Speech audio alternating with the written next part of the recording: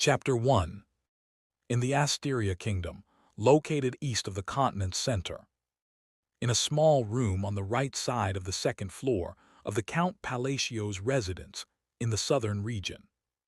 Did you successfully carry out the order? Yes, that is correct. The knight standing lowered his head in response to the man sitting on the bed. As you commanded, I rescued the orphans in the small village in the eastern part of the kingdom.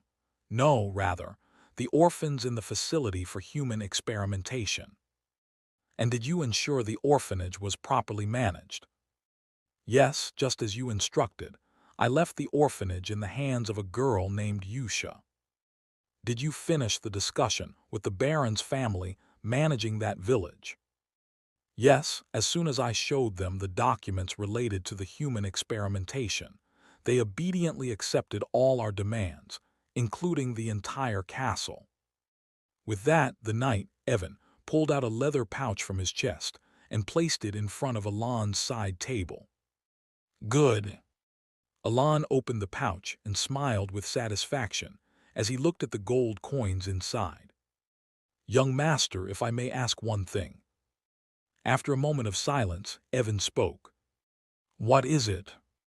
You said the reason you attacked the human experimentation facility in Baron Alphon's territory was to save that girl, Yusha, right? As Alon nodded, gesturing for him to continue, Evan spoke further. Indeed, she was extraordinary. I've lived a long time as a mercenary myself. Evan paused as if to gather his thoughts, then continued. But it's hard to understand why such a powerful girl was locked up in that facility. And why did you just leave her at the orphanage? Alon remained silent in response to the question, which carried a tone of slight incomprehension. In truth, Evan's question was entirely reasonable. Rescuing a girl like Yusha without making use of her in any way was an act that brought no benefit. But that was only from Evan's perspective. The situation looked quite different from Alon's viewpoint. I removed one of the world's destruction flags, and that's enough for now. Yusha.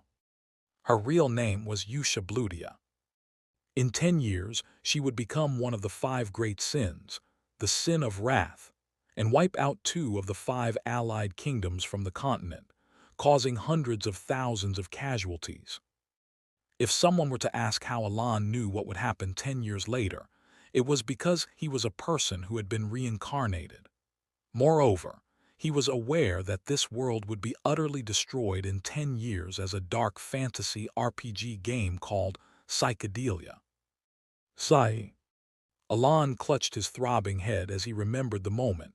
He first regained consciousness 2 months ago and let out a deep sigh. At first, just realizing that this was a fantasy world made me bedridden for 3 days, and then discovering that it was 10 years before the main plot of Psychedelia started made me sick for 10 more. Initially, when Alon thought he had merely reincarnated into a fantasy world, he despaired for about 3 days.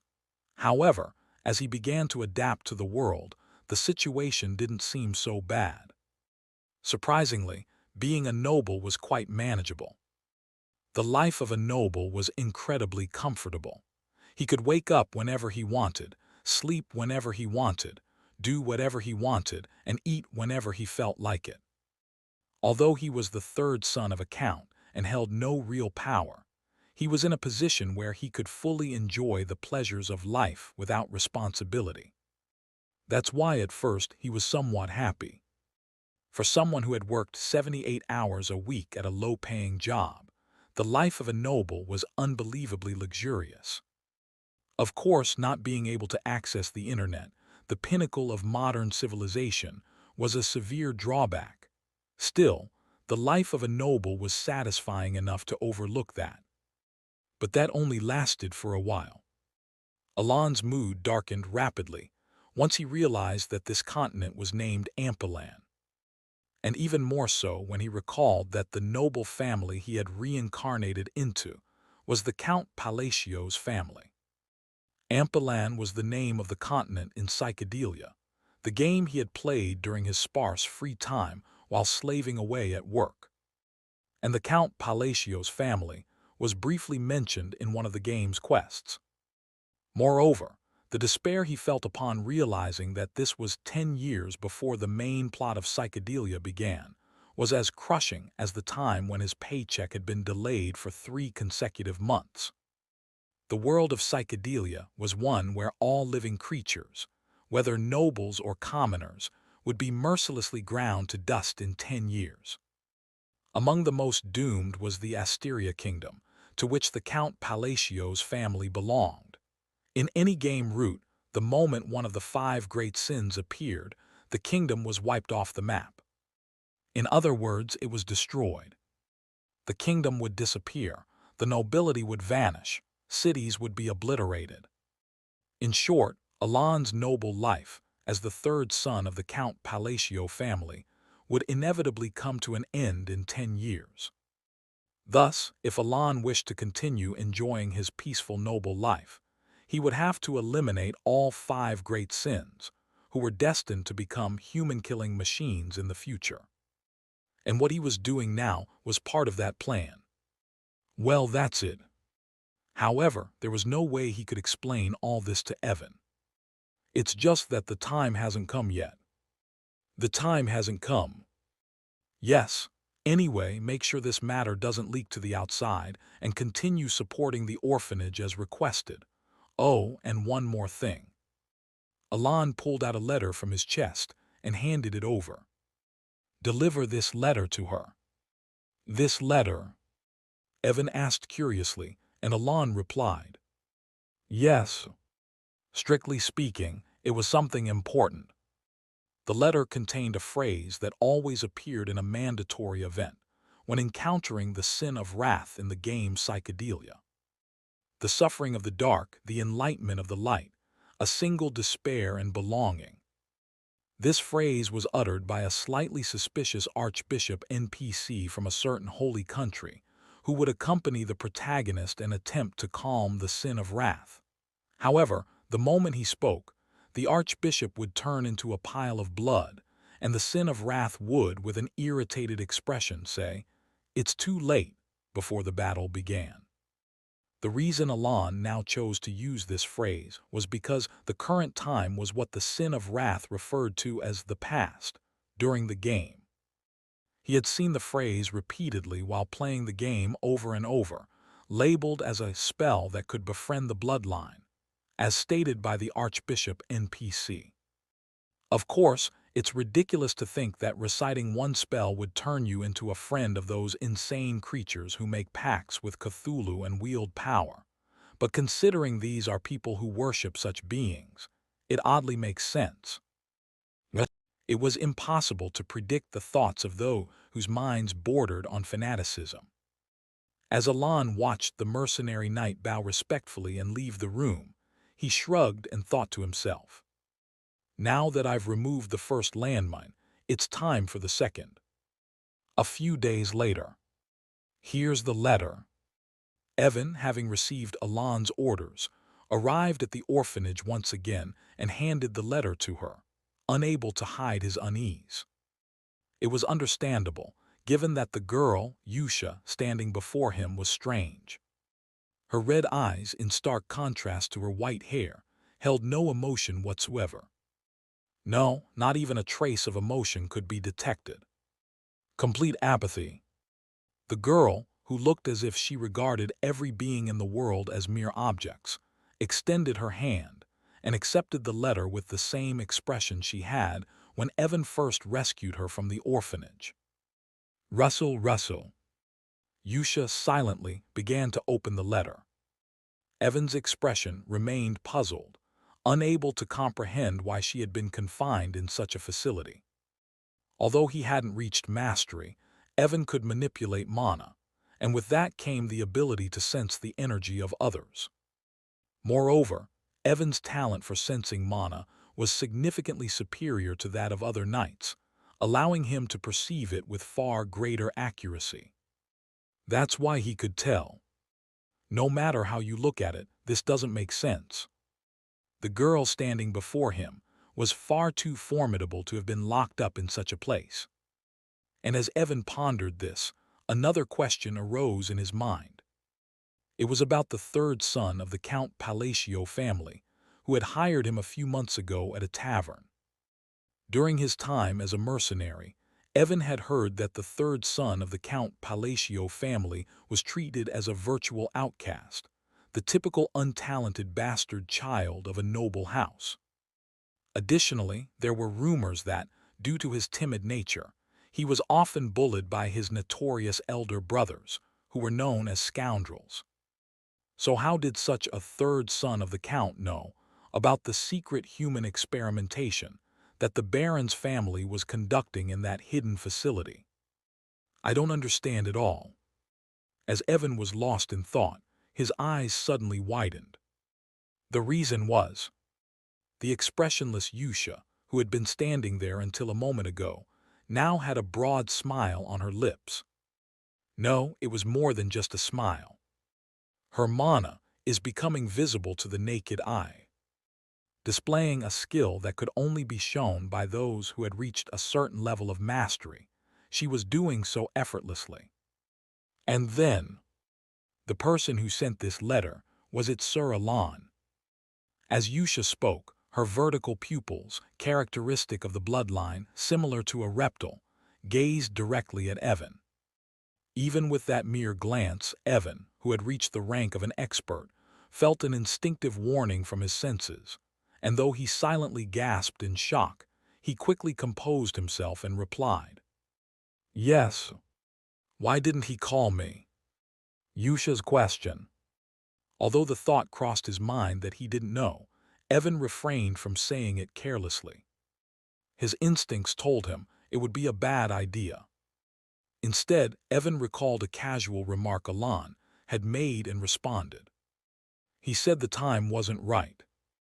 I see. A short reply. But it was the correct answer, as evidenced by the long, curved smile on her lips. She. Yusha Blutia, no. I understand.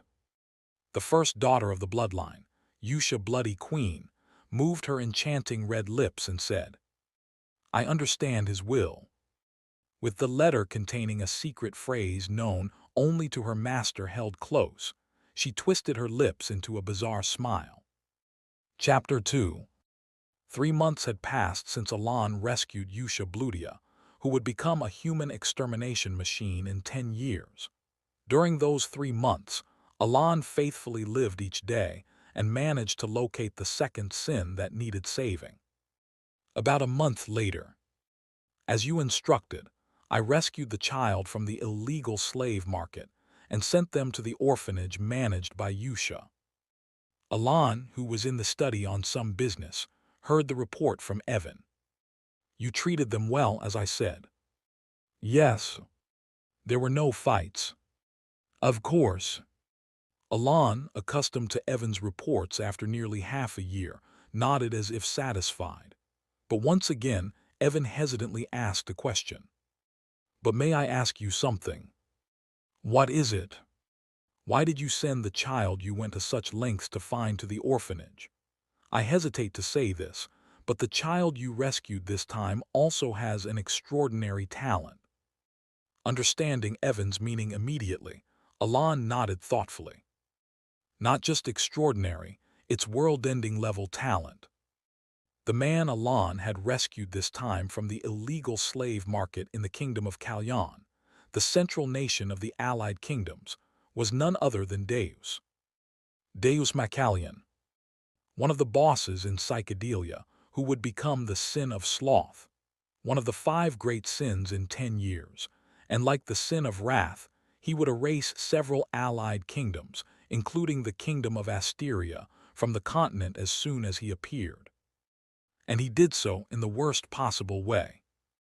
Even as a player, Alan had frowned at the gory depiction, and there were instances in psychedelia-related communities where players would have visceral reactions just from reading about Sloth's portrayal. And for a sloth, he sure holds a grudge. The reason Alan had told Evan to treat Deus well after rescuing him came to mind. Realizing that Evan was still waiting for an answer, Alon casually offered an excuse. It's the same as before. The time hasn't come yet. The time, you say? Watching Evan mull over his excuse, Alon thought to himself. He's curious about a lot. In truth, Alon would have preferred a knight who silently followed orders without asking questions over Evan, who inquired about everything each time he received an order. Unfortunately, he had no choice in the matter. Or rather, he had already used that choice on Evan half a year ago.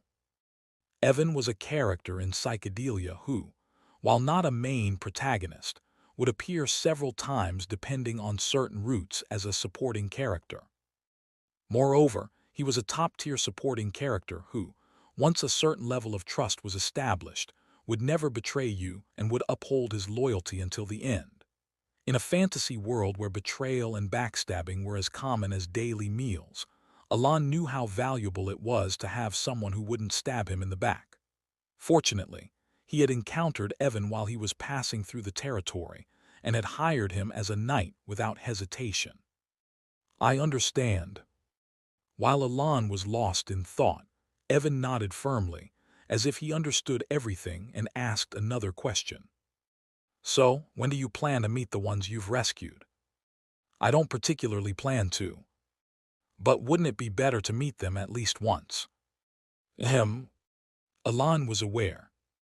Ideally, it would be beneficial to maintain a close relationship with the five great sins, and the best way to build rapport would be through direct interaction.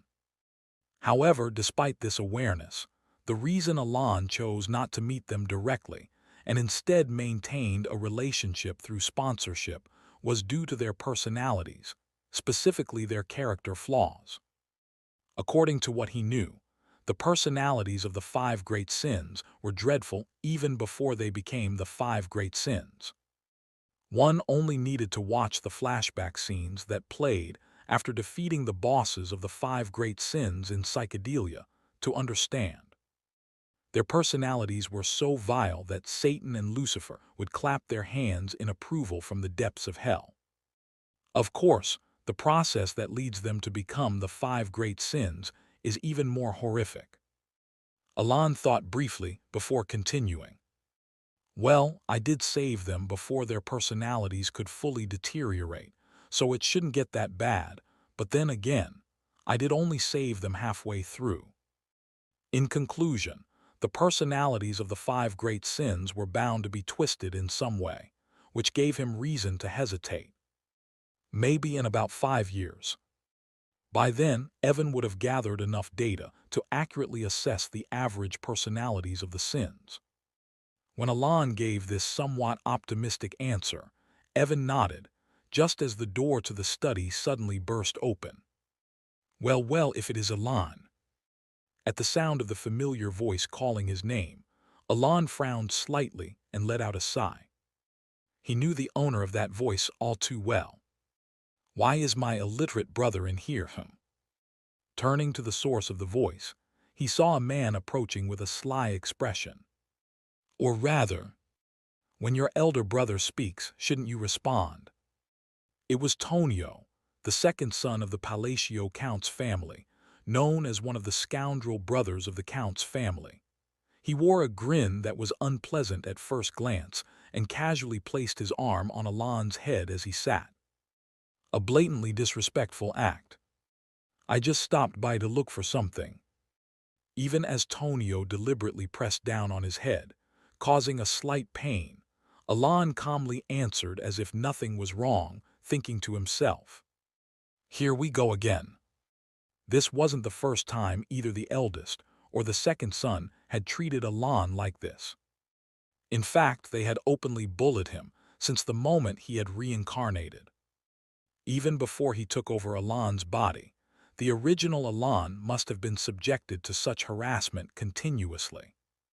However, the reason Alon chose not to react and let it pass, despite the annoyance, was because his desire to maintain a peaceful, noble life was stronger. If I mess with these bastards, my plan will be ruined from the start.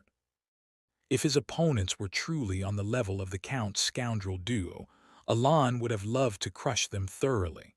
But the problem was that their level was not that simple. Dealing with a drug lord and a pimp king is tricky. Alan glanced upward. There, the second son of the Count's family, who ran a drug cartel with the grand name of Avalon in the underworld, gazed down at him with a blatant sneer. Of course, the cartel wasn't a large organization by any means, only known to some extent within the kingdom.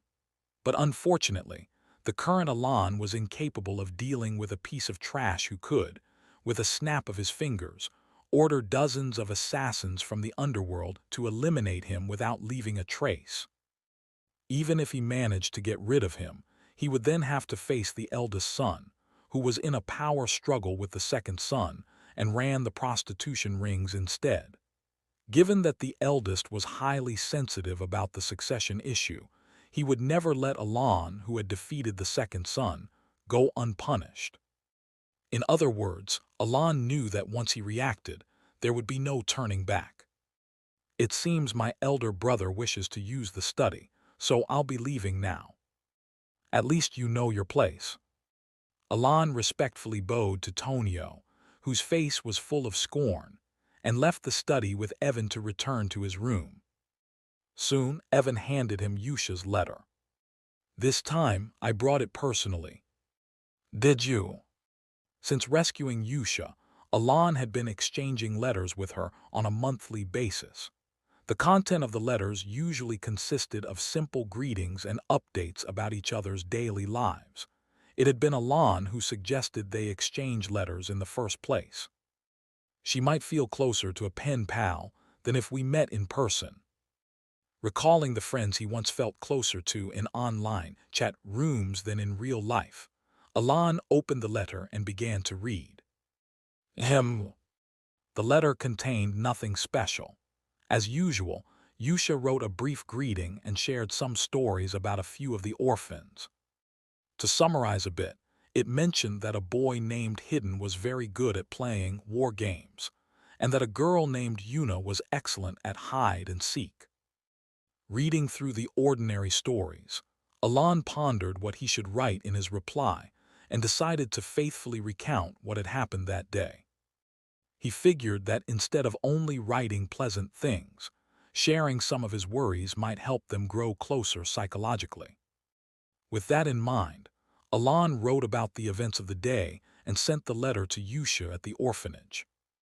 It was just an ordinary day. At that time, Yusha was observing Deus Macallion, a man with ominous, eerie, violet eyes that seemed void. On the surface, he appeared fine. His limbs were intact, though his body bore numerous signs of abuse. He didn't seem physically hindered. But that was only on the surface. If anyone else saw Deus Macallion, they would be convinced that he was broken. His body might have been intact, but his eyes, which should have shown some emotion, were empty, staring blankly into space. He was like a man whose mind had been shattered by mental magic, expressionless and motionless, staring vacantly at a single spot.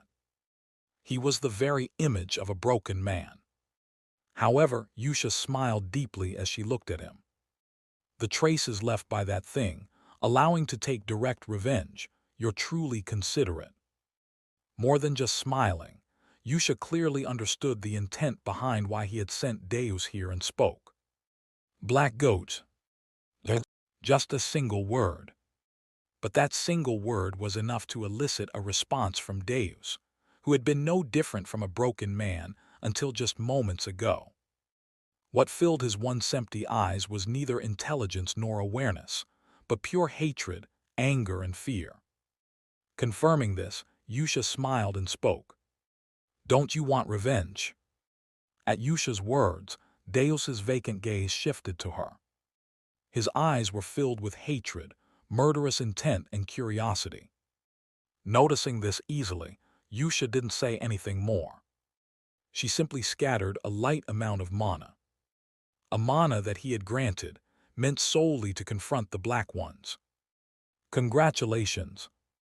He has chosen you, so you will gain power. She didn't elaborate further on the mana she had released. No, there was no need to.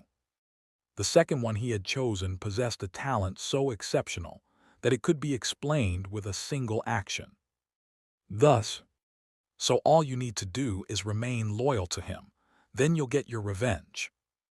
Yusha smiled as she looked at Deus.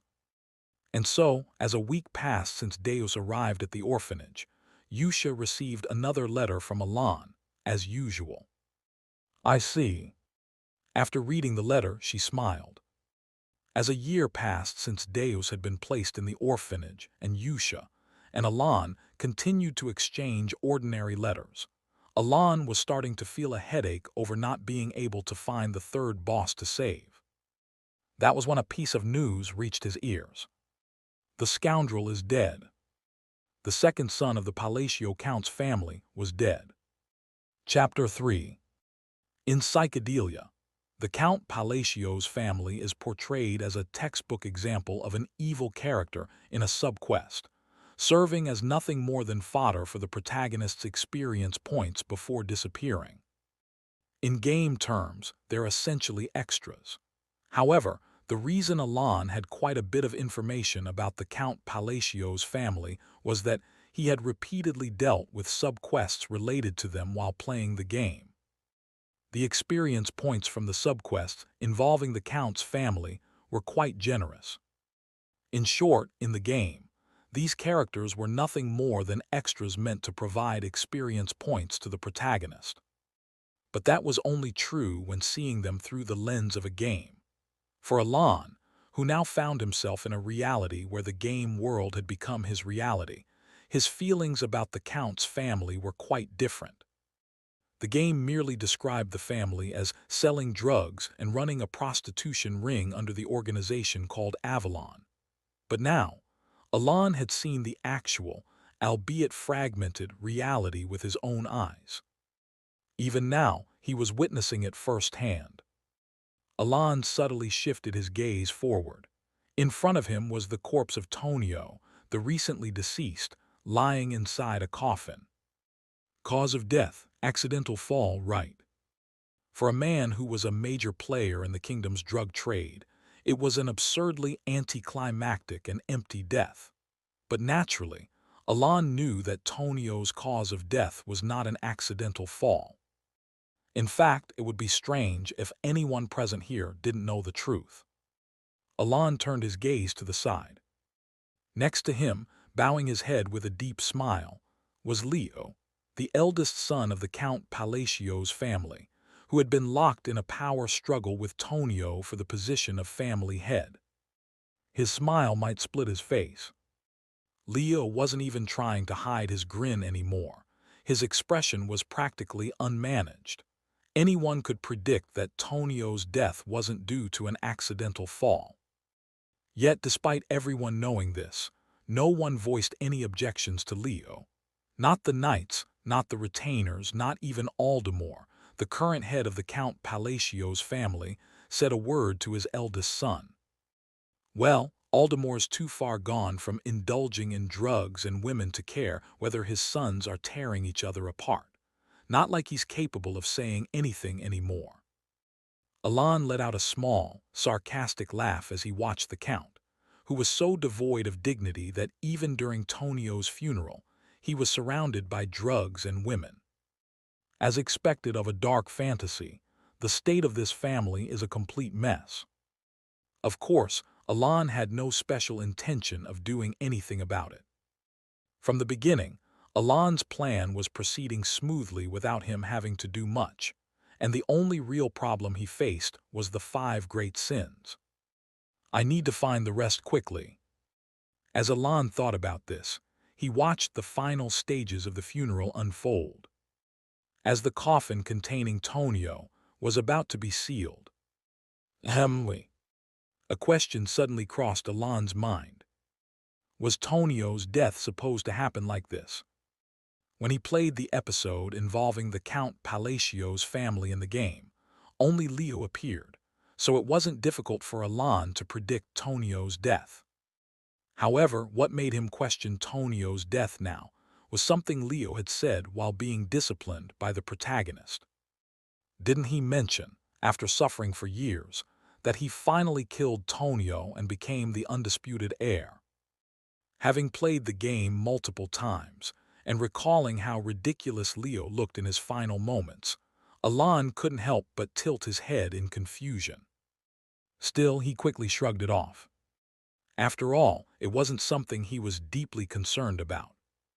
A few days after Tonio's funeral, the Count Palacio's family, which had been in turmoil due to the second son's death, suddenly became remarkably peaceful. The succession battle had ended. Although the Count had a third son, Alon, in addition to Tonio, no one expected the family to descend into chaos again. Everyone knew that unlike Tonio, who had aligned with the underworld and sold drugs to gain power to oppose the eldest son, Alon had no power whatsoever. Even Leo, who was highly sensitive to the succession issue, showed no concern about Alon and didn't pay him any attention.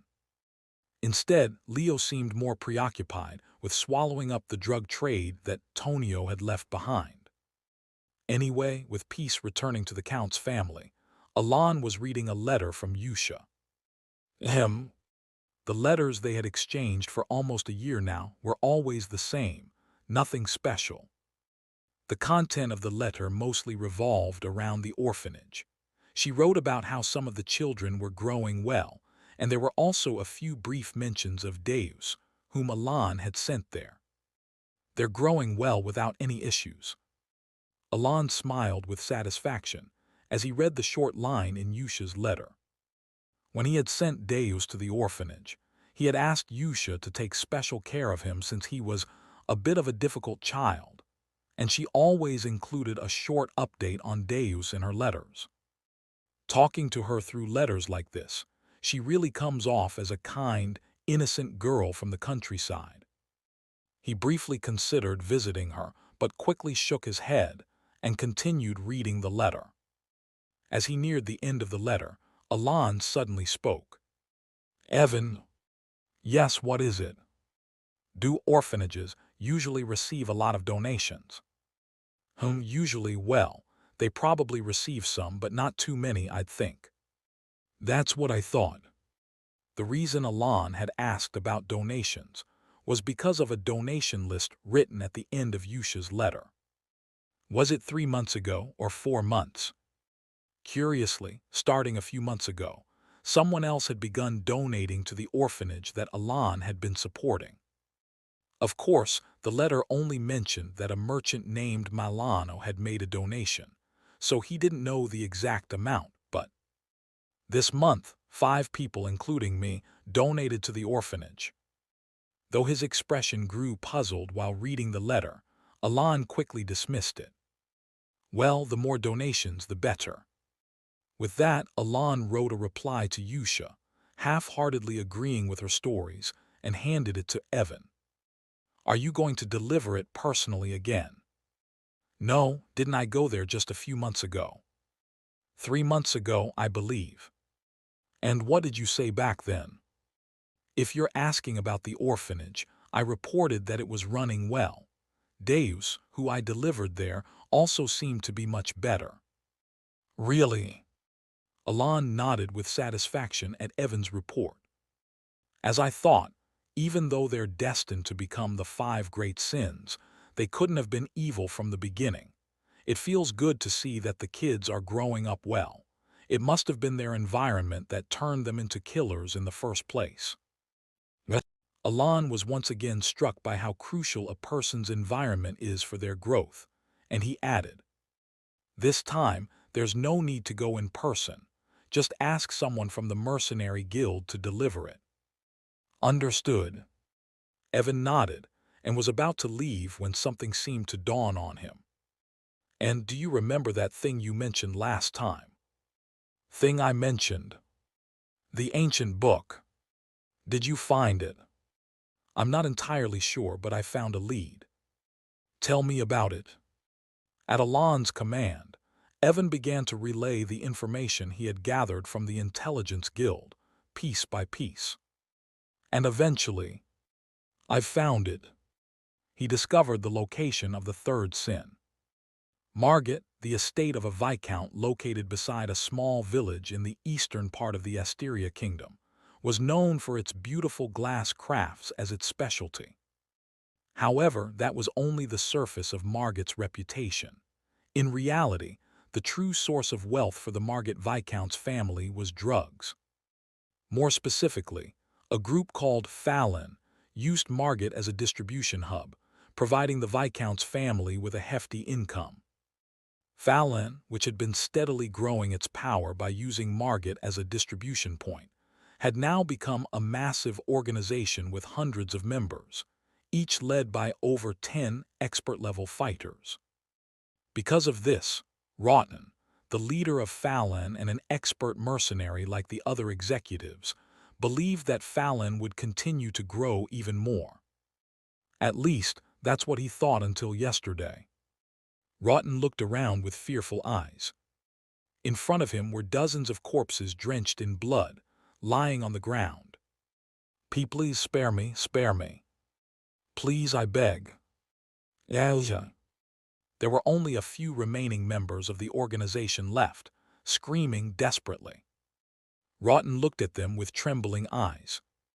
Normally, he would have felt reassured by the sight of his remaining men, who should have been like a sturdy shield. Even if they were weaker than him, their sheer number should have been enough to provide some sense of security. Yet despite this, Rotten felt nothing but fear as he looked at them. Allahi. Please. The surviving members of the organization were all holding their swords in reverse grips, pressing the blades against their own necks. No, tilde. Aya tilde. Stop, please stop, I beg you, please. Each of their faces was filled with desperation and pleading. But despite this, their bodies, as if moving naturally, pressed the reversed blades into their own throats. Schleck.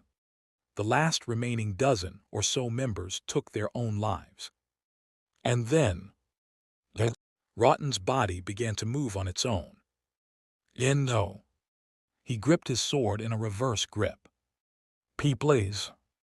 No matter how hard he tried to resist, his body, once taken over, no longer listened to him and only trembled. In his final moments, Rotten saw it. In the darkness of the hideout, violet eyes staring directly at him. But the moment he saw them, Schlunk, Rotten plunged his sword into his own throat. Thud. With that, Deus, who had been shrouded in darkness, silently stepped forward and walked out. Well done. Likewise, Yusha, who had been with Deus, naturally followed him outside. Is there any point in killing these people? As if he had been waiting, Deus asked the question as Yusha walked out. Unlike a year ago, there was a clear light of reason in his eyes. Are you feeling sympathetic? No, I know these people were grinding up humans to make drugs. Then, I'm just wondering if killing them will help us kill those bastards. In response to Deus's question, Yusha smiled and said, Of course. Her answer was clear. This is just laying the groundwork for his return. Thud.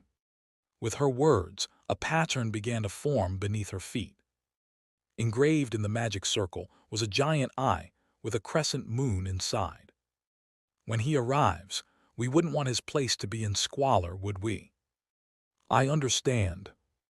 Deus, who had been staring at the pattern beneath her feet, nodded as if he had grasped her intent. He said nothing more. All is as he wills.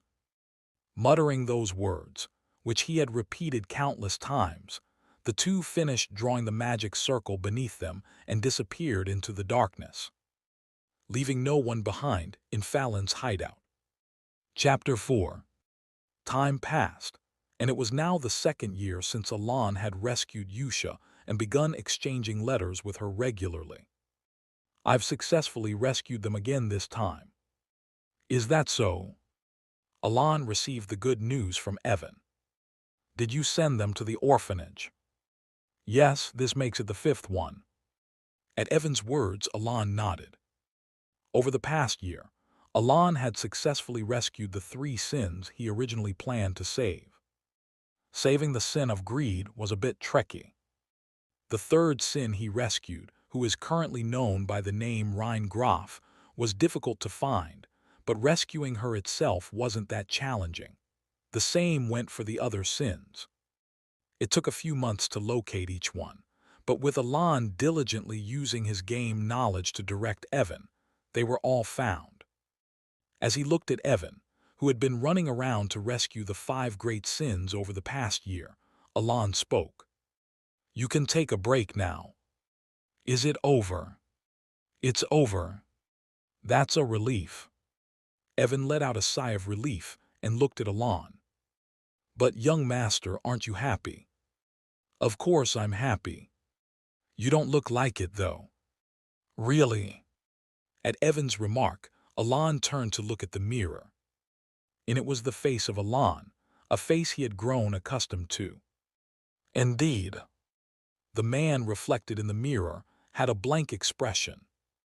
No, on closer inspection, the corners of his mouth were slightly raised, but the change in his expression was so subtle that it would be hard to notice unless one looked closely. Alon tried to force his face into a smile, but stopped when he saw that his face, which was normally quite decent-looking, now looked like that of a strange man. "It feels like only my facial muscles didn't fully adapt to this body." Unlike before, when his emotions were clearly displayed, Alon's face now rarely showed any expression.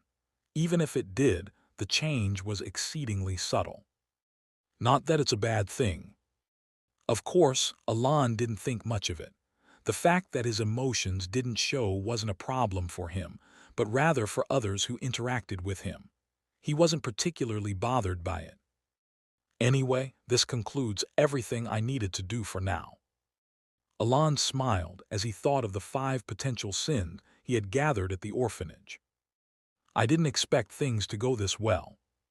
In truth, Alon hadn't expected things to go so smoothly from the start. The 5 great sins had every reason to become the monsters they were destined to be. No matter how hard Alon tried, it wasn't like he could save them before they encountered any misfortune at all. In other words, Alon's only concern had been that he wouldn't be able to save the 5 great sins until they were already too far gone. But contrary to his worries, all 5 of the sins were growing up normally. "Evan." "Yes." "When you visited the orphanage last time, you said there didn't seem to be any problems, right?" "When I checked, even Rhine and Sialring, who were in bad shape before arriving at the orphanage, had returned to a relatively normal state."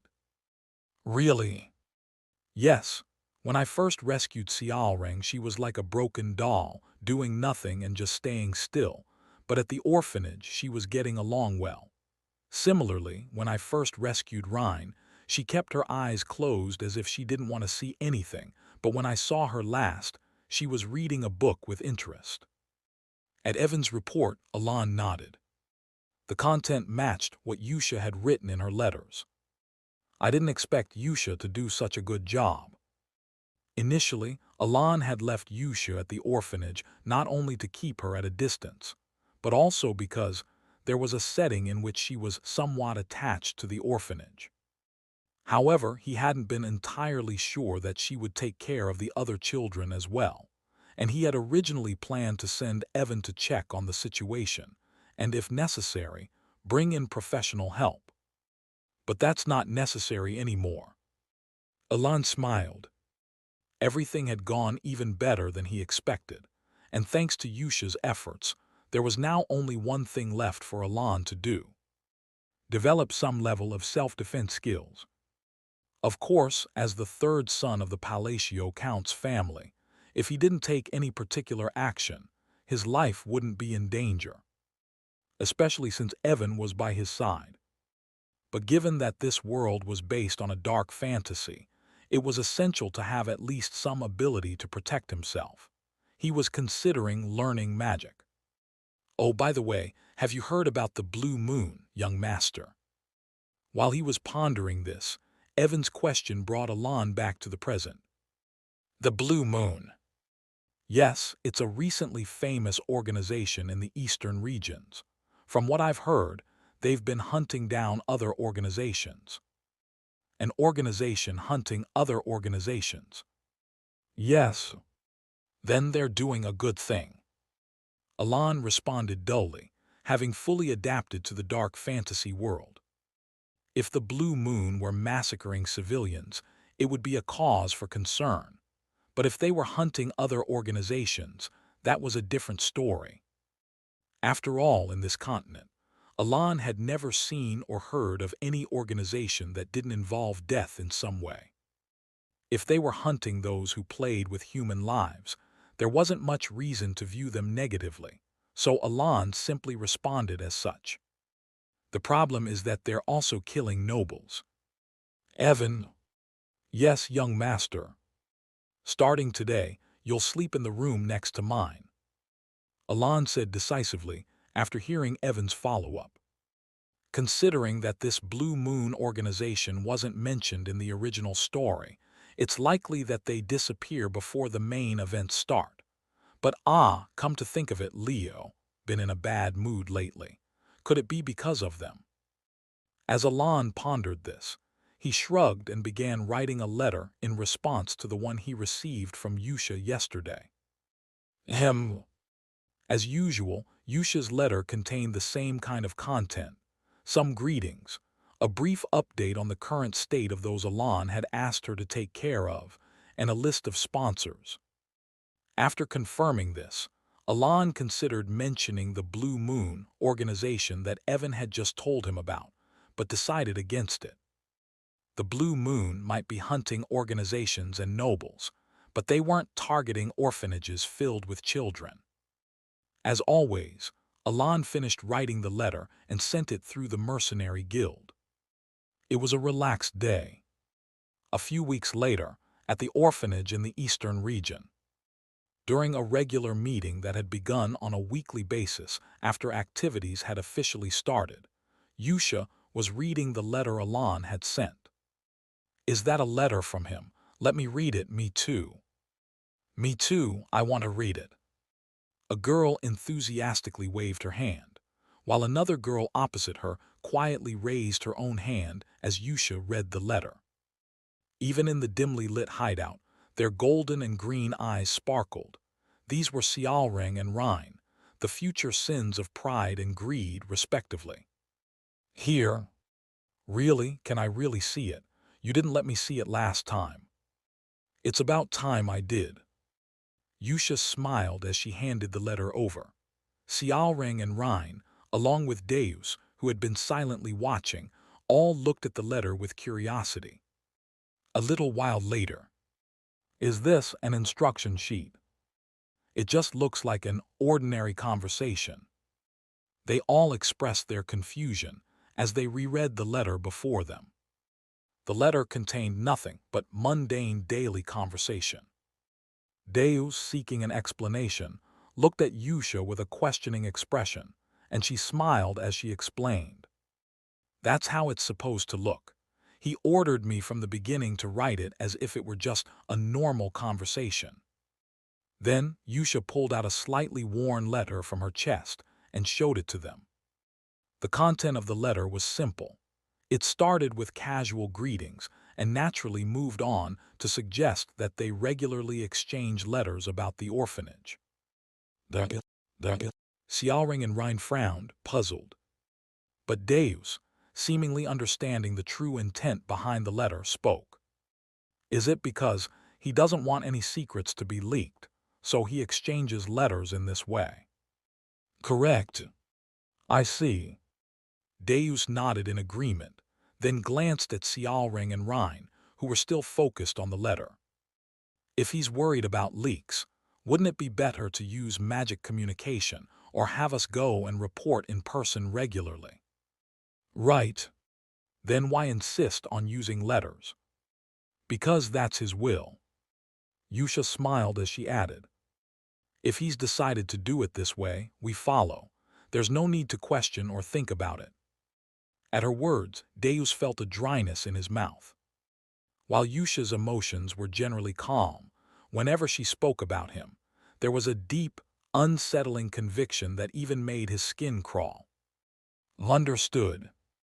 Thus Deus nodded quietly, looking into her red eyes, which now gleamed with the light of a fanatic.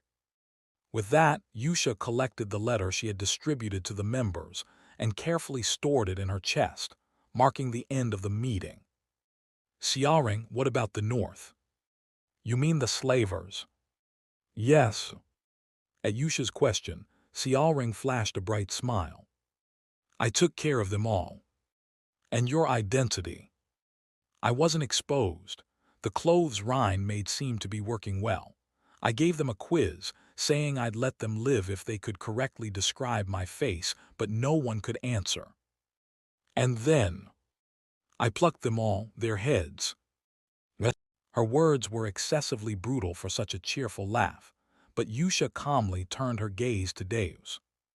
In the south, Avalon was running rampant, so I cleaned them up, and I found something else to discuss while I was there. What is it? The head of Avalon is the eldest son of the Count's family where he resides, correct? Yusha nodded silently at Deus's question. However, it seems the eldest son is trying to poison him. As soon as he said that. What? The atmosphere froze. Just moments ago, Xiaoring, who had been smiling brightly, folded her ears back and looked around nervously, while Rhine, who had been quietly observing, fixed her gaze forward. The only one who could look Yusha in the eyes was Deus, who had anticipated this reaction. But even he felt a cold sweat running down his back as he sensed the overwhelming killing intent that was far stronger than expected. After a short while, are you certain? There was an instruction sheet. Did you bring it? Yes. Deus pulled out the letter from his chest as if he had been waiting for this moment. Without blinking, Yusha read the letter. Once the Count, whose lifespan is nearly over, dies, quietly poison him and dispose of him. After reading that final line, I see. She gripped the instruction sheet tightly. So it's true.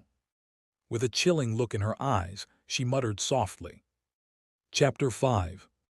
2 years had passed since Alan rescued all the 5 great sins, marking the 4th year since he began exchanging letters with Yusha. There were now 6 years left until the start of the original story. The Count Palacio was dead. The official cause of death was heart failure. However, anyone within the Count's household, or those well informed, would have easily known the real cause of death. It was an overdose of drugs. In a death fitting of a dark fantasy world, the Count Palacio had passed away. However, no one mourned his death. The servants and retainers accepted the news of his death with a sense of calm. This was no surprise, given that the Count Palacio had been completely broken, running his last stretch toward death with rampant drug abuse. It would have been strange not to expect such an outcome. Moreover, his life had been wasted in indulgence, consumed by women and drugs. Even after his death, not a single noble expressed condolences. This also applied to his 2 remaining sons. The eldest son, Leo, had anticipated this outcome long ago and remained indifferent. Rather than mourning his father's death, Leo seemed more preoccupied with the ongoing conflict with the Blue Moon organization, constantly discussing it with the retainers loyal to him. Alan felt the same. From the beginning, his father had turned a blind eye as the eldest and second sons openly tormented him. Surprisingly, Alan had never spoken to the Count even once since he had taken over this body. Their relationship was one of mutual indifference. Thus the Count's death passed in silence, without a single tear shed, and quietly came to an end. A week after the Count's death, the Palacio family did not appoint a new head, following their long-standing tradition that no new head would be selected in the same year the previous one died. Yet nothing really changed. Since the time Alon had taken over this body, the Count Palacio had done nothing, leaving the retainers to manage the family while they lined their pockets. And at this point Alon, young master, I must say, it's truly astonishing. Why? Reaching the second tier in just 2 years without entering the magic tower or having a master, do you think that's a talent that makes sense? Alon had been learning magic for self-defense, though it's only half-baked. Alon gazed at the 3 small spheres spinning in his palm before letting them dissipate with a light sigh. It's good that I have talent, but still. 2 years ago, Alon had discovered his talent for magic and had been overjoyed. In the world of psychedelia, magic was something that could only be used if one had the necessary talent. Moreover, Alon's talent for magic was quite exceptional. Considering that it typically took about 4 years for a mage to reach the second tier, the fact that he had achieved it in just 2 years without a master was remarkable. While not exactly a heaven-sent prodigy, he was still a rare case of someone who had managed to become powerful through sheer natural talent. Even Alon himself felt that his ability to control mana with precision was far superior to that of others. What he had just done, levitating 3 electric spheres and making them orbit in his palm, was a useless trick, but it was a skill that could only be performed by those who could control their mana with extreme precision. If only my mana core was bigger. However, the reason Alon referred to his talent as half-baked lay here. His natural mana core was much smaller than average. Not just small, a lot smaller. Although it was possible to expand one's mana core through continuous training, in Alon's case, it was so unnaturally small that he had little hope of significant improvement. A mana core is akin to one's physical stature, something one is born with. If it comes down to it, I do have a method, but... As Alon licked his lips and continued thinking, Evan asked, "Young master, what do you plan to do now?" "What do you mean?" "Well, next year, the first son. No, I mean, the eldest young master will become the head of the family, won't he?" Evan, having almost called him a commoner out of habit, quickly corrected himself. Alon understood what he was asking and replied, "I'll leave." "You're planning to leave the estate?" "Not completely, just to a lower position." "Lower, do you mean to Rodmill?" At Evan's question, Alon nodded. "That's right. Rodmill." Geographically, it was a village about 4 days' travel south of Palion, the Count Palacio's territory. It was under the Count's control but was flourishing moderately. "I plan to move there." "Why?" Evan asked, unable to understand. Though Evan might not grasp the reasoning, this was the final step in Alon's plan. From the start, his goal had been to rescue the 5 great sins from their misery, change the future, and live out his life comfortably as a noble in a world where the United Kingdoms weren't destroyed. In that regard, Rodmill is an excellent choice. First, there was a mansion there that belonged to the 3rd Count Palacio. Second, the village was in a state of moderate growth, making it unlikely that Leo, who would soon become the Count, would pay much attention to it before his death. Third, it was far enough from the Count's estate, about 4 days' travel, that Alon could remain uninvolved in the hero's story of justice and retribution when the original plot began. In short, as long as Alon moved to Rodmill, his plan would be successfully completed. However, finding it bothersome to explain all this to Evan, he simply gave a brief response. "Everything has its time. Young master, you always say that when you don't want to explain." Alon didn't bother replying to Evan's remark. Instead, "Since we're on the topic, let's start packing." He began preparing to head to Rodmill. Exactly 1 month later. Leo, the eldest son of the Count Palacio's family and a major figure in the underworld as the leader of Avalon, was contemplating something as he watched his younger brother board a carriage with a knight in tow, leaving the estate. What should I do? Whether to kill Alon or not? To be honest, Leo didn't find Alon to be much of a threat. It had been that way since they were children. If the late Tonio had always been a threat, barring his fangs in his bid for succession, Alon, on the other hand, had always been busy bowing his head, constantly watching others and staying out of trouble. Sure, something had changed a bit in him over the past few years, but his attitude hadn't shifted. Even now, Alon had voluntarily chosen to move to the outskirts to avoid getting on Leo's bad side. Ahem. In truth, Leo had originally planned to quietly dispose of Alon, having him overdosed on drugs at the same time as their father's death. But since Alon had chosen to leave for Rodmel on his own, there was no reason to go through with it. Alon had willingly stepped aside for Leo and seemed to have no intention of becoming his enemy. There was no longer any reason to kill Alon. Yet the eldest son was still contemplating. Ironically, there was no particular reason for his hesitation. It wasn't that he feared Alon would move to the outskirts and seize the position of heir. Nor was it that he found Alon's subservience as a family member disgusting. In fact, Leo had never felt any familial affection for Alon, or for the entire Count's family, for that matter. In the end, the reason Leo was debating whether to kill him was simply that Alon annoyed him.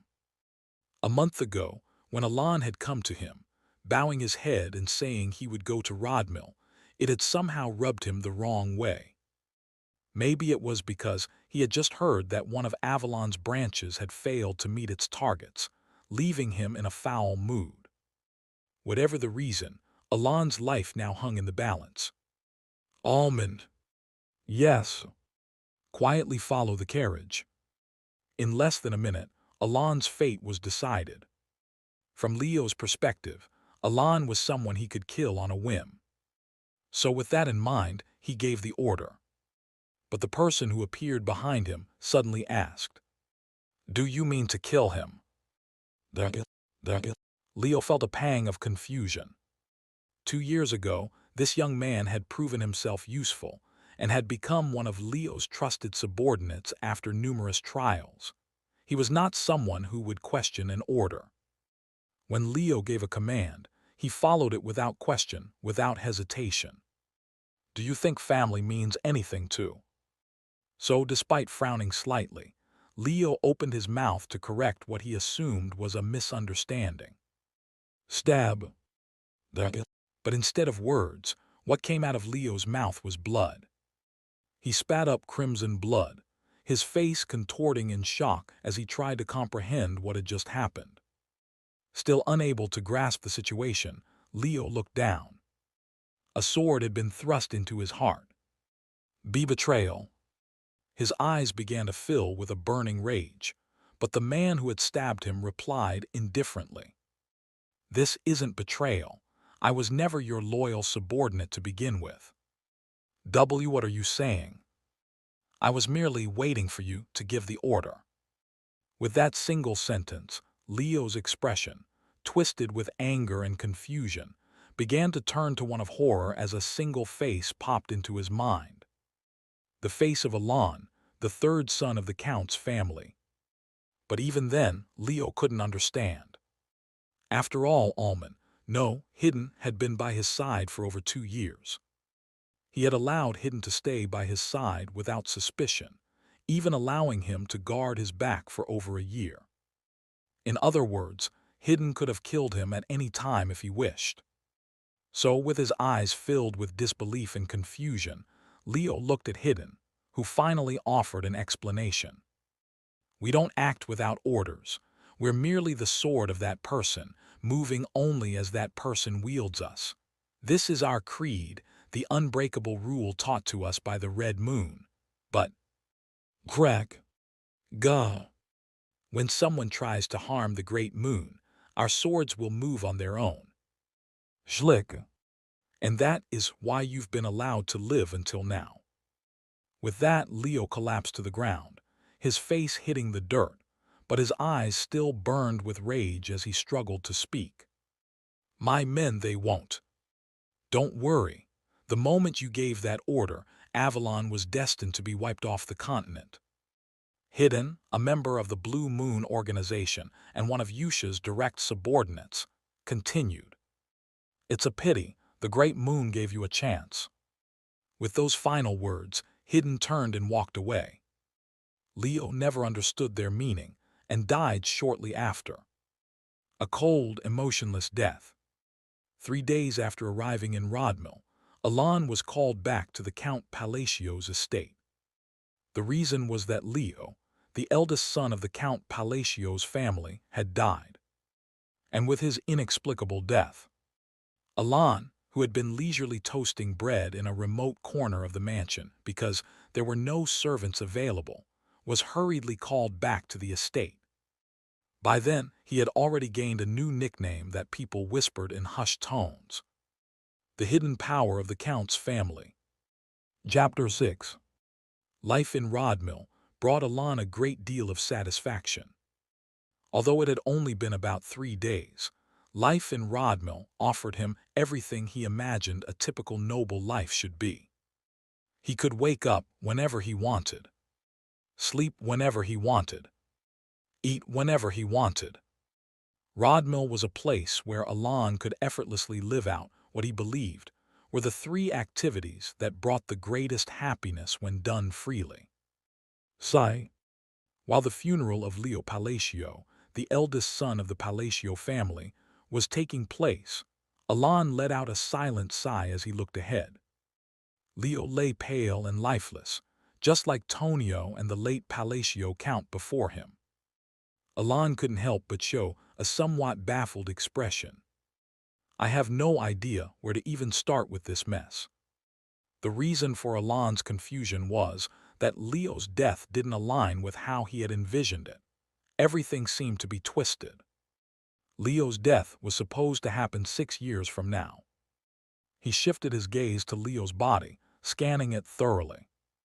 The wounds were hidden by the ceremonial clothing, but a moonflower. As per the kingdom's tradition, significant scars or mortal wounds were marked with a blue flower known as a moonflower, which was native to the kingdom.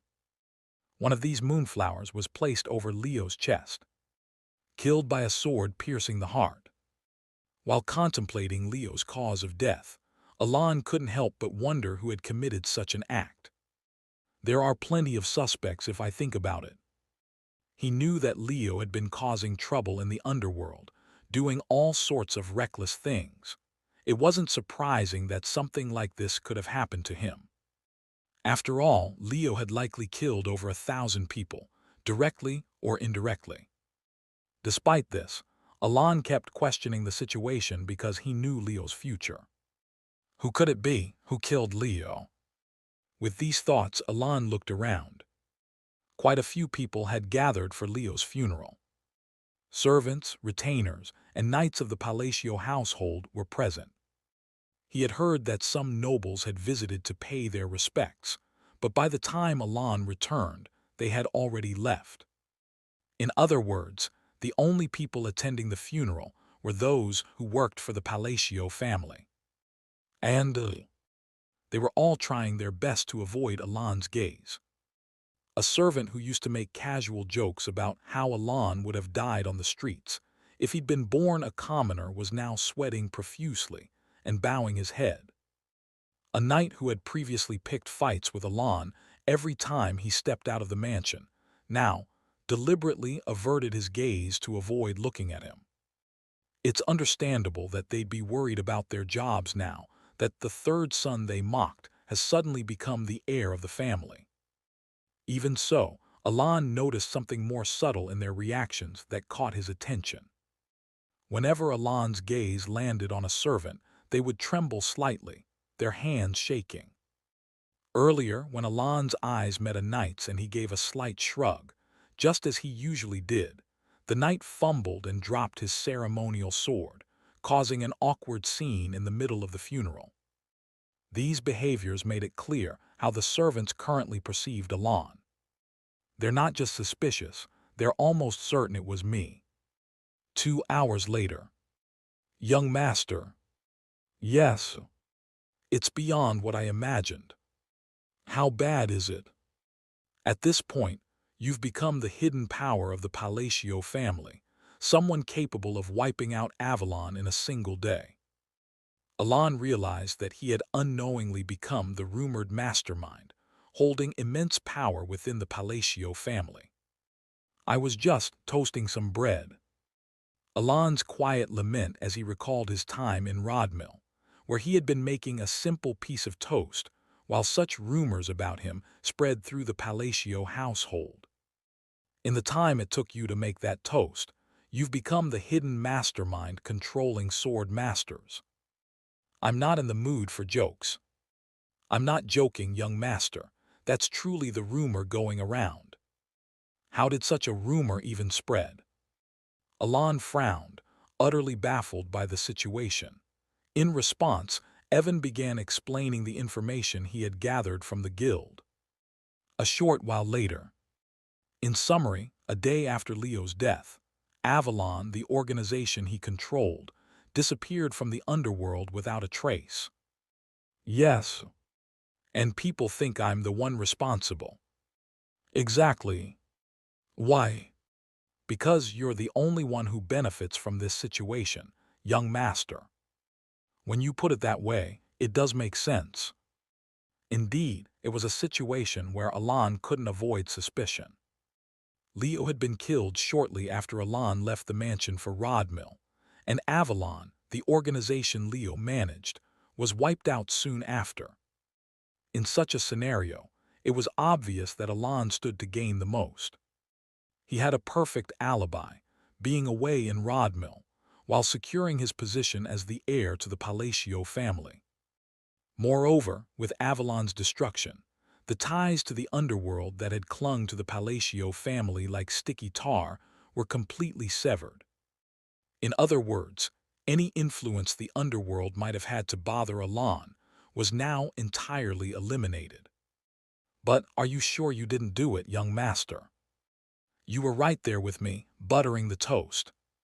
That's true, but everything fell into place so perfectly that I just had to ask. Are you doubting me? I wouldn't say doubting, but you do sometimes give orders without explaining the reason behind them. Alon fell silent at Evan's words. It was true. Instead of replying, Alon began to think. Are there any groups in the eastern region that could have taken down a major underworld figure like Avalon, the 100 Ghost Night Parade? No, they won't appear for another 6 years. Then the Root organization. No, they're based in the east, so they wouldn't have come all the way here. Alon shook his head. No matter how much he thought about it, he couldn't think of any organization capable of wiping out Avalon in an instant. As he was about to abandon his thoughts, a realization struck him. La. He recalled something Evan had mentioned before and asked. Evan? Yes. Didn't you mention a group before that hunts other organizations? Oh, you mean the Blue Moon? Yeah, them. Could it be them? Evan shook his head at Alon's question. No, the Information Guild also ruled out the Blue Moon. How can they be sure? The Blue Moon always leaves a mark after their work is done. Also, where the Blue Moon has been, there may be pieces of bodies left behind, but never entire bodies. But that wasn't the case this time. They said it was a hellscape. Most of the organization was cut down with blades. So that's why they think I have a sword master working for me. Exactly. Alon nodded at Evan's explanation. It's true that an organization that couldn't survive 6 years into the future wouldn't be able to eliminate Leo and Avalon. But then, who could it be? It was a night filled with endless contemplation. Any traces left? In the underground of the Eastern Orphanage, As soon as the usual four gathered, the question was asked, and everyone responded in turn. I left nothing behind. Neither did I. Same here. Just as you instructed, I made sure to leave no traces. Rhine, whose green eyes glimmered faintly, continued to speak. It seems the Information Guild hasn't linked us to what happened at Avalon. And they've identified it as the work of a sword master who created a hellscape. At Deus's words, Yusha remained silent for a moment, as if deep in thought before speaking. Still, just to be sure, keep an eye on the Information Guild's activities. As I've said countless times before, you all understand, right? This must never reach him. Never. Though Yusha's red eyes glowed fiercely, everyone nodded in agreement without hesitation. But do we really need to hide it this much? Deus asked, his usual relaxed smile replaced by a slightly uneasy expression as he observed Yusha's uncharacteristically tense demeanor. After a brief pause, Yusha responded firmly. Of course we need to hide it. Why? In response to Deus's continued questioning, Yusha's red eyes flashed as she answered. I told you, didn't I? We are his sword. We must not judge or think for ourselves. We must simply be the sword he wields. But a sword thinking for itself, that's not right, is it? But the eldest son of the Count's family targeted him first, so. It doesn't matter. What's wrong is wrong. There was no order. Understand? We only move on his command. If he didn't say anything, we don't act. Ever. Deus rubbed the roof of his mouth with his dry tongue as he looked into Yusha's eyes. For someone supposedly living in an orphanage, she exuded an aura of dignity and integrity, yet there was also an overwhelming, undeniable power in her presence. But whenever she spoke of him, something changed within her. Her dignified gaze turned into one of eerie fanaticism, and her noble aura transformed into something savage and monstrous. Thus, Deus couldn't understand. So make sure to erase every trace. Don't disappoint him. How someone like her, with the power and ability to overwhelm everyone present with just her presence, could feel such anxiety and apprehension over something as minor as being found out. I understand. Despite his lingering doubts, Deus had no intention of voicing them, so he simply nodded in acknowledgement. As the conversation drew to a close, they've arrived. A man entered as the basement door opened. Even in the dark, lightless basement, his hair shone with a radiant silver hue, as if it had captured the light of the moon itself. Just as the boss said, in the predetermined future, he was to become one of the 5 great sins, the sin of obsession. The remaining forces of Avalon, 286 men. Ladin, his sharp moon-like eyes gleaming, reported, I cut them all in half and killed them. It had taken only 5 days for the great organization Avalon, which once dominated the eastern region of the Asteria Kingdom, to disappear, leaving only a tattered signboard behind. But I don't think the job is completely finished. What do you mean? I found additional nobles connected to Avalon. As he spoke, Ladin pulled a meticulously folded piece of paper from his chest and placed it on the table in front of him. The Duke of Altia's family is involved. It seems they're quite deeply entangled, with ledgers documenting their dealings. There are about 4 individuals, all of whom appear to be the Duke's children. Given how deeply they're involved, they might start asking questions about this incident. What should we do? After a moment of silence, Yusha, who had been pondering his words, spoke. You already know what I'm going to say, don't you? Her red eyes glinted ominously as she murmured. I see, then I'll take care of it as quietly as possible. Ladin nodded quietly in agreement. Since the funeral of Leo Palacio, Alan had been keeping busy. Aside from investigating Leo's death, which had unfolded differently from the game's plot, there were other matters that demanded his attention, even though he hadn't wanted them. As a result, his days passed by in a whirlwind of activity. About a month after the funeral, he found himself in Estravan, a territory in the southern part of the Asteria kingdom, rather than at the Palacio estate. The reason was to attend a ball that was held twice a year as a social event. Officially, Alon's presence was to strengthen social ties, but in reality, he had some business to attend to in the territory. However, he did intend to fulfill the official purpose to some extent. With his position as the future count all but assured in the coming year, forging connections with other nobles was crucial both for his social standing and for his own convenience. Or so he thought. Alon glanced around the ballroom.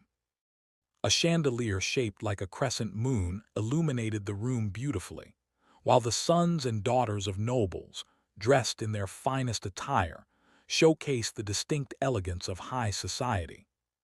The problem was, none of those nobles could even make eye contact with Alon. Alon watched as a young noblewoman immediately bowed her head when their eyes met. And he sighed, realizing that his goal of strengthening social ties was going to be much harder to achieve than he had anticipated. Chapter 7. Alon had somewhat expected problems like these to arise. In the game, the Palacio family merely appeared as a stepping stone for the protagonist's growth, but in the kingdom of Asteria, the weight that the name carried was quite significant. Of course, this status didn't necessarily mean that they were held in high honor, even if, for about 3 generations, they were considered a highly reputable family within the kingdom. The current Count Palacio family was renowned as the most notorious troublemaker among the nobility in the eastern region. To elaborate a bit more, they were known as a noble family that became incredibly bothersome if provoked. However, if there was something Alon overlooked despite being aware of this issue. This wine has a rather unique taste. What? I quite like wine, and this one has a very distinct aroma. I'd love to take a few bottles home. I'll speak to my father and have some brought to you. Pardon? It was that the Palacio family's propensity for trouble far exceeded his imagination. Alon watched the young lady, who shrunk back like a frightened mouse and quickly bowed her head before scurrying away. He wore a hollow expression. Look at that. He's threatening Lady Malentino to forcefully take their specialty wine. Is that so? Just listen to him. It's exactly like when the eldest son of Palacio made threats before, and that wine is a limited edition specialty. As Alon pondered what the problem might be, he heard a small voice and thought to himself with a bitter expression. Leo, that damned troublemaker. Feeling despondent, Alon glanced at the place where the young ladies had been gossiping until just a moment ago. Upon noticing his gaze, they quickly lowered their heads and disappeared somewhere. Alon couldn't comprehend the situation at all. Wasn't it just one of those notorious families in the East?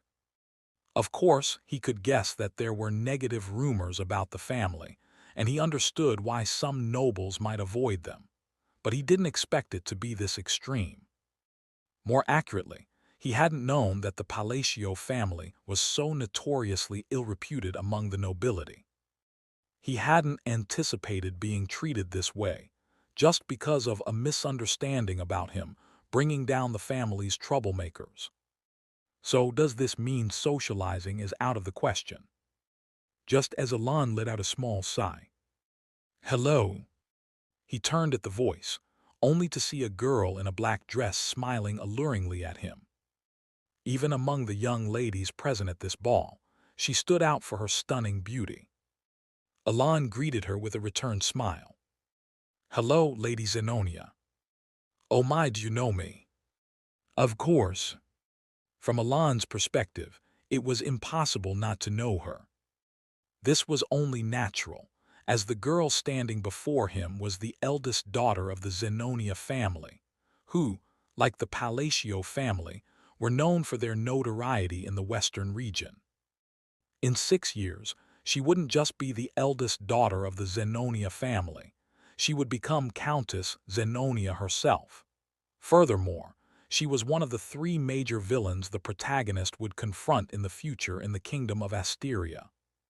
You're quite famous after all. Famous, you say? Indeed. In short, she was someone he'd rather not get involved with. Seeing the momentary, subtle emotion flicker in Lady Zenonia's eyes, Alan continued. Because you are so beautiful. Noble society was inherently quite complex. Even within Asteria, there were more than a handful of factions. These factions were split into royalists and nobility, both fervently engaged in political struggles. And it wasn't just empty political rhetoric. Since real interests were at stake, politics were a crucial element for the nobles. Of course, Alan hadn't come to the ball to socialize for the sake of politics. Even though it was half-baked, Alan's goal was still to live a peaceful life, and he knew very well that the words peace and politics could never coexist. Nevertheless, the reason he had intended to socialize to some extent was that even minimal connections could be helpful in aristocratic life. Except for this person. Alan looked at Lady Zenonia. The Zenonia family, like the Palacio family, was regarded as a notorious troublemaker in the western region. Unlike the Palacio family, which stayed out of politics to act without consequences, the Zenonia family leveraged political situations to their advantage. In other words, they were a bit more cunning than the Palacio family, perhaps more like a corporate criminal organization. Thank you for the compliment. It's the truth. As a result, one might think that socializing with Lady Zenonia wouldn't be a bad idea if Alan wasn't planning to engage in politics. However, that would be a mistake. People tend to congregate with others like themselves. Politicians attract other politicians, and thugs gather around other thugs. So, if Alan were to forge a connection with Lady Zenonia in such a situation, if he were willing to dabble in illegal activities like those dead Palacio troublemakers, it might be a valuable connection. But if not, it would be an irreversible mistake. In the worst-case scenario, he might even end up becoming one of Lady Zenonia's pawns. Contrary to external rumors of him belonging to a group with a swordmaster, Alan was, in reality, just an ordinary noble with nothing to his name. I'd like to talk more. What do you think? I'd love to, but unfortunately, I think I must leave for today. Is that so? Lady Zenonia's eyes narrowed briefly, exuding a predatory vibe. A look impossible to decipher. However, just for a moment. The young lady's eyes opened slightly as if she were surprised by something. Then she nodded as if she understood, a smile appearing on her face. Just as the rumor said. Pardon. It's nothing. I look forward to seeing you again. With those words, she brushed past him. Alan turned around and looked at Lady Zenonia with a puzzled expression. A specialty wine from Malentino. Tangerine tea from Pena. Crafted metalwork from Valanda. A premium horse from Paldian. These were the spoils Alan had gathered instead of making friends, after he resolved to make a few acquaintances since he was already there. Socializing is a lost cause. Looking at the list of spoils he had obtained instead of acquaintances, Alan let out a helpless chuckle. I knew it. I shouldn't have studied something like noble hobbies. Recalling the wine studies he had undertaken, hoping it might help with socializing, Alan smacked his lips. He then turned around to do what he had originally intended. Just a moment. Hello? Another voice called out to Alan. Hello? Turning his head, Alan saw a woman in a splendid red dress, adorned with various accessories. It seemed she had paid a lot of attention to her appearance, down to the most minute details. However, despite her meticulous appearance, Her face held no particular expression. "Yes, hello." Facing her, Alan greeted her while noticing how out of place she seemed in her outfit. She promptly asked him a question. "If you have a moment, could we talk?" Alan looked at her with a slightly surprised expression.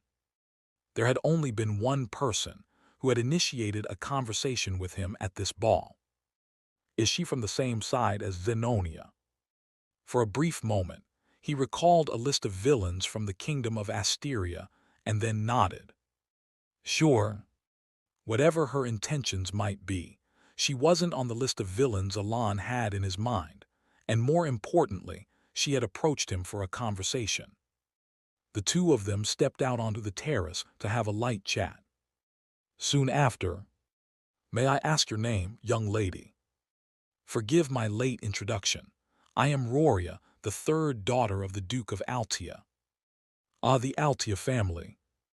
"Yes." Alan involuntarily let out a sigh inwardly. The Altia family was a notorious one from the northern part of Asteria. And like Lady Zenonia, it was a family associated with one of the three major villains, the Duke of Altia. Then again, it's unlikely that anyone who approaches me would be normal. I should have asked for her name first. Alan thought, realizing how quickly he had grasped his situation from just attending a single ball. But why don't I remember her? Alan looked at Roria's face. Her elaborate adornment only enhanced her already outstanding beauty. With a face like this, there's no way I wouldn't know her. In Psychedelia, every member of the Altia family was a villain. In other words, if she were a member of the Altia family, Alan, who had played the game multiple times, should at least remember her name, even if he hadn't memorized her face. That's why, after pondering, Alan asked directly, "May I be blunt? What is it? Please lend me your strength." "The strength? I am about to be assassinated." At those words, Alan realized one truth. In the game, the total number of Altia family members he'd seen was 4. The Duke of Altia, his 2 elder sisters, and 1 younger brother. So, for Roria to be the third daughter.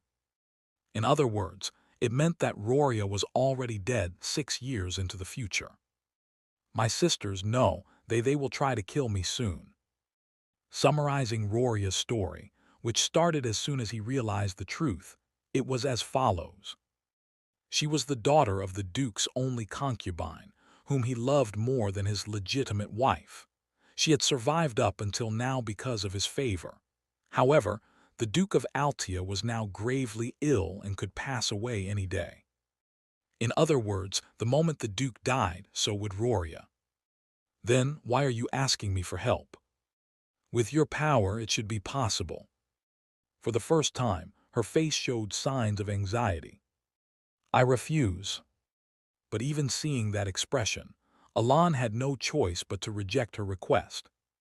"Of course, I'm not asking you to do this for free. If you help me, I will offer you half of the Altia family." "I'm afraid I must decline." Roria's expression was urgent as she spoke. However, Alan's response remained unchanged. It wasn't that he didn't feel sympathy for Roria. Had he possessed the strength, her request would have been worth considering, even if he didn't agree outright. Unfortunately, Alan didn't have that kind of power. Most of the rumors surrounding Alan were untrue. He didn't have an assassin who killed Leo of the Palacio family, nor did he have the strength of a swordmaster that had taken down Avalon. Therefore, "I'll be going now." As Alan turned around, he saw the despair flickering in Roria's silent eyes. However, Alan didn't gain any power from seeing that. He was too busy just trying to take care of himself. Thus, as he was about to walk back toward the ballroom, he clicked his tongue and looked back at Roria. "Good things will happen." A blessing spoken to lighten his own somber mood. Roria gave no response. Alan didn't expect one either, as he turned away. "I hope we can meet again." It was merely the faint echo of his modern sensibilities that made his heart ache slightly. So he murmured while looking absent-mindedly at the crescent moon-shaped chandelier to offer some comfort. And then, it would be best to report this part to the Red Moon. On the roof of the ballroom, where the chandelier hung, an observer, stationed to monitor Alan and cut off any information about the Avalon incident if necessary, turned to his side and spoke. "There's no need. She's not one of the targets. Even if we do nothing, Ladin will handle it." "I see. So she's the only one among Altia's children who isn't a target for Ladin." "Yes, in any case, we should focus on other matters."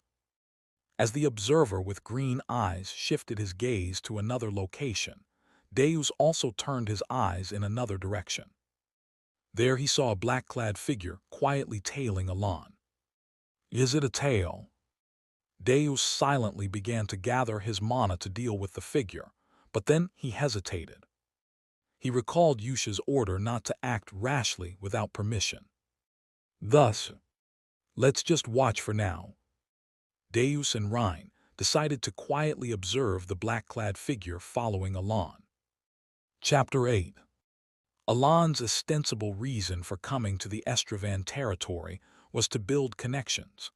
However, the real reason he endured a journey of over a week to get here was because of a labyrinth located to the south of Estravan. "Is this the place where you said you had some business?" "Yes. It took us 2 weeks to find this place, but there's nothing here." As Evan slowly scanned the empty forest, he spoke. Alan also looked around. Indeed, the only things around were an unpaved road and forest that seemed to have been neglected for a long time. There were no features that stood out. "That's why I had to go through so much trouble for 2 weeks." Alan's face remained expressionless, but he let out a sigh of relief inwardly. After the ball, Alan had spent nearly 20 days in Estravan, investing his time in finding this labyrinth. "I took it too lightly just because it was easy to find in the game." Thinking that, Alan shifted his gaze to a small ravine visible beyond the forest. He began to walk toward the only clue that had allowed him to find the labyrinth. "Are you sure this time?" Having already wasted 2 trips, Evan grumbled as he followed Alan. Sensing Evan's footsteps behind him, Alan quickly organized his thoughts. The name of the labyrinth is the Whispering Labyrinth. It's a labyrinth accessible around the middle of the game, and the reward for clearing it is the item called Constraint. Once I get that, my business in the labyrinth will be done. Recalling the characteristics of the labyrinth he had visited hundreds of times in Psychedelia, Alan walked without hesitation. Soon, he arrived at a small ravine beyond the forest. "This place looks strange no matter how you look at it." Evan spoke as soon as they reached the ravine. Just as he murmured, the ravine was small, but it had an unmistakable sense of wrongness. Despite the sun hanging high in the sky, the interior of the ravine was excessively dark, as if it were repelling the sunlight. This triggered a sense of alarm and caution in Evan. "Let's go, young master." But instead, this phenomenon filled Alan with joy. The effect in the ravine was identical to the field effect of the Whispering Labyrinth he was searching for. This meant that the Whispering Labyrinth was indeed here, so he stepped into the dark ravine without hesitation. Evan watched Alan with a shocked expression, but had no choice but to follow him inside. Entering the ravine felt like the presence of the sun a moment ago was a lie. The interior was shrouded in darkness. In the darkness, various stones, carved with what seemed to be artificial patterns rather than natural formations, could be seen scattered around. Walking past these, Alan soon spotted an entrance submerged in pitch-black darkness. Alan stood staring blankly at the door, which was undoubtedly artificially constructed, covered with various patterns. "How did you know this place existed?" "Because I've been here often." "What?"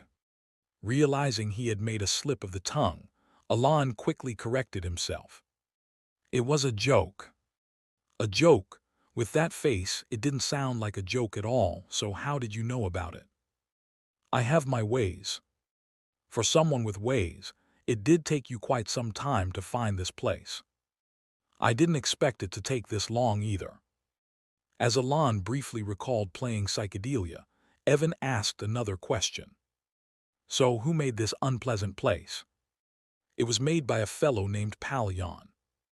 The Whispering Labyrinth. Alon recalled that in some online communities, it was also referred to as Palion's Water Rocket Labyrinth. Palion, you say? Let's go in. Without answering any more of Evan's questions, Alon walked toward the labyrinth entrance, and Evan, looking nervous and cautious, followed him. Soon, no one was left at the entrance of the labyrinth. Screech tilde. Crack crackle crunch. A hell gargoyle, which would only be defeatable around the mid-story progression of psychedelia, was being slowly crushed to death, as if caught in a massive stone press that had fallen from the ceiling. Evan looked on with a pale face. Oh! Watching such a powerful monster, which he could never defeat alone, die in such a futile and gruesome way was enough to leave a mark on his normally stoic disposition, honed by years as a mercenary. However, what made Evan's heart pound even more was the realization that the massive stone currently crushing the hell gargoyle hung above their heads as well. How can the young master be so calm in this situation? Evan looked at Alon.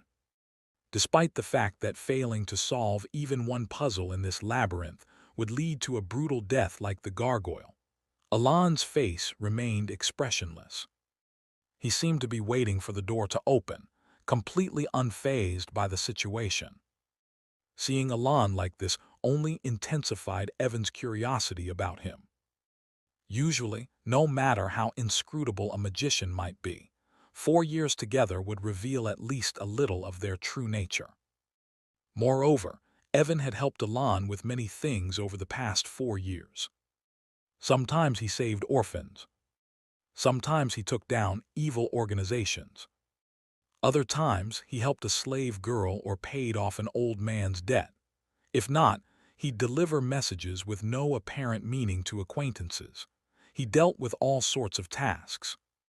Yet despite handling all these tasks, Evan still didn't know Alon.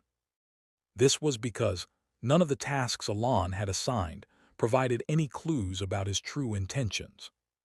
The closest thing to a common thread was that Alon seemed to take a sustained interest in some of the children he had saved, sending them to orphanages.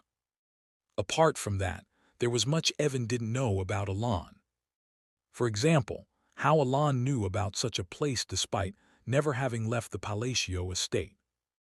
Or how he understood the workings of this eerie labyrinth and could confidently answer its questions. Nevertheless, despite the suspicions he harbored, Evan had developed a peculiar trust in Alon, which was enough for him to follow Alon into this suspicious place, partly due to the fact that all the tasks Alon had undertaken ultimately led to good outcomes. What exactly is he preparing? But even with this trust, his curiosity wasn't fading. Evan looked at Alon with eyes mixed with admiration and intrigue, as Alon inspected his surroundings with an indifferent expression. I think I'm going to be sick. In truth, Alon was forcibly averting his gaze to avoid watching the gargoyle being crushed horribly. I knew it was gruesome, but not this much. Screech tilde. Alon confirmed the door opening as soon as the gargoyle's execution concluded and let out a sigh. Even though he wasn't capable of proper combat, the reason he confidently entered the Whispering Labyrinth, accessible only around the mid-game, was because he knew about this labyrinth. Thanks to that, I cleared it easily. This labyrinth consisted of 8 rooms, each requiring him to solve a puzzle before progressing to the next. Knowing all the puzzles in this labyrinth meant he wouldn't need to fight any enemies, and Alan remembered every puzzle precisely. No, from the perspective of a psychedelia player, the puzzles in this labyrinth were unforgettable. This was one of the few labyrinths where one could re-enter repeatedly without collecting the rewards, making it ideal for grinding levels. Naturally, Alan, who had always used this place for mid-game grinding over countless playthroughs, had memorized all the puzzles and reached the end of the labyrinth with ease. Dragging along Evan, who was utterly exhausted despite no combat having taken place, Alan entered a small room at the end of the labyrinth, where he picked up a ring lying on an old table in the center. It was a plain-looking ring, so unremarkable that some might openly express disappointment, sensing no power from it. However, Alan smiled. He was sure the item he held was the constraint he had been looking for. He also didn't mind the ring's lack of a flashy appearance. "Huh, young master, that ring you were holding just."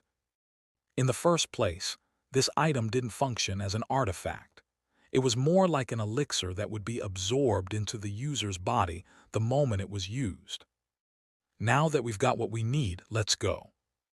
As the ring disappeared from Alan's hand, Evan, who had been surprised, saw Alan turning around as if he had finished everything he needed to do. Evan, still looking dumbfounded, quickly followed Alan out of the room. And as soon as they reached the exit, the labyrinth shut down entirely, as if everything had concluded. Alan and Evan, who had escaped safely, found themselves facing something unexpected. Did you foresee this as well?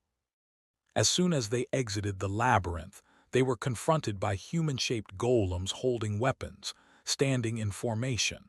They hadn't been there just moments ago. These golems are the stone piles we saw earlier. Realizing that these golems were the countless stone piles they had passed earlier, Evan, tense, drew his sword. "I'll handle this." "Huh." Evan responded with a puzzled expression to Alan's words. Before he could even ask a question, "The constraint is now in effect." The pronouncement came from Alan's lips.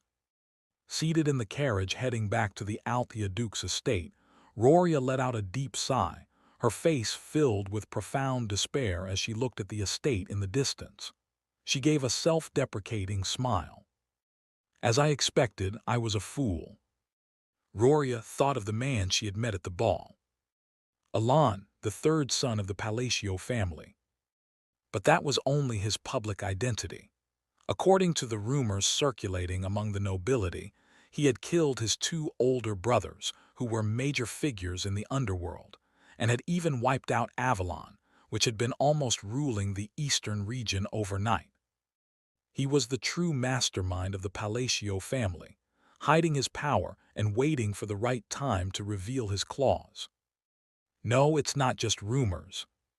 Having met Alan, Roria knew without a doubt that those rumors were true.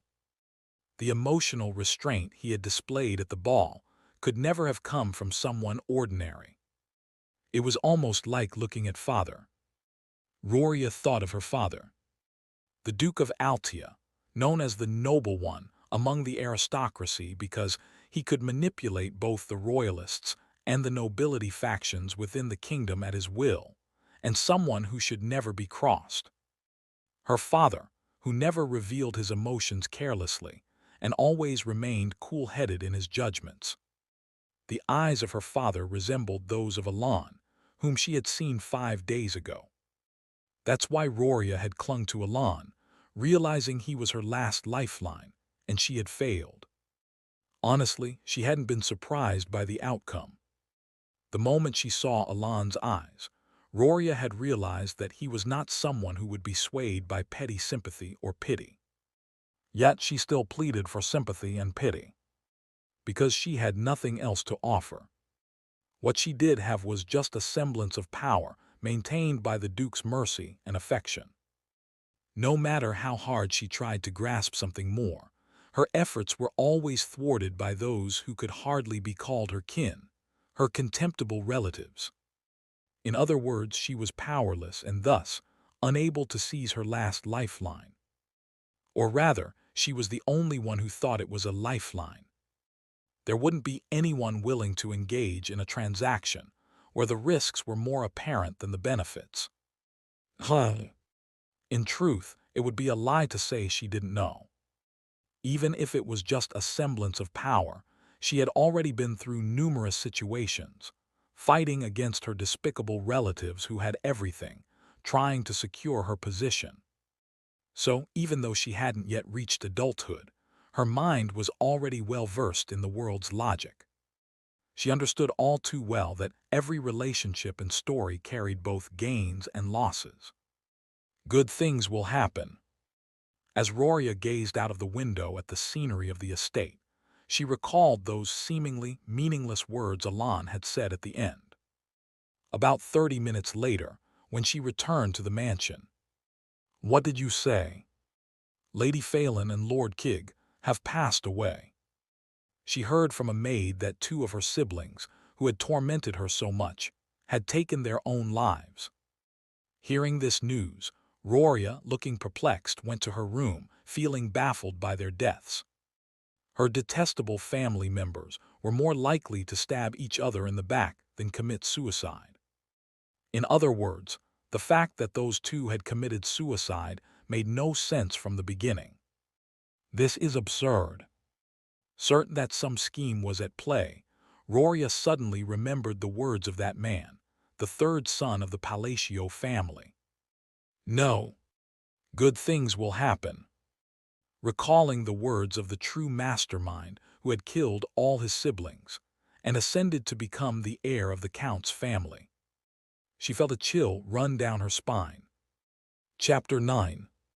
Kaelia, the eldest daughter of the Zenonia territory, had just arrived at the estate and reached the study where the Count was. She found herself once again thinking about a man she had recalled numerous times. Alan Palacio, who had recently killed all his brothers in the Count's family and secured the position of heir. Famous indeed. Kaelia recalled the look in the man's eyes as he had gazed at her, eyes that revealed nothing, as if peering into an abyss beyond the northern lands, indifferent to everything. No matter how many times she thought about it, those eyes sent chills down her arms. Through those eyes, Kaelia realized something, that he was the same kind as herself. In truth, if that were all, Kaelia would have stopped thinking about him once he had rejected her proposal. Rejecting her proposal essentially meant that they could not be allies, which in turn implied that they were now adversaries. Despite this, Kaelia's curiosity persisted, all because of something he had said. "Famous," he said. "The Zenonia family is certainly famous. Even if they didn't involve themselves in politics, the financial and physical power the Zenonia family wielded was strong enough to overturn the current state of the kingdom at least once. However, that renown ultimately belonged to the Count of Zenonia himself, not to the Zenonia family as a whole, and certainly not to Kaelia. Yet Alan had spoken of it. He had referred to her so clearly and distinctly. In a situation where far more nobles had never seen her face, having only attended balls twice, he had called her famous. Not the Count of Zenonia, but her. Of course, Alan had said this without much thought, recalling her fame as a villain when the original storyline began. But to her, those words held great importance. How intriguing. Kaelia turned her gaze toward the Count, seated in the study. The Count was simply processing paperwork in silence. His head was bowed as if she wasn't even there, focused solely on his work. Click, click. As Kaelia walked over to the Count, his eyes naturally rose to meet hers. The same red eyes as hers stared back at her. Though he said nothing, the Count's appearance was brimming with vitality. Snap. At least until Kaelia snapped her fingers once.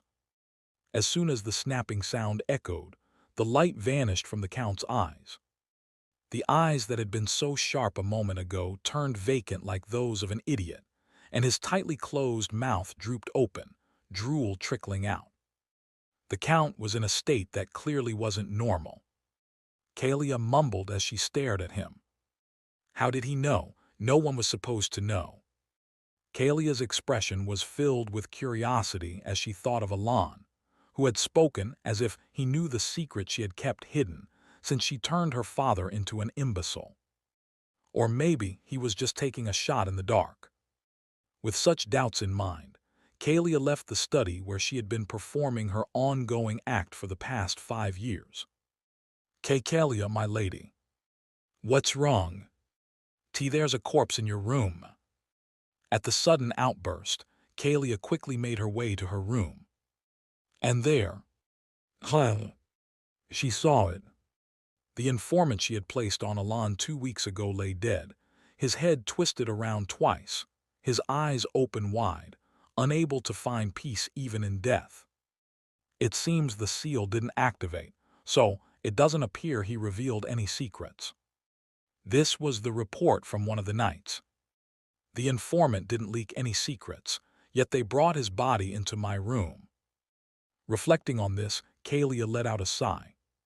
She felt her suspicions turn into a certainty. Looks like he found a big weakness of mine right after we met. She murmured with a smile. Evan grimaced as he looked at the golems glowing bright red in the darkness of the night. Having worked as a mercenary for over 15 years since childhood, his eyes moved busily, trying to locate the golem's weak points, yet he couldn't hide his anxiety. He was confident in his skills, but precisely because of that, he was even more cautious of the unknown entities before him.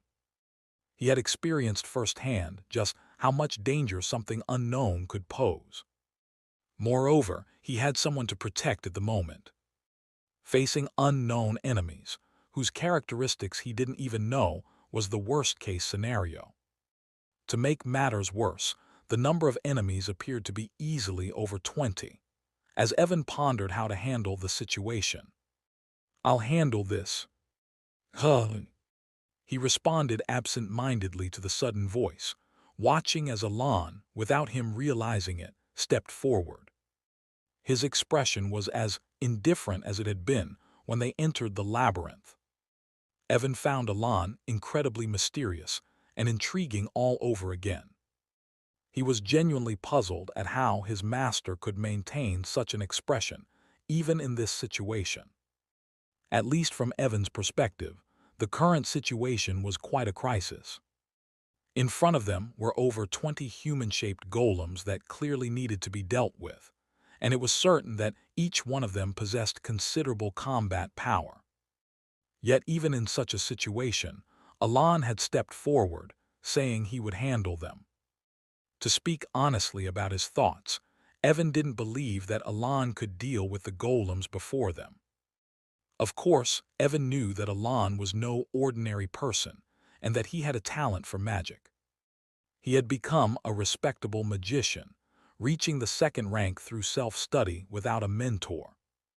However, impressive as that might be by general standards, it didn't mean that such accomplishments would be enough for this kind of situation.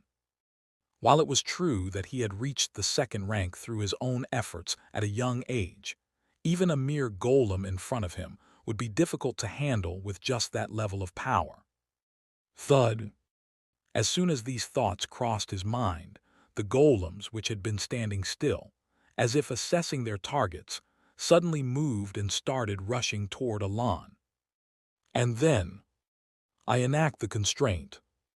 Alan's voice resounded like a declaration. As Alan murmured the incantation, the world seemed to come to a halt. His vision turned black and white, and the movements of the golems charging at him felt as though they were being recorded by a high-speed camera. And then, a fragment inheriting the great will of Niacula, state the 2 constraints you wish to impose. A grand voice that seemed to shake the entire space echoed in his mind. It sounded both like a man and a woman, a child and an old person. As he heard it, a brief cold sweat ran down Alan's face. As expected, it's different from the game. The artifact called constraint, that Alan obtained from the Whispering Labyrinth was just as its name suggested. It imposed limitations on the user in exchange for an equivalent reward. Once activated, numerous options would appear before him. A notification window would prompt him to choose what constraints to impose and what rewards to receive. However, reminding him that this was indeed reality, what appeared before him was not a notification window, but a voice. A voice that, just by listening to it, made his head spin and his heart race, filling him with an unsettling sense of dread as if his heart might explode at any moment. Letting out a deep sigh, Alan forcibly steadied his trembling heart and voiced the constraints he had in mind. 1. State your constraint. The use of magic requires the absolute execution of Babylonian hand signs. What do you wish to gain from this? Power that can slightly twist the laws of the world. Granted. And one more. State your constraint. The use of magic requires the limited execution of the great Babylonian incantations. What do you wish to gain from this? The same as before. Following Alan's words, the voice fell silent for a moment. The slow-moving foot of a golem lifted into the air and then returned to the ground. Alan wondered if he had made a mistake.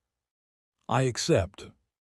As if dispelling his concerns, the majestic voice from the heavens spoke words of affirmation. To you, who remember the hand signs and mysteries of a forgotten great god, I offer my gratitude for inheriting the will. The voice conveyed this message to Alan. Alan's expression turned puzzled at this. Although his face remained expressionless outwardly, Alan's eyes were full of questions. Inheriting the will, what does that mean? Naturally, Alan had no clue about any of that. The reason he chose the Babylonian hand signs and incantations as his constraints was simple. In the game, these two choices provided the highest possible magic attack power in return. Moreover, he had chosen these constraints so often that he had naturally memorized the Babylonian hand signs and incantations. Of course, he wasn't a genius, so he hadn't memorized all the signs and incantations he'd seen in the game, but he didn't feel burdened by it. Alan knew where the Babylonian hand signs and incantations were written. Therefore, while the voice from the heavens puzzled Alan, it was only for a moment. I will always be watching, you who inherit the will. As Alan realized that the black and white world was gradually returning to its original state, he recognized that reality had resumed. He raised his hand to test the constraints while observing the golems charging at him from a distance. At the same time, mana began to flow from Alan's body, coursing through his heart and gathering at his raised fingertips. The mana gathered at his fingertips was faint. Even though he was drawing on all the mana his body possessed, the orb of lightning, which should have been shining brightly according to the description in the book, only emitted a dim glow, like the last light of a dying old man. However, Alan felt neither disappointment nor surprise. He was acutely aware that this was the limitation of Alan, the third son of the Palacio family. Nonetheless, refraction. The moment he uttered those words, matching his recitation. Rebound. The small orb distorted into chaotic lines. Blue light. With a crackling sound, it began to emit a blue light. The small orb transformed into hundreds, thousands of lines, creating a nonlinear light source that sparked and crackled. A light source that emitted a blue glow, so cold it almost hurt to look at. Simultaneously, Alan formed a hand sign. His thumb covered his middle finger. It was a stance resembling the gesture used to flick one's forehead. However, Alan flipped his hand around, forming a posture reminiscent of the Buddha's Dharma wheel gesture. With that, he looked at the golem that had already reached him and declared the final incantation. Linear diffraction. when the blue light momentarily banished the darkness. Snap! He snapped his fingers, and a flash of light was released. Whoosh! There was no sound. All that could be heard was the faint whooshing noise following the flash, and what could be seen were the golems frozen, as if time had stopped after the dazzling light illuminated the ravine. And then, crackle, the dozens of golems collapsed without any resistance, crumbling into piles of stones. Evan, who had been rushing to fend off the golems attacking Alan, stood there with his mouth agape, stunned. "What in the world?" he muttered, disbelief clear in his voice. Chapter 10. After dealing with the golems. Were you hiding your power all this time? Evan, who had returned to the area where the carriage was and was preparing for camp, couldn't suppress his curiosity any longer and asked, "No, not at all." Then, was that really second-rank magic? Yes. Evan wore a look of disbelief at Alan's response. I see. However, having realized that no matter how much he asked, he wouldn't get more answers from Alan, Evan sighed and nodded, signaling he understood. He then continued his preparations for the camp. Watching Evan, Alan kept his outward expression neutral, though he felt somewhat wronged. After all, Alan himself had no idea why the magic he had just performed turned out the way it did. I knew that using constraints would make me stronger to some extent, but the combat in Psychedelia, the game Alan had played, was turn-based, not real-time. In the game, the hand signs and incantations were used to enhance magic damage by consuming turns. Depending on the magic being used, the appropriate hand signs would strengthen the spell itself.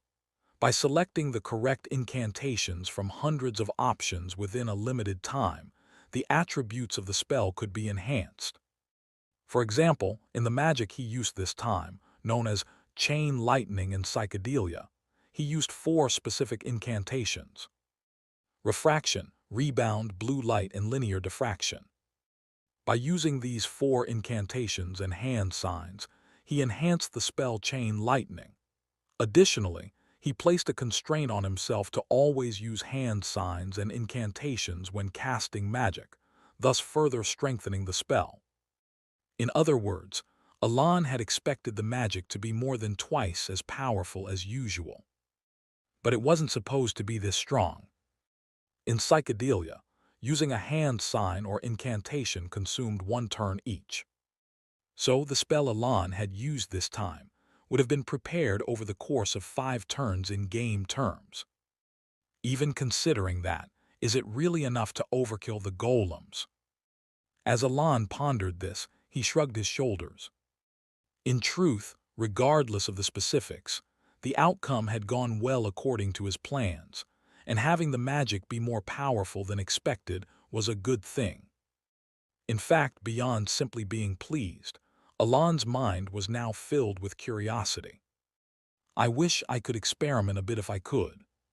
The hand signs and incantations Alan used this time were ones commonly employed in Psychedelia when raising the protagonist as a glass cannon mage, intended for easily handling large-scale enemy encounters with powerful lightning magic. This meant that Alan had at least 10 more incantations and hand signs still intact in his memory that he hadn't used today. Moreover, the reason Alan's curiosity was particularly piqued was due to the noticeable changes in the magic each time he uttered an incantation. In the game, the incantations merely increased damage by 10% whenever the correct type of incantation was chosen, but here, it's different. Perhaps an ordinary magician wouldn't have noticed.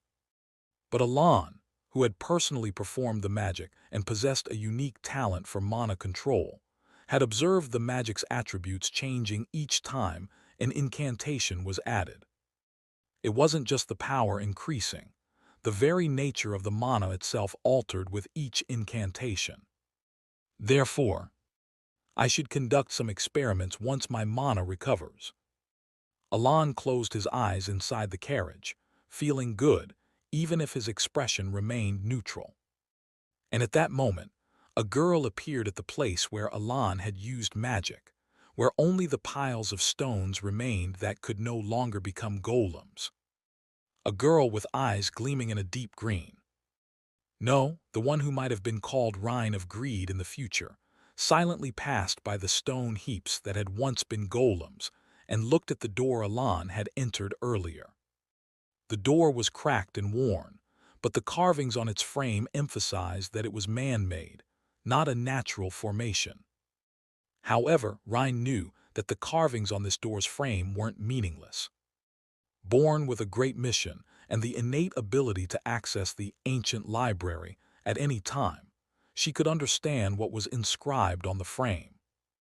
From the forgotten age of foreign gods, the script of the Elenif Empire. Recognizing this, Rhine read the words carved into the frame. From Palion to the friend left alone. Rhine involuntarily let out a hollow laugh as she read the inscription. She knew that there was only one person who used the name Palion in ancient texts. The Great Palion, the one who had repelled the invasions of the Black Ones multiple times during the age of foreign gods, and who had defeated the Alakulaka, a being that could make subjects offer their hearts just by looking at it. The noble, revered, great, and glorious emperor. Knowing that Palion, as written in ancient language, referred to this one person, she couldn't help but chuckle. Simultaneously, was made by a fellow named Palion. Rhine recalled Alon's voice. As she gazed at the outer frame of the wall with a blank, somewhat melancholic expression, the image of the great moon silently watching over the frame surfaced in her mind, and a hypothesis began to cloud her thoughts. Negation and affirmation clashed in her mind, and the scales tipped towards denial. However, what next came to mind was the magic Alon had demonstrated after emerging from the labyrinth. His magic hadn't seemed particularly exceptional, but the incantations he muttered were different. The incantations the great moon whispered were things that didn't even exist in the ancient library. Recalling this, the scales that had been tipping now came to rest evenly balanced. Even though I knew that anyone the red moon would follow must be no ordinary person. Her thoughts finally reached the identity of the one leading the blue moon, and the scale within her mind finally tipped to the truth. That the great moon, Palion's close friend, was someone worthy of both respect and reverence. Realizing this, she felt a chill run down her spine as she looked toward where Alon was. As the distinct light of respect began to shine in her eyes, which had until now moved only by the command of the red moon. "You've returned." Rhine turned her gaze slightly at the sense of an approaching presence, and there stood Deus, who had appeared without notice, nodding his head as his eyes gleamed. "Yes. Did you gather any information?" Rhine recalled how, a week ago, Deus had stopped monitoring Alon and instead followed the black-clad figure as it retreated and asked him. He shook his head. "No, I wasn't able to get any information." "Why not?" Deus began to explain what had happened when he chased after the black-clad figure, responding to Rhine's questioning tone. "And then, are you saying that the black-clad figure died while you were pursuing them?" "Yes, in empty air their neck twisted around twice and they died instantly. I didn't sense anything at all." Rhine fell silent for a moment at Deus's words. "I think we should report this." "I agree." After muttering these words, they exchanged a few more lines before disappearing from the spot. Finally, the only thing that remained there was the lonely moonlight. 2 months had passed since Alon obtained the constraint from the Whispering Labyrinth. Currently, Altia was experiencing a period of great turmoil. There were 3 reasons for this. The first was the sudden death of Kig, the second son of the Duke's family, and Phelan, the second daughter. The second reason was that Duke Altia, who had been suffering from illness and was predicted to have little time left, had finally passed away. The third reason was that Timalion, the eldest son of the Duke's family, was found dead a day after the Duke's death, alongside his elder sister Malion. And they had both stabbed each other to death. Due to this chain of events, all the children who could inherit the Duke's title vanished overnight. As a result, Roria became the sole heir to the Duke's family, just like Count Palacio had done not long ago. Roria, who never thought she would ever sit in the Duke's study, now found herself quietly swallowing a breath there in just 2 short months. Rumors about Roria had already begun to spread within the Duke's family. However, amusingly, despite the quiet circulation of these rumors, she hadn't suffered any harm. She had a clear alibi. When the second son and daughter died, she had just returned from a ball, and the eldest son and daughter had killed each other.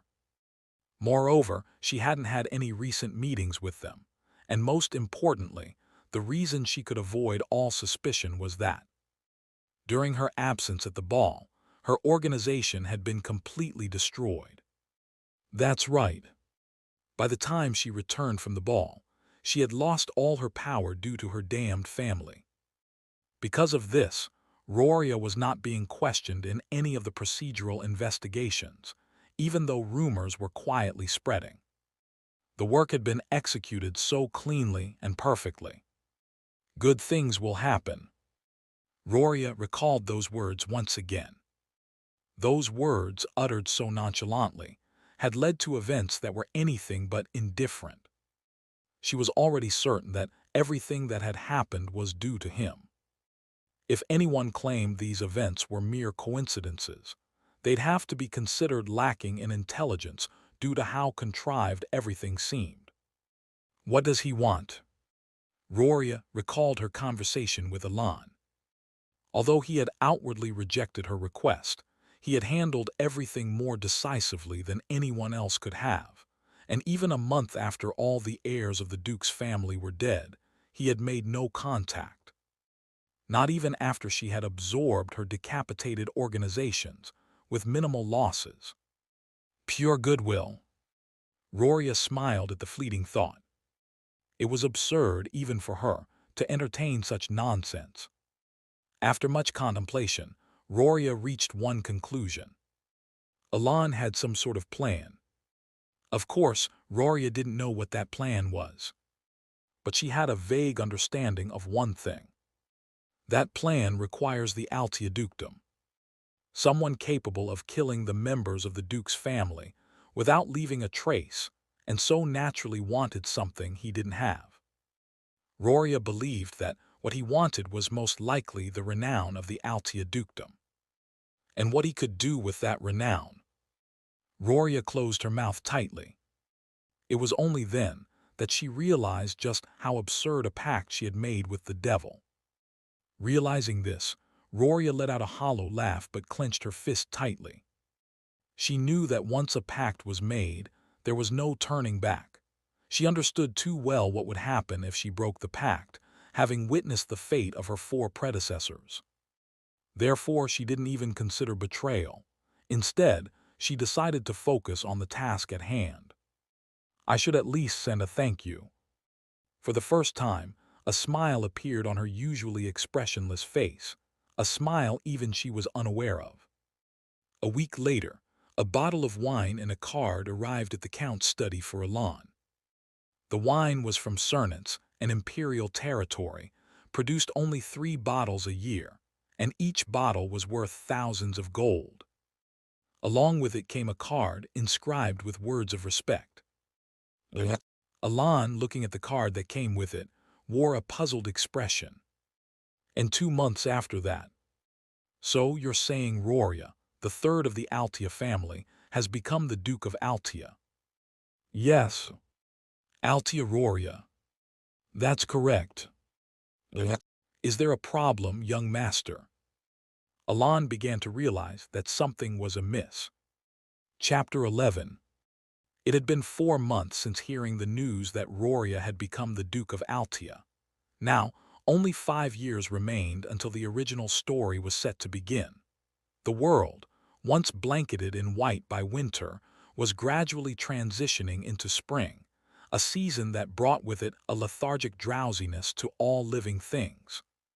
Young master, no, perhaps I should call you Count now. I haven't had the succession ceremony yet. Although Alan hadn't formally held the succession ceremony, he had begun to use the title of Count Palatio for himself, rather than the heir to the Count's family. Even so, you're effectively the Count now, aren't you? It's quite emotional to see you become the Count. Is that so? Alan gave a faint smile, a bitter one at that. It's something I never planned for actually. Alan's original intention was not to become a count, but to live a leisurely life as a noble, with the title serving only as a means to an end. However, due to the unexpected assassination of Leo, who was supposed to be the count, Alan found himself in this position. My goals have changed, but it's not necessarily a bad thing. For Alan, spending his time in Rodmill dabbling in magic research and baking bread wasn't a bad life. Still, being a count came with its own perks. The title of count allowed him to enjoy the peaceful noble life he originally envisioned in a more detailed and luxurious manner. Of course, with the increase in the quality of life came added responsibilities, but having dealt with minor tasks as the heir of the Count's family over the past 6 months, Alan found his work-life balance to be quite satisfactory. I never thought being part of a rogue noble family would be so helpful. Typically, nobles are busy due to the territories they manage, but politics play a much larger role in their hectic lives. However, in the case of Count Palatio, since the family had not involved itself in politics, they could lead a leisurely life unless something urgent arose. Furthermore, while the assassins who dealt with Avalon had indeed taken care of them cleanly, they left behind all the money they had accumulated. This meant that unless he indulged in excessive luxury, the wealth they had amassed would be enough to last for 5 years. By the way, have you found any new information? If you're referring to information about the assassins who killed Leo. When Alan nodded, Evan shook his head. It seems even the Information Guild is taking this matter seriously, as they're conducting a meticulous investigation, but nothing has been uncovered yet. I see. At Evan's words, Alan clicked his tongue in slight irritation. He wasn't investigating the assassins to exact revenge on Leo's murderers. The reason he continued the investigation was that the past he knew was gradually diverging from what he remembered. The butterfly effect, I suppose I should call it that. I had anticipated some changes. Alan had already expected that the past would change due to the actions he had taken. After all, he had intervened here and there to prevent the occurrence of troublesome events in the future, as well as to secure the 5 sins. Even a small flap of a butterfly's wings can create a storm, and the things he did were on a scale far greater than the flap of a small butterfly's wings. They were enough to create a hurricane. It's only natural that the past would change, though there are some changes I don't fully understand. Aside from the fact that he officially became a count, Alan recently recalled one significant change in the future. Roria, who had become the Duke of Altia 6 months ago, was originally supposed to be dead. Yet she not only survived but also became the Duke of Altia, and her influence in the underworld was growing rapidly. Alan wondered which of his interventions had caused this change in the future, where she was supposed to die but instead lived and rose to power. After pondering for a moment, he shrugged, realizing it was pointless to think about it any further. Instead, he shifted his focus back to the assassins who had killed Leo. That's enough. Stop the investigation. Is that really okay? There's still some curiosity that hasn't been satisfied, but if the Information Guild can't uncover anything, then there's no point in continuing. There was another reason why Alan decided to stop the investigation he'd been pursuing for nearly a year. In this world, some knowledge is better left unknown. Besides, things seem rather ominous. The Information Guild in this world holds at least a little information on everything, largely because its owner and guildmaster is the leader of the Night's End darkness. As far as Alan knew, only a few organizations could escape the Information Guild's network. Knowing this, Alan realized that there was nothing to gain from uncovering their identities. After all, the more you dig, the more assassins would come to silence you. In the end, Alan decided to abandon his search for information. His goal was to prepare for any unforeseen circumstances, but he realized there was no need to bring more danger upon himself by acquiring knowledge that would only increase the threat to his life. Besides, if Leo was attacked by a group that the Information Guild couldn't even identify, then they wouldn't likely target me. Secret organizations usually don't make a move unless their identity is exposed or someone directly interferes with their activities. They were excessively obsessed with maintaining secrecy. Understood. Evan nodded, turning to leave the office. However, as if suddenly remembering something, he returned and handed Alan a letter. It was a letter from Yusha. I brought it with me to give you a report as well. Nodding briefly, Alan unfolded the letter and began to read.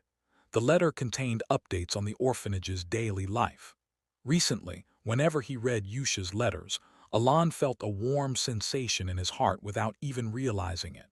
It was no wonder, as Yusha's letters, which arrived monthly, were filled with the mundane details of life at the orphanage, alongside the activities of the five sins. These letters had a way of warming his heart.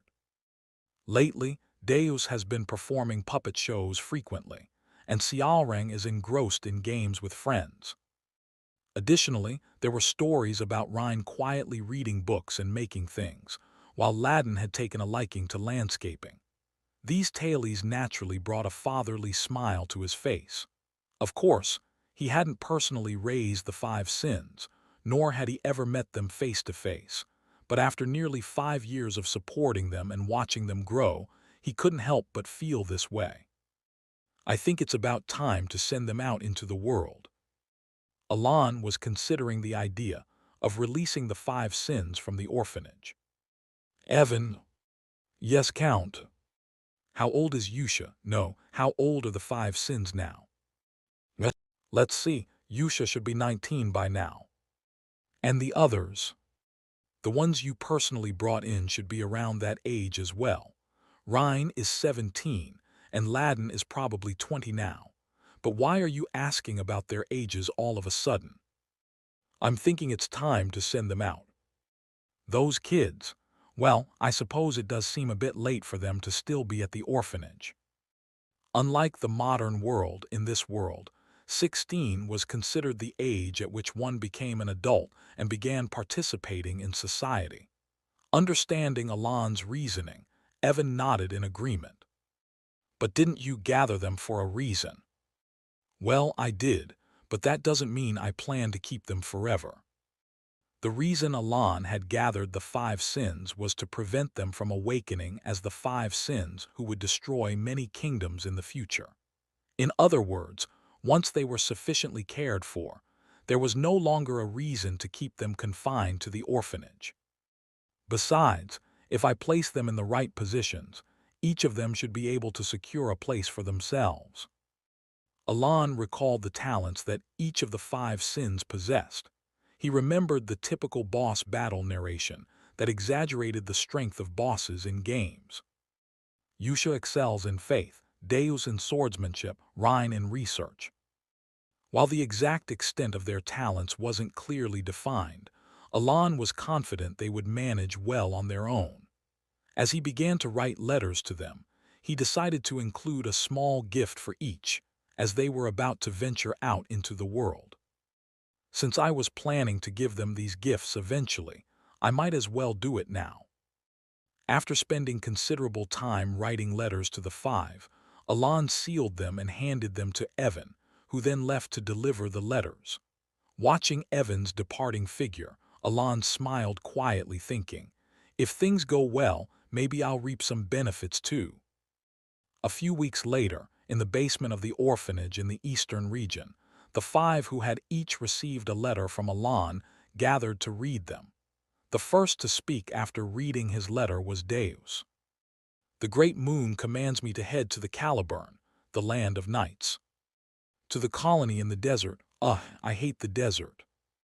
I'm to go to the labyrinth city, Lartania. I'm assigned to the pleasure city, Raxus. As they read their letters, each of them mumbled to themselves, Sialrang, Rhine, and Latin among them.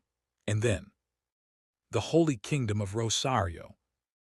Muttering as she read her letter, Yusha caught Deus's attention, who spoke with a somewhat puzzled expression. What could be the purpose behind sending us to these places? Didn't it say in your letter, Deus?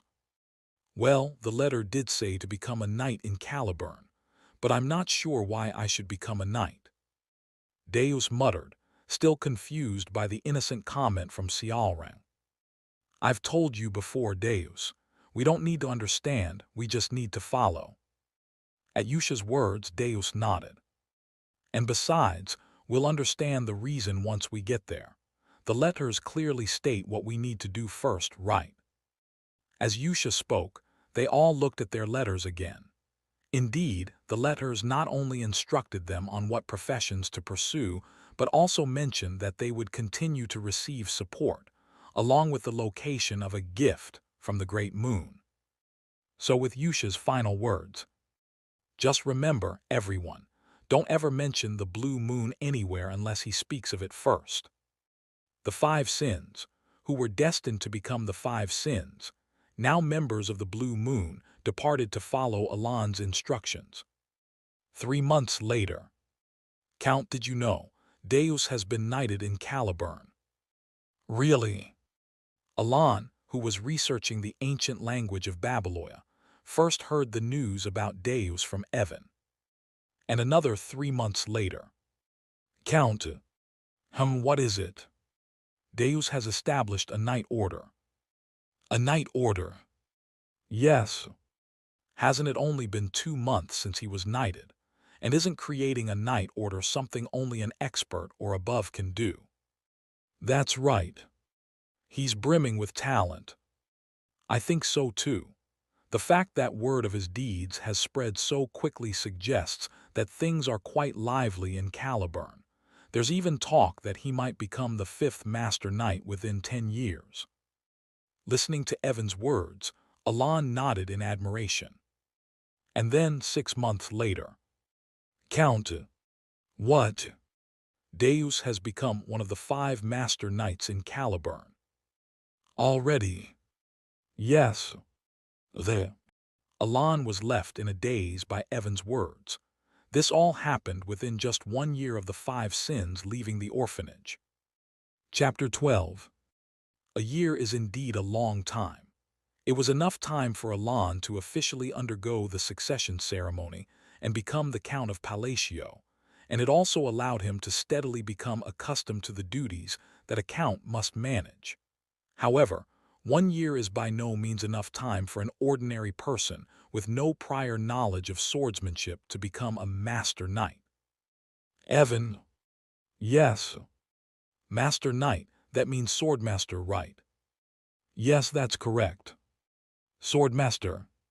To Alon, who had read countless fantasy novels, the title seemed rather unimpressive. However, unlike other mass-produced fantasy settings where simply wielding an aura blade was enough to be considered a swordmaster, Alon knew that the swordmasters of this world operated on a completely different scale. Information about the swordmasters of Psychedelia flashed through Alon's mind. In this world, a swordmaster was just someone who could wield an aura blade. A swordmaster was a being who, beyond that, could unlock a unique ability called a derivative, and could leap over castle walls with a single bound. In other words, a swordmaster in this world was more accurately described as a superhuman, rather than just a swordsman who wielded an aura-clad blade. So, are you telling me that Deus has become one of those sword masters?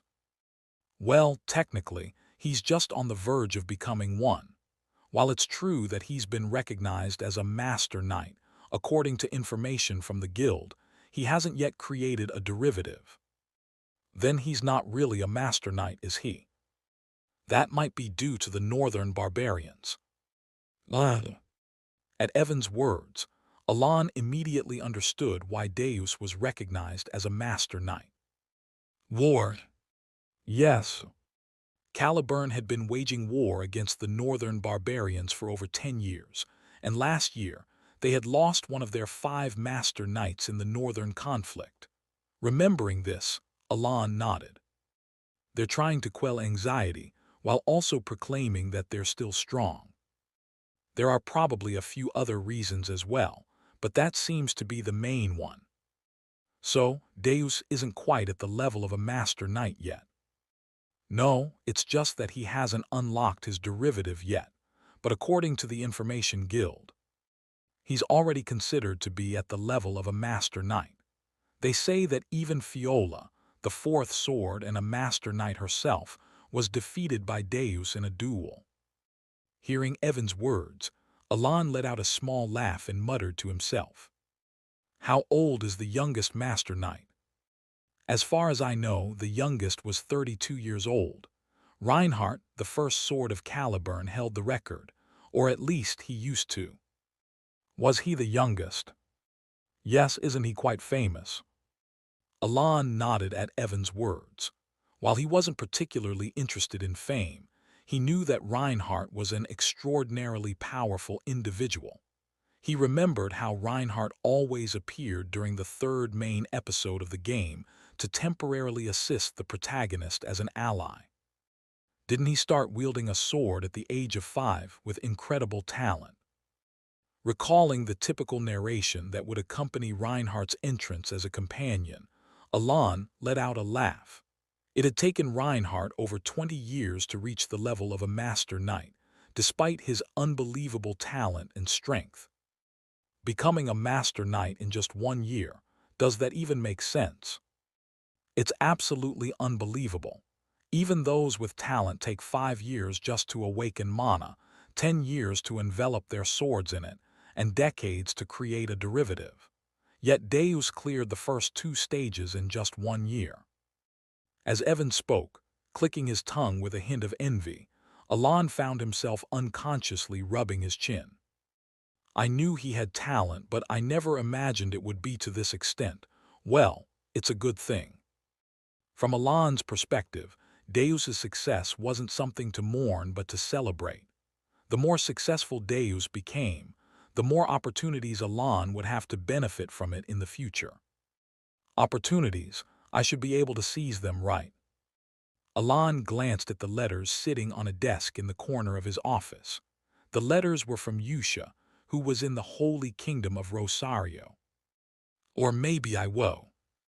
The reason Alan had such a conflicted expression was that, over the past year, he had only received letters from Yusha. It seemed that the 5 of them were still communicating with each other. Well, I guess it can't be helped since I've never met them in person. But still, I prepared personal gifts for each of them, so not getting even a word of thanks feels a bit too much, doesn't it? Though Alan's expression remained neutral, there was a hint of frustration as he shook his head slightly. In truth, considering his original goal, Alan should have been grateful that the 5 sins hadn't destroyed any kingdoms.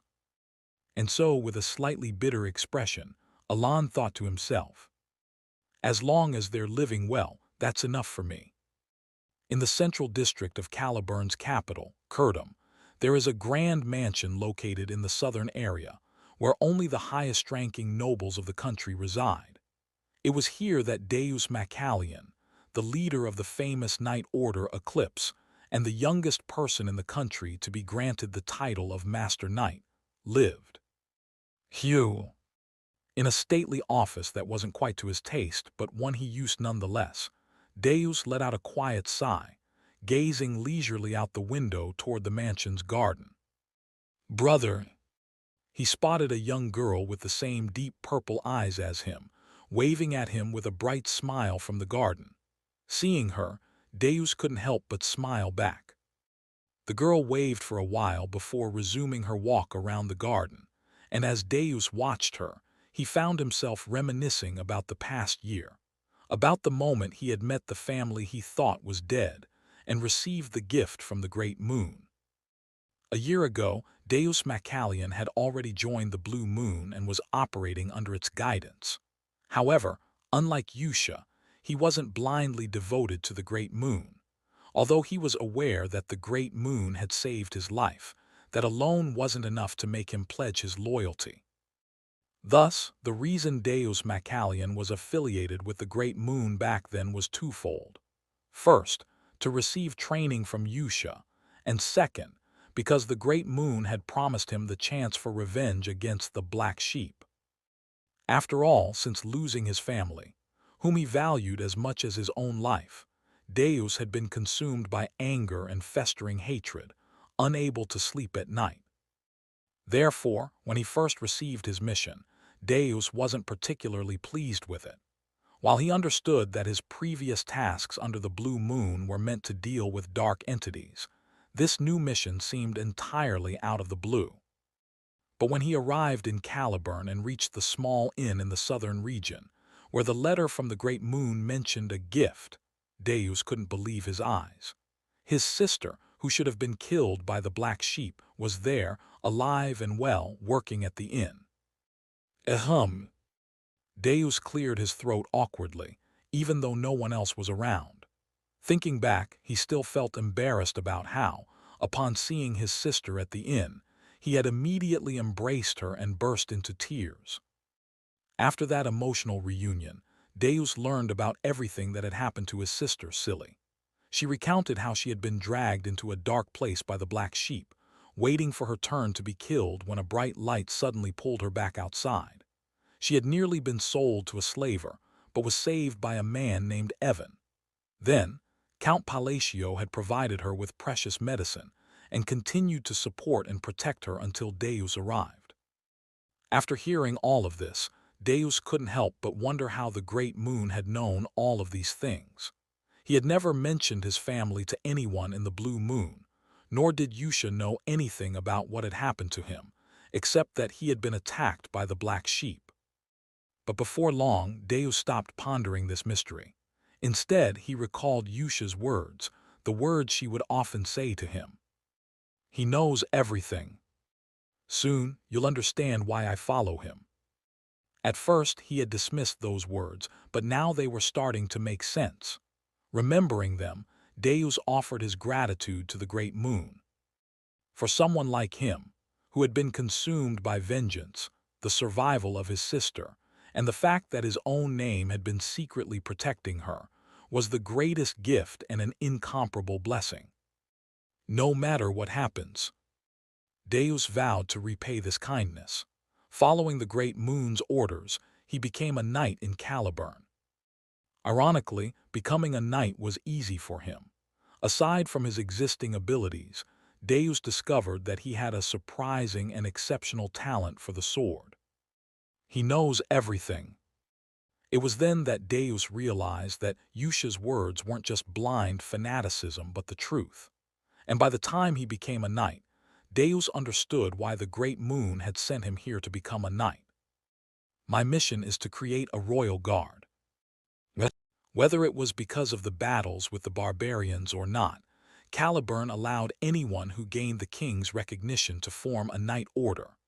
Moreover, if someone became a master knight, they were permitted to exceed the usual limit on the number of members in their knight order. But this knight order wouldn't be made up of street thugs.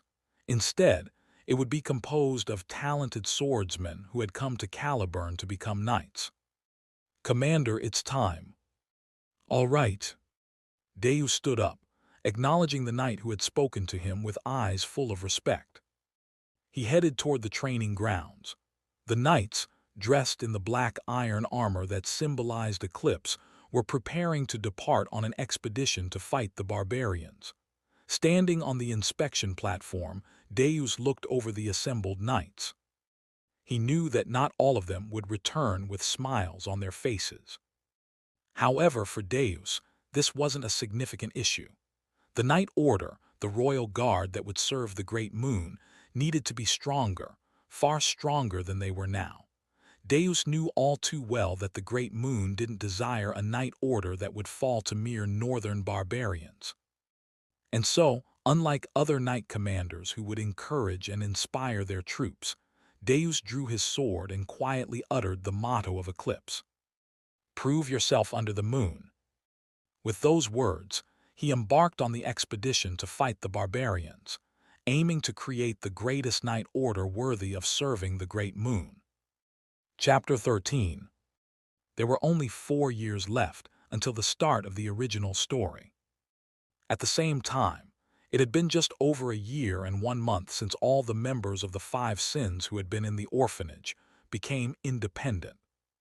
What is Xiaoring up to? Alan, who was looking at the letter from Yusha that had arrived today as usual, suddenly grew curious about Xiaoring. Although Yusha's letters always included stories about her and the other members of the 5 Sins, there hadn't been a single mention of Xiaoring since about 2 months after her independence. No way, she didn't die in some distant place, did she? After pondering for a moment, Alan shook his head resolutely. According to Yusha's previous letters, Xiaoring had already arrived in the desert nation. If she had followed the letter's instructions correctly, there was no way she would die in such a manner. The gift Alan had given her would turn her into a formidable Baba Yaga. That too as a gladiator in the colony, where the strong could gain everything. It was even written in the item description. It must be correct, right? Alan, who liked to read through every detail of item descriptions, thanks to the developer's habit of filling them with various bits of lore, recalled the phrase written in the item Xiaoring would acquire. If the sin of greed had obtained it, they would have fallen and become a sin, but instead, she would become a great warrior. I think that was it. Of course, the effect Alan received when he used that item was merely a 20% increase in critical hit rate. But the grand background story that came with it was why he had told Xiaoring its location. Furthermore, in case the item description turned out to be something truly insignificant, he also included the location of a hidden treasure. But it had been 9 months since he last heard from her. Maybe I should have just given her the treasure quietly. As Alan considered this, he shook his head briefly. The reason he had sent Xiaoring to the colony in the first place was because of the narration claiming she had the talent of a warrior. Moreover, since Alan couldn't support her for her entire life, becoming independent was a crucial process. No, it's better if she can make a living on her own. Therefore, considering Deus's absurd talent, Xiaoring surely hadn't died, but what on earth happened? While Alan wore a strange expression, pondering Xiaoring's whereabouts in a desert cave deep within the southern region of the desert nation colony, a girl emerged. The girl, Xiaoring, looked disheveled. Dirt clung to various parts of her body, and her hair had grown so long it almost covered her face. However, unlike her appearance, Xiaoring's face bore a wide smile. It's finally over. Stretching with a sense of liberation, she looked at the gloves on her hands. The golden claws adorned on them were a gift bestowed upon her by the Great Moon. The essence of the Golden Mane tribe. How could the Great Moon know where this was? After finishing the trial and emerging, she tilted her head in curiosity while gazing at the gloves. And rightly so. This essence of the Golden Mane tribe was a legendary artifact that had been passed down through her people, the Golden Mane tribe, for generations. It was truly deserving of the title legendary. Hundreds of years ago, this item had empowered the Golden Mane tribe, allowing them to ascend as the rulers of all beastmen and granting them the power to become kings. Of course, most of what she knew came from tales her mother had told her when she was very young, Having matured somewhat since then, Xiaoreng had assumed those old stories were exaggerated to some extent. But now, in this moment, having worn the essence and been pulled into the inner world to undergo all the trials, Xiaoring realized that not a single part of those fantastical old tales was a lie. SSSS. As she lightly drew out her power, her golden eyes began to glow softly within the dark cave. And that wasn't all. Her hair and even her tail began to shimmer as if they were radiating light. Just like the Golden Mane tribe of ancient legends that her mother used to tell her about. Smiling at her newfound power, her thoughts drifted once again to the great moon. There were countless questions swirling in her mind, but she soon dismissed them. She knew she wasn't particularly intelligent, and she was well aware that it was beyond her to deduce how the great moon knew all these things. Most importantly, she realized one simple, clear truth. The great moon was her savior, the one who had rescued her from dying as a result of bioexperiments, and at the same time, the one to whom she owed a debt for granting her the power to exact revenge on the black dragon who had killed her parents. As blue electricity crackled around her, she thought of the great moon's command, but soon shook her head. Even if she wasn't particularly smart, she knew that becoming a mere gladiator wasn't the true purpose of her benefactor's will. Thus, Xiaoring's gaze naturally shifted to the gloves. The gloves that held the power to empower the Golden Mane tribe. It was only then that Xiaoring finally grasped the great moon's intention. To become a famous gladiator, gather the scattered members of the Golden Mane tribe from across the land, and she grinned. Kill the black dragon with them. Seeing the perfect answer before her, Xiaoring smiled. Zap! Blue sparks flew everywhere in response to her emotions, but she paid them no mind. With a deep smile, she began walking out of the dark cave. The moon hung in the sky where she emerged from the cave, bathing the entire desert in a blue glow. And then, for the sake of that one, muttering the phrase that had become a habitual chant by now. Let's begin. The Golden Mane tribe, who had been known as the greatest beastmen and the kings of all beastmen 500 years ago, began their revival under the blue moon. Starting from about a year ago, after returning from the ball, Alan had found a new interest in exploring phrases and had been investing a significant amount of time in it. Unlike in the game, where chanting phrases consumed a turn, and each turn increased magical attack power by 10% to 20%, the phrases in this world indeed altered the properties of magic, just as he had predicted. Take, for example, the phrases Alan used several months ago in a place he visited to obtain restrictions, phrases like refraction, repulsion, blue light, and diffraction line. Refraction strengthened the instability of a completed spell, causing its range to expand. Repulsion distorted the form of the spell, allowing the transferred projectile to shift. In the case of blue light, it amplified spells conducted in parallel, like lightning magic. Lastly, the diffraction line granted a spell penetration or critical properties. Of course, Alan's understanding was based only on the data he had accumulated over the past 6 months, so the accuracy of these interpretations was still uncertain, but it was clear that each phrase endowed a different property. Additionally, he had figured out several unique rules regarding phrases. Using the same phrase repeatedly is prohibited, using phrases incompatible with the spell is forbidden, and no more than 5 phrases can be used in a single spell. If any of these 3 rules are broken, the spell either fails to manifest or becomes weakened. There seemed to be a few other rules as well, but he hadn't figured those out yet. Although Alan had plenty of time to explore magic, he could only use magic once per day. If only there were a book about phrases. The phrases Alan used were, according to the lore, the forgotten phrases of Babel, considered to be akin to lost relics in this world. The places where Alan had found phrases were limited to those that had phrases inscribed, but they did not explain the rules or phenomena behind them. In other words, he had to discover everything through direct experimentation, but Alan didn't find this bothersome.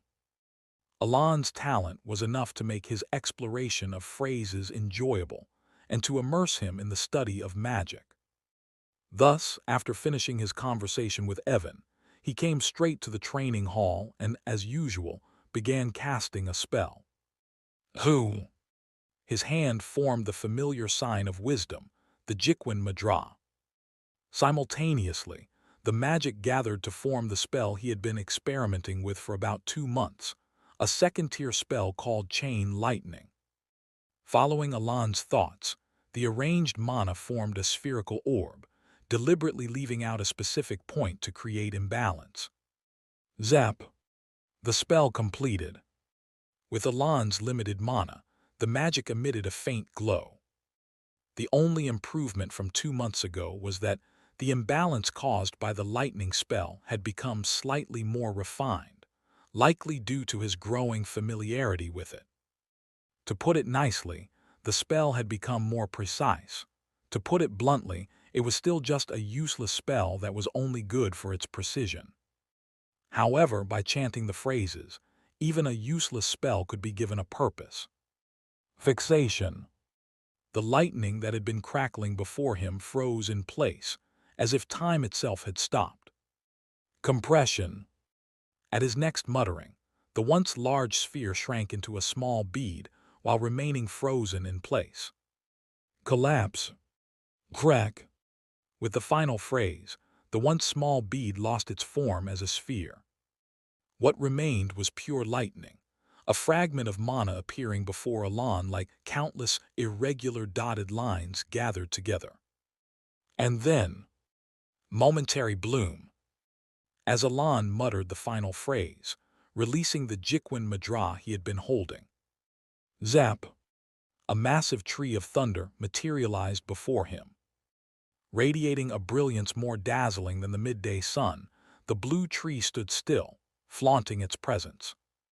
It was as if lightning had struck and was frozen in place.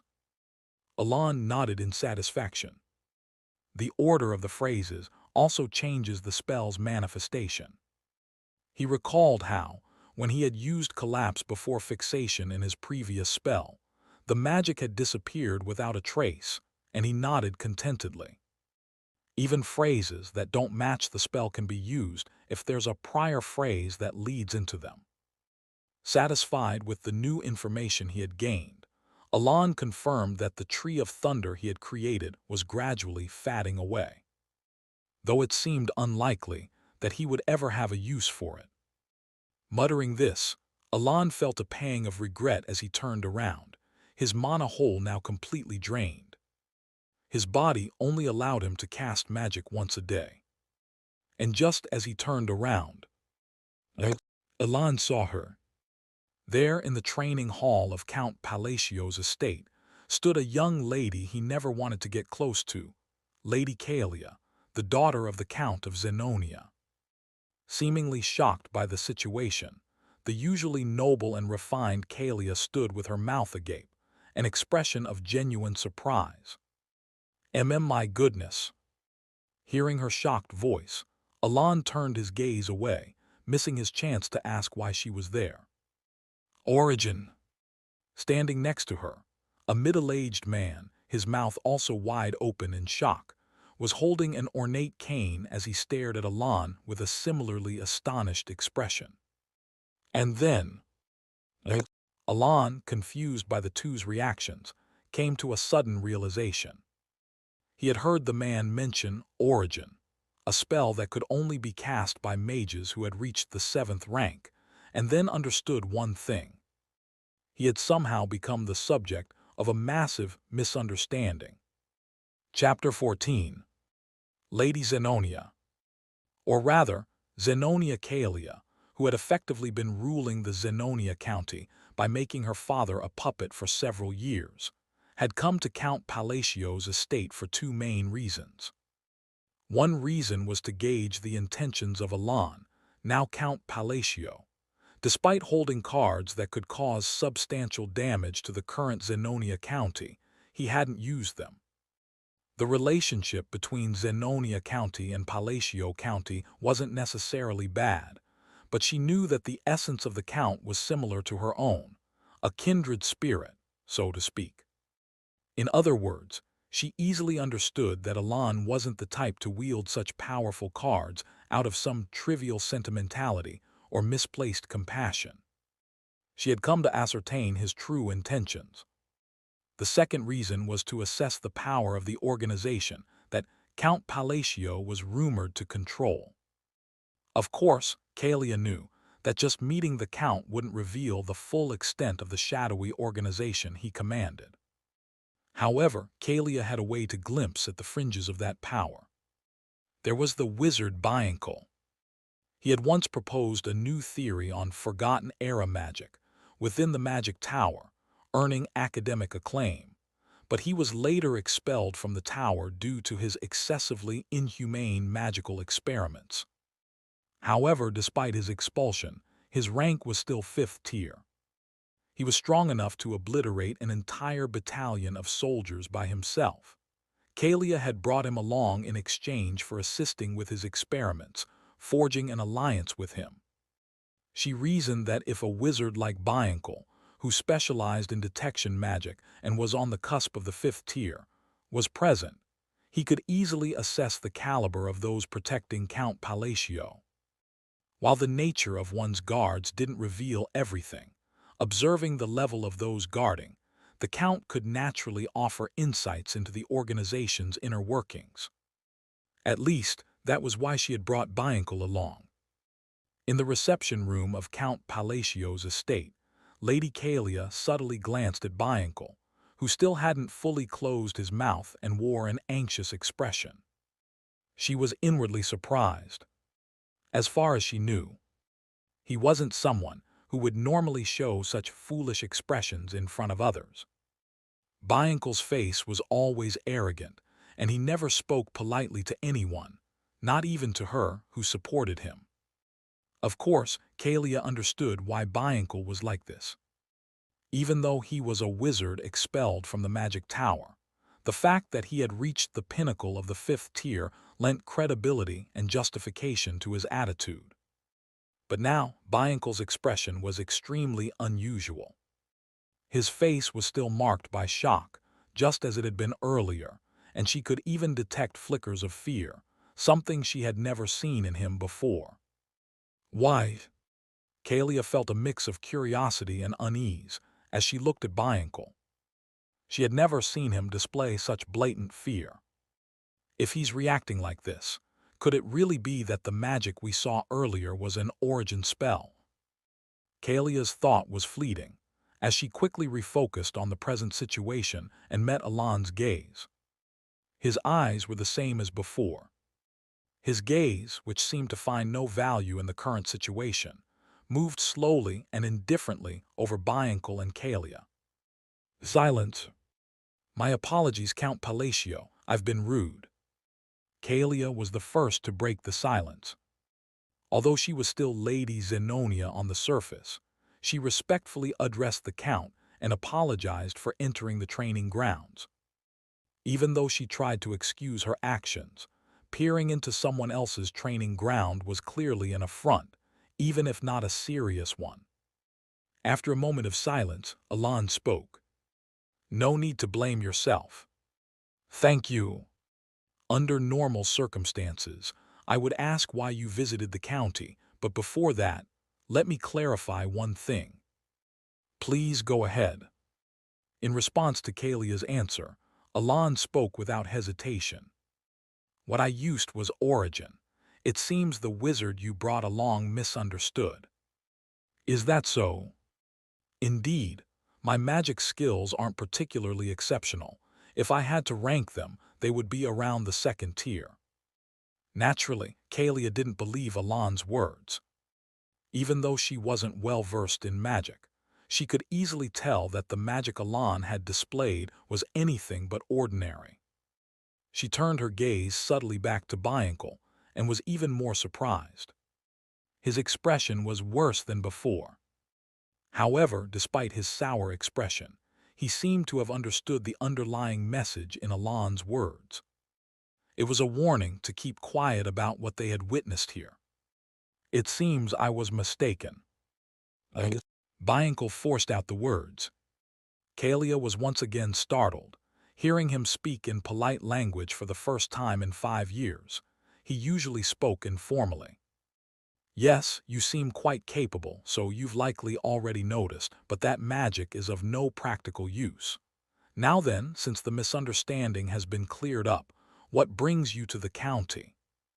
Without hesitation, Alon moved the conversation forward, prompting Kalia to quickly collect herself and respond. It wasn't anything special.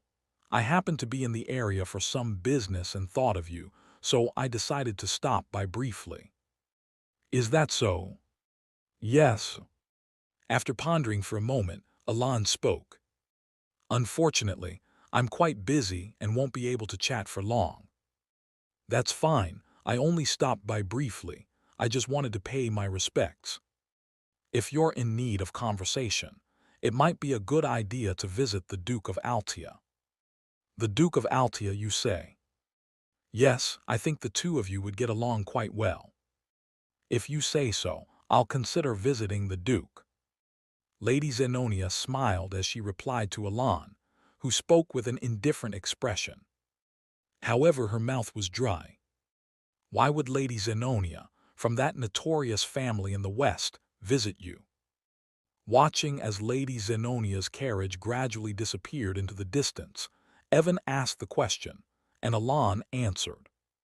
How would I know? Is that so? Evan looked puzzled, but Alon genuinely had nothing more to say this time. He couldn't guess why Kalia had come either.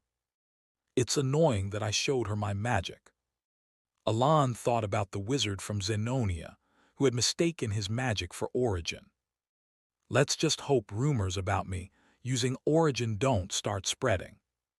In this world, rumors carried more power than one might think. If a rumor spread that Alon could use origin, a spell only supreme wizards in this world could cast, it might seem advantageous at first glance, but it would actually be a major headache. In this dark fantasy world, it wasn't hard to find madmen who couldn't resist picking fights with anyone strong. If he had a solid backer, that might be another story, but without one, if strange rumors spread, it would be more than just an annoyance. Dangerously powerful individuals could start picking fights with him for no reason. In fact, Alon could already think of 8 strong people who would come looking for him if they heard he could use origin, so he wanted to nip any rumors in the bud quickly. Hopefully she understood. As he recalled the wizard nodding in agreement before sending Lady Zenonia off to clear up any misunderstandings, Alon continued his thoughts with an uncomfortable expression. Why on earth are they interested in me anyway? For Alon, Kalia was not just uninteresting. She was someone he wanted to avoid as much as possible. If they somehow became close, the likelihood of getting involved in the underworld would increase naturally. He did introduce her to the Duke of Altia, though. He knew there was no way Lady Zenonia would actually seek out the Duke. Even so, the reason he introduced her to the Duke of Altia was more about sending a message. A message that he had no interest in associating with her. Don't come looking for me. With that thought, Alon ended his musings about Kalia. Meanwhile, inside the carriage, was the magic Count Palacio used really origin? Kalia was asking. Unlike his usual immediate responses, Bianca remained silent. Just as Kalia was about to speak again. It was origin. Bianca finally spoke. It was origin, then what was that earlier display? As Kalia questioned him, clearly not understanding, Bianca took a deep breath, trying to calm himself, and began to explain. Origin is the endpoint of all wizards, a canvas of sorts. It is a canvas allowed only to those who have established magic as a truth, where they can draw their own unique laws. Magic that possesses its own unique arrangements and manifestation formulas, painted onto an unchanging canvas. This is what we call origin. However, he swallowed and continued. Count Palacio's magic was different. In what way? It wasn't drawing on a canvas. To be more precise, his magic was akin to tearing the canvas apart. When Kalia looked at him, clearly not comprehending, Bianco explained further.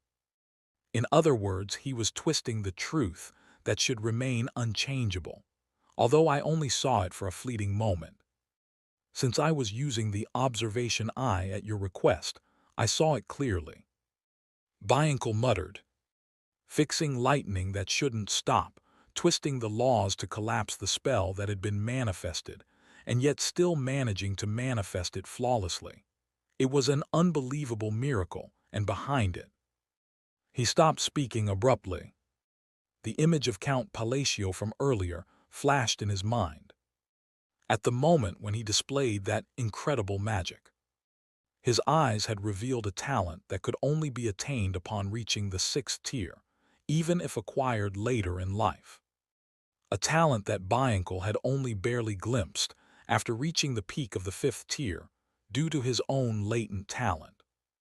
Eyes that could perceive the world itself. It was an eye. A pair of jet-black eyes, with 2 crimson rings encircling the pupils. Those eyes had appeared when the Count used his magic. As soon as the magic disappeared, so too did those eyes, vanishing as if they had never existed. Recalling this, Bianco could not hide the fear that filled his own eyes. If it was what he thought it was, the Count had accessed the power of a forgotten ancient god when he used that magic. But Bianco cut off his own thoughts, even using magic to force himself to stop thinking. Having delved into ancient knowledge, he was well aware of how dangerous it was to try to infer the truth behind such things through further thought. Thus, let me give you one piece of advice. Never make an enemy of him. Do not oppose Count Palacio. What? That's all the advice I can give. Having said that much, Bianco fell silent. Lady Zenonia also kept her silence.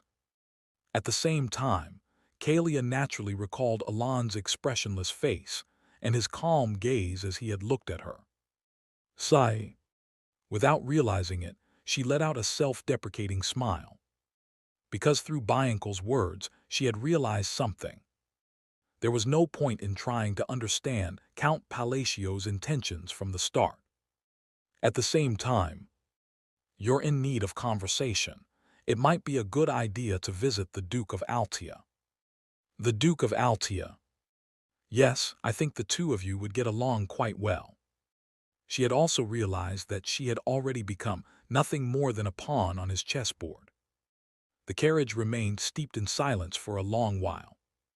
And then, about 5 months later, by now quite accustomed to his role and proficiently handling the duties of the Count, Alon realized something.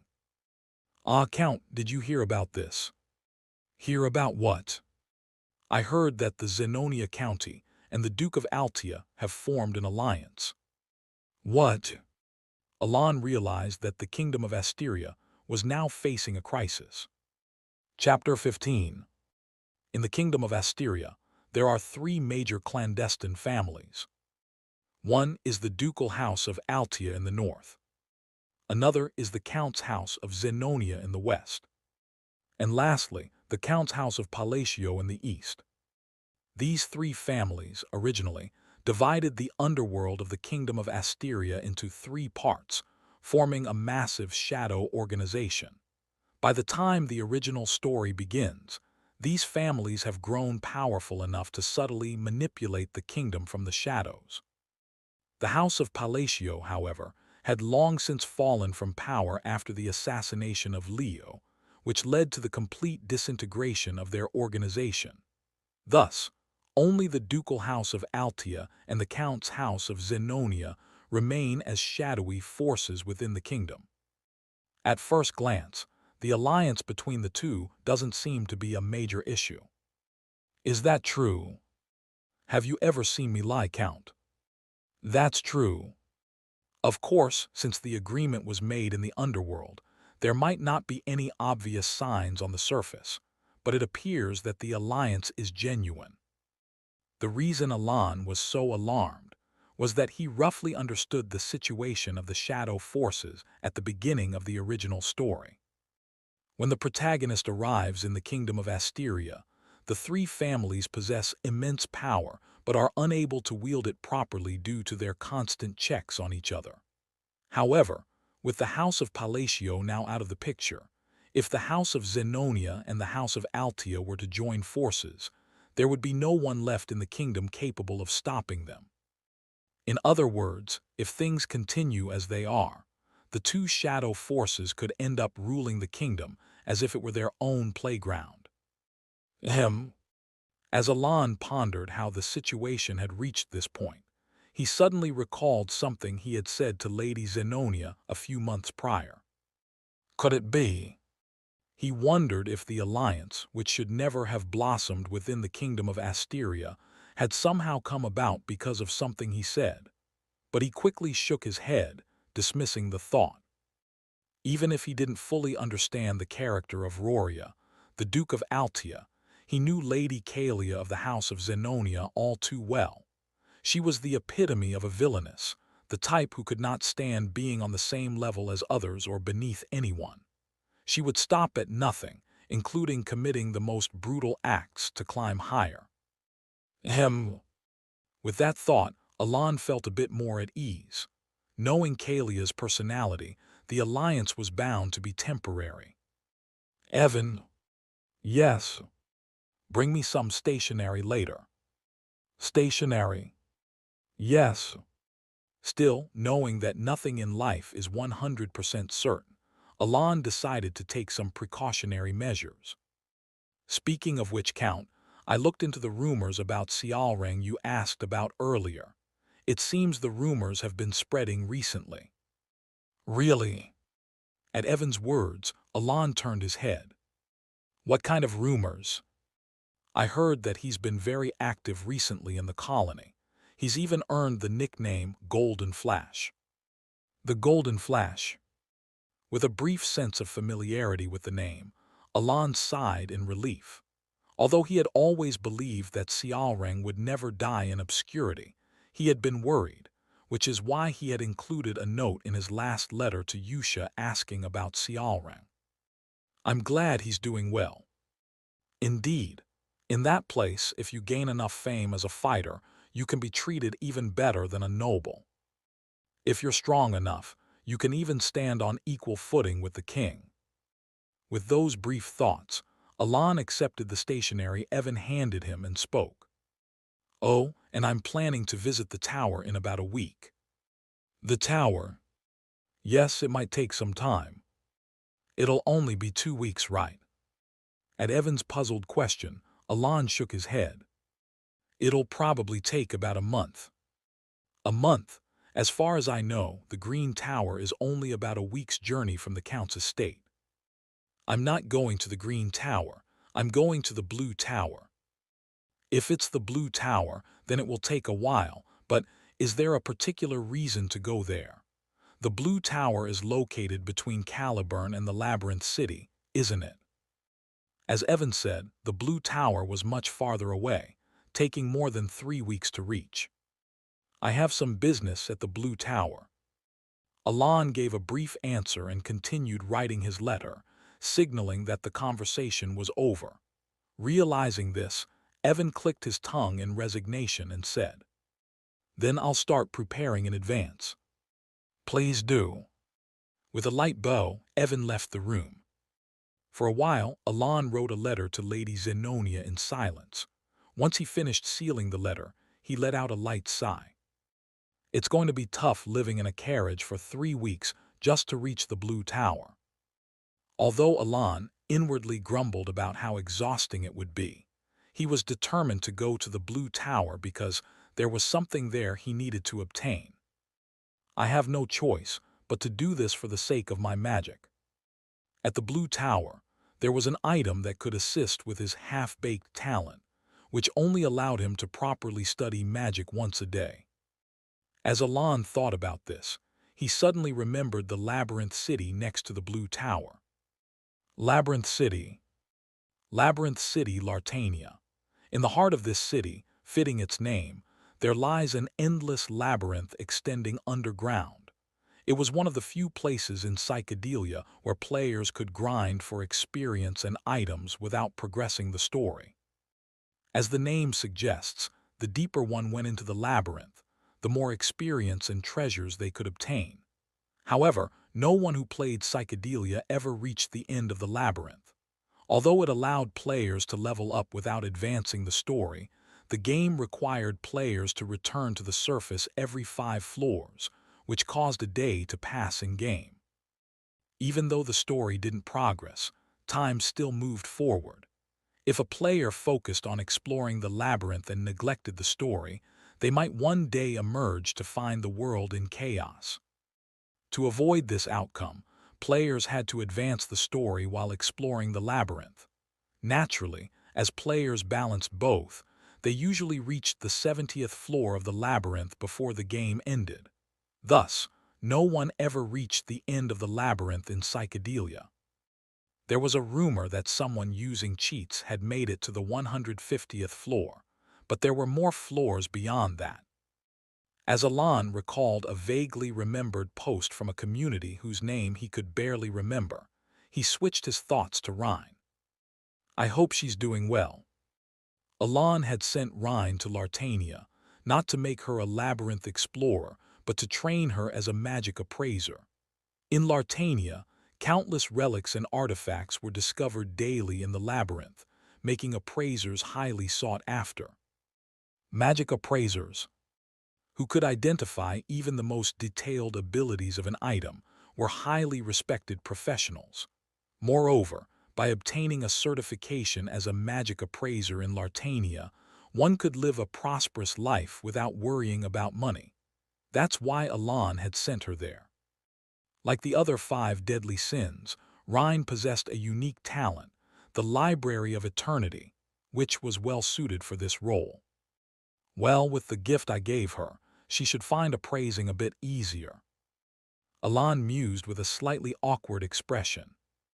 Come to think of it, the gift I gave Rhine seems a bit small compared to what I gave the others.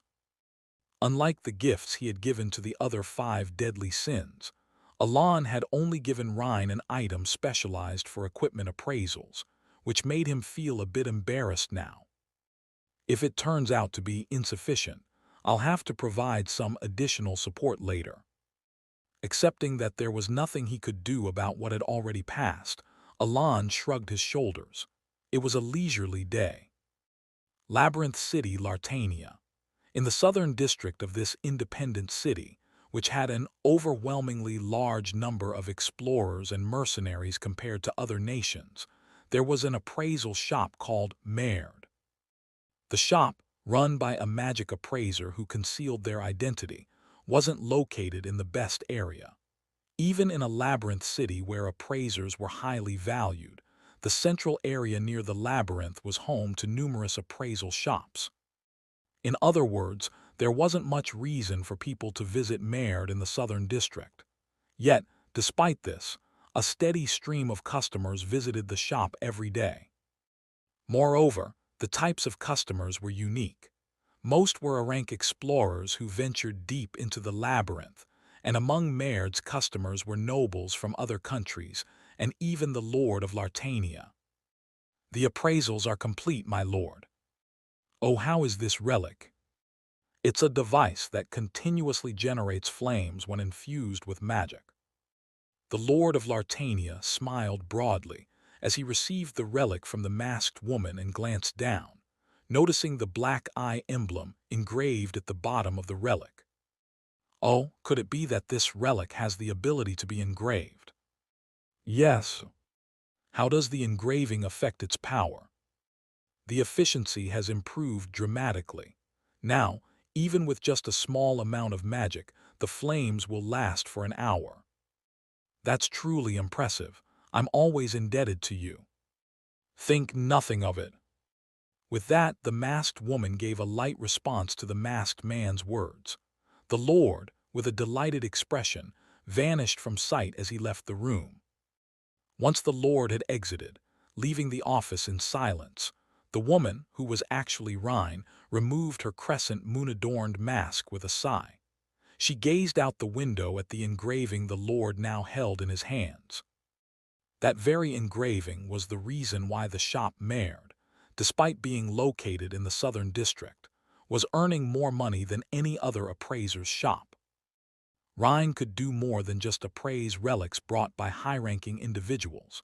She could also engrave certain relics to further enhance their abilities.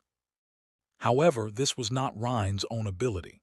Her talent lay in using the library to accurately identify the nature of relics and determine which specific relics could be engraved. The ability to engrave was thanks to the gift from the Great Moon.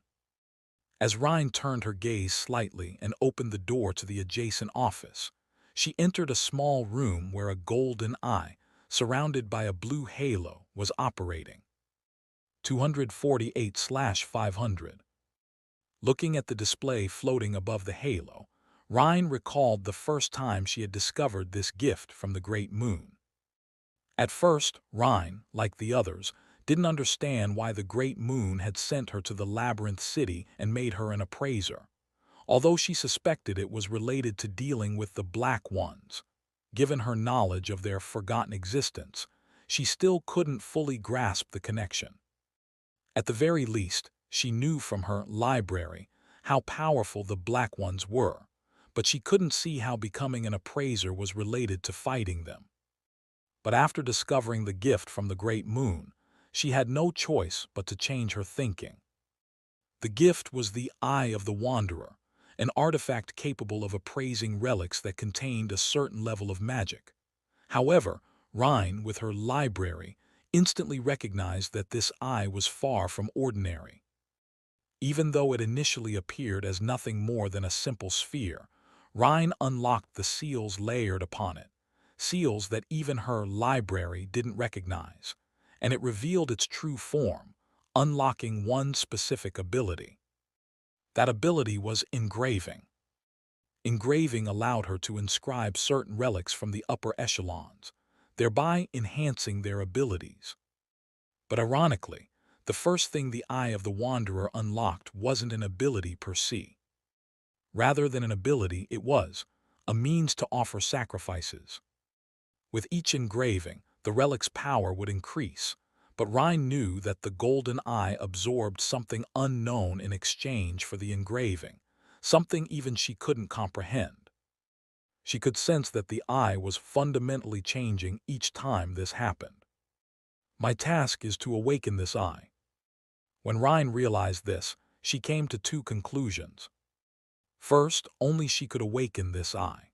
The eye only responded to relics with specific patterns from the upper echelons, and if she brought it a relic that didn't meet these criteria, the accumulated power would diminish. Second, the eye would eventually grant her enough power to stand against the Black Ones. Thus, Rhine followed the will of the Great Moon, watching as the eye gradually awakened with each relic it absorbed. Everything is to kill the Black Wolf. Muttering this to herself, Rhine gently caressed the golden eye floating in the air. And to follow his will. A faint, inexplicable fanaticism gleamed in Rhine's eyes. About 3 weeks later, as Alon had told Evan, he arrived at the Blue Tower by carriage. Originally, he had planned to meet the Tower Master as scheduled, but unfortunately, the Tower Master was absent, so he had to meet with the Vice Master instead. But then, "Come on, hurry up and state your business. I'm busy." Faced with this curt and dismissive attitude, Alon wore a bewildered expression. Chapter 16. The status of a wizard on this continent has a rather peculiar structure.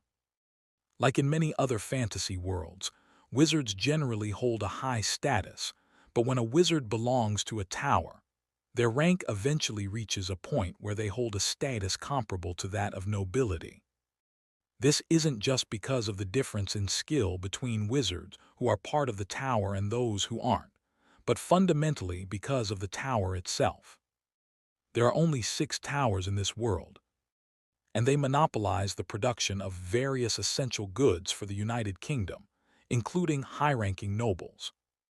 In other words, the combination of a wizard's combat prowess and the exclusive production of necessary goods elevates the tower's power to the level of noble authority. Moreover, the authority of the Vice Tower Master, who can be considered the deputy master of such a tower, is said to pierce the heavens. Despite knowing all of this, isn't this treatment a bit much? Alan looked at the Vice Tower Master with a bemused expression, though his face remained impassive. She, draped in a blue cloak symbolic of the blue tower and with long blue hair cascading down to her waist, leaned her head on one hand, as if bothered by everything in the world, while holding a pen in the other. Her name was Peenia Chryson. In Psychedelia, she appears once or twice in the main story as a wizard who, at the young age of 22, had reached the 7th rank, a ridiculous talent. She was also a powerful wizard with an origin. However, at this point before the original story begins, she has not yet become the Tower Master and seems to be at the 6th rank rather than the 7th. As I mentioned before we met, I've come to talk about the Shimmin. What about it? Alan continued, watching Peenia wrestle with a stack of papers without even looking at him. I can get rid of the Shimmin.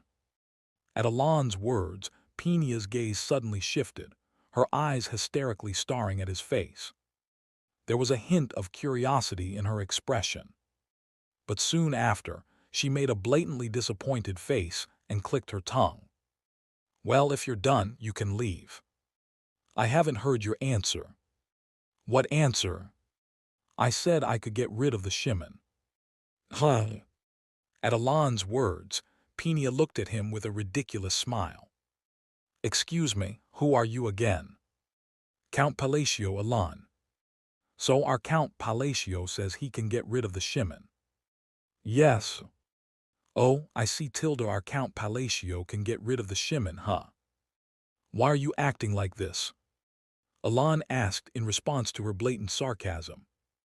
Do you think you're the first person to say that? Do you think you're the only one who has come here seeking the treasure you can get by eliminating the Shimmin?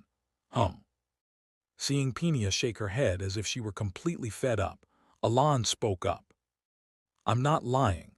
If you guide me to the Shimmin, I'll show you right away. How many people do you think have said that in front of me? I can definitely get rid of it. Alan's words made Peenia suddenly drop the pen she had been holding and frown openly, releasing her magic power abruptly. Snap! This wasn't the implementation of a spell. It was merely a surge of magical energy. The waveform, which was blatantly scattered based on her emotional state, instantly began to cause abnormalities within the office. The entire room trembled as if an earthquake had struck, and scrolls and parchments on the shelves fell to the ground in an instant. In the midst of all that, excuse me, it's starting to come to light that you only became an count because a bunch of trash conveniently died, and now you're desperate for a move to turn things around, but you shouldn't be causing trouble here, right? As Peenia lowered her voice, filled with hysteria, Alan realized 2 things anew. The first was that, despite seeming to be consumed by work, she was surprisingly well informed about the outside world. In fact, just as she said, since becoming a count, he had lived quietly without interfering with the underworld, and rumors about him had started to spread. The other realization was that the anger that had surged within him, unable to tolerate the way she treated him earlier, had strangely subsided, as if it had been cured. She's terrifying, Alan thought, realizing that despite not having reached the 7th rank, Peenia was clearly a superhuman who had transcended the realm of ordinary humans, as evidenced by the strange phenomena she created with just a scattering of magical energy. I shouldn't push my luck, or I'll end up snapped in half. Even though he was a second-rank wizard, Alan fully understood that if Peenia chose to use her magic, his life would be in danger, so he spoke. "If you don't trust me, I'll stake my entire fortune." "What?" Despite feeling fear, Alan's expression remained as impassive as ever. "I mean it. If I can't get rid of the Shimon, I'll donate my entire fortune to the Blue Tower. No, since this is a private deal, I'll hand it all over to you personally." "What nonsense!" "Of course, you don't have to stake anything. I'll be the only one to do so, and I'm willing to swear an oath if necessary." Peenia frowned at Alan's words, but he continued with the same impassive expression. "This seems like a fairly good deal for you, considering you'd only be wasting a little time. What do you think?" After a moment of silence, Peenia responded. "Write up a contract." Peenia Chryson, a prodigy who reached the 6th rank at the mere age of 21, and the current Vice Tower Master of the Blue Tower, following her master, the Tower Master. She led Alan down to the underground, stopping in front of the door where the Shimon was kept. "It's here. Once you open this door, the Shimon will be inside."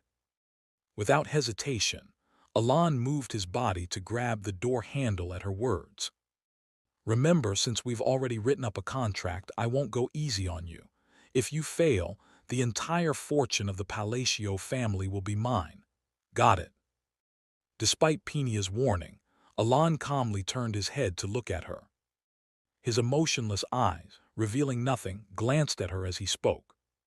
"There's no chance of that happening." Creak. With those words, he opened the door without hesitation and stepped inside. And as Peenia watched his retreating figure, she recalled the rumors about him. Once, he was known as the hidden figure behind the Palacio family, who killed all the other heirs to become the Count. But over the past 3 years, his reputation had changed significantly. Now, people thought it was all just a coincidence, that he was simply a lucky fool who became a count because the other heirs died. Of course, some still believed he had reasons for not being active, but after meeting him in person, Peenia thought the rumors leaned more toward the latter.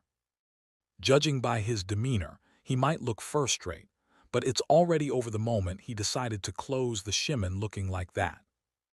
Peenia was also aware that Alan's atmosphere was unusual. His inorganic eyes, a face so thoroughly devoid of emotion that it was hard to believe he was an ordinary human. For a moment, even she was silenced by his presence, but it was only an atmosphere. Having assessed his talent, Peenia couldn't help but laugh. He has talent, but it's only slightly better than most. His monocore is excessively small, and even at best, his rank is just at the edge of the 2nd rank. He doesn't even possess the eyes, which are essential for reaching the 6th rank. The Count of Palacio astonishingly lacked any significant talent. He didn't have the eyes, a necessary trait for becoming a high-ranking wizard, nor did he have a vast amount of mana. His magical rank was only at the 2nd rank, and while his sensory perception was decent, that was all. Sensing ability, among the many talents a wizard must possess, doesn't rank particularly high. In the end, the very fact that he came here confidently claiming he could eliminate the Shimon with such a mediocre talent only confirmed to Peenia that the rumors about him leaned more towards the latter. She made a pitiful expression as she watched him, then turned her gaze to the rift in the center of the room, glowing with a purple light. The rift, which wizards refer to as the Shimon time gate, is literally connected to some unknown subspace, making it an extremely troublesome phenomenon. Shimon, which appears primarily in places where magic is heavily used, causes considerable damage to its surroundings. For example, beings from another dimension might cross over through the rift, or it might suddenly absorb all the surrounding magical energy, creating a mana vacuum in the entire area. I heard they tried various methods to erase the Shimen in the early days because of this. As far as Penia knew, no wizard had ever succeeded in erasing a Shimen. If research on Shimen had continued for a long time, there might have been a chance to find a way to eliminate it eventually. But for now, that method did not exist. In the first place, even if a Shimen appeared suddenly, it would naturally disappear after about 1 to 3 months, leaving behind a relic. Although the principle behind this was still not understood, wizards did not bother to spend time and resources researching methods that showed no promise. However, in the case of the Blue Tower, the Shimen that was expected to disappear in a few months had already been causing trouble in the tower's basement for over 2 years, without any sign of disappearing. Penia, lost in these thoughts, watched Alan, who had approached the Shimen without taking any action. Despite the passage of time, Alan remained motionless. Just as Penia clicked her tongue and was about to speak, Tab, Alan formed a hand seal. Penia was slightly intrigued as she watched him suddenly raise his hand to form the Wisdom Fist seal. Instead of using a staff as a medium, he used his own hand, employing a method that was considered primitive, even in ancient magical texts, methods rarely studied, even in academic circles. Just come out.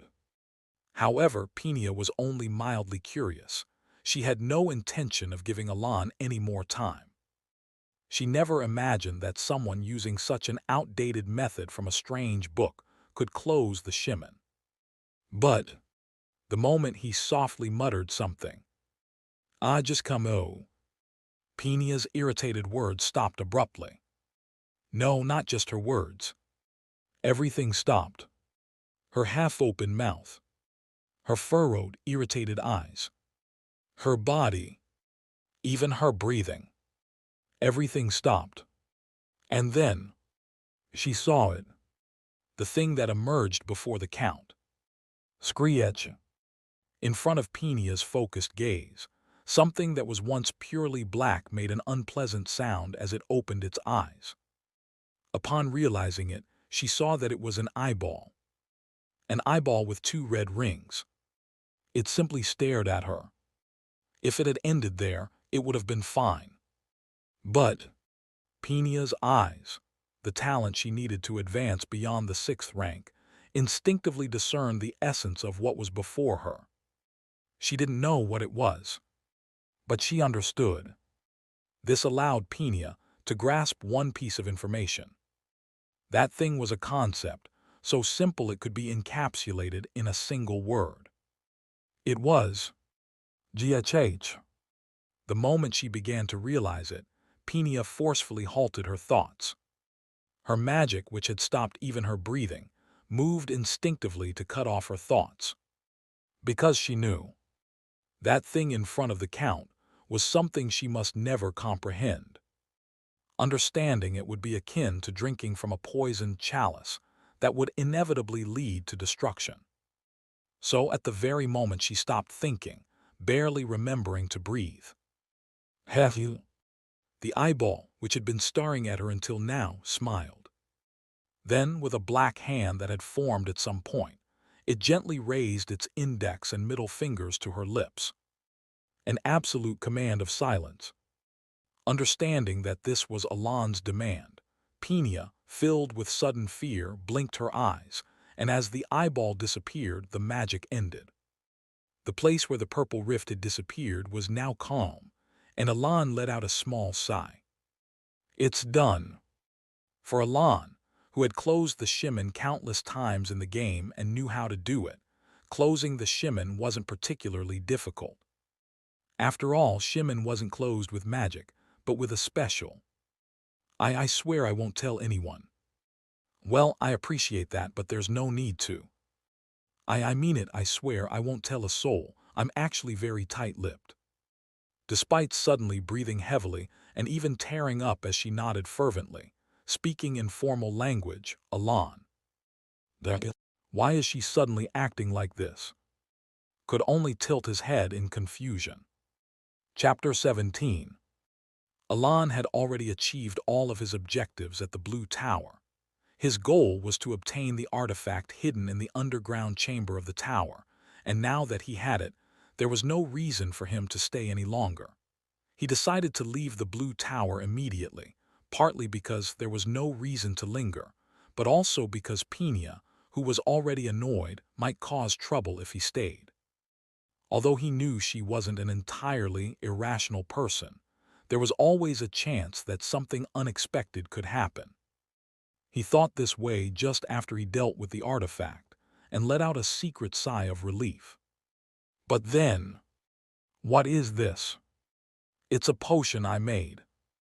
Alan glanced at her, forcing a smile despite his sharp gaze, and then picked up the potion bottle from the table. The liquid inside was a deep blue, and it emitted a white glow when shaken slightly. This is a magic recovery potion, and a highly valuable one at that. In this world, magic potions don't work immediately like in other games. Instead, their effects appear gradually. Therefore, it would be more accurate to call them magic recovery enhancement potions, rather than just magic recovery potions. However, among all the potions, the 5 bottles Penia placed before Alan were the only ones here that truly lived up to the name magic recovery potion. The highest grade potion he held could restore some magic power almost instantly, just by drinking it. These potions, which were called magic recovery potions but were actually magic recovery enhancement potions, were incredibly expensive. Alan had once tried to buy a magic potion when he felt inconvenienced by only being able to use magic once a day, but the price had almost made him faint. I think the cost of these 2 bottles alone could buy a small villa. As he stared at the potion for a while, he turned his gaze to Penia.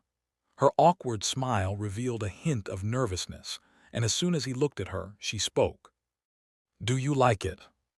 I understand it's a high-grade potion, but why are you showing this to me?" "I'm giving it to you." "You're giving me this potion?" "Yes." A question mark appeared in Alan's mind. He could somewhat understand why her attitude had changed immediately after he closed the artifact. She might have felt a bit of gratitude or awe since the method to close the artifact was unknown until now. But to Alan, Penia's current behavior didn't seem to stem from gratitude or awe at all. Does she misunderstand me like that wizard who came with Lady Zenonia last time? With this thought in mind, Alan spoke. "Just to clarify, I'm a second-rank wizard." "Yes, I know. Of course you're a second-rank wizard." When he opened his mouth, suspecting that she might be mistaken, Penia nodded eagerly as if she had been waiting for him to say that, leaving him even more confused.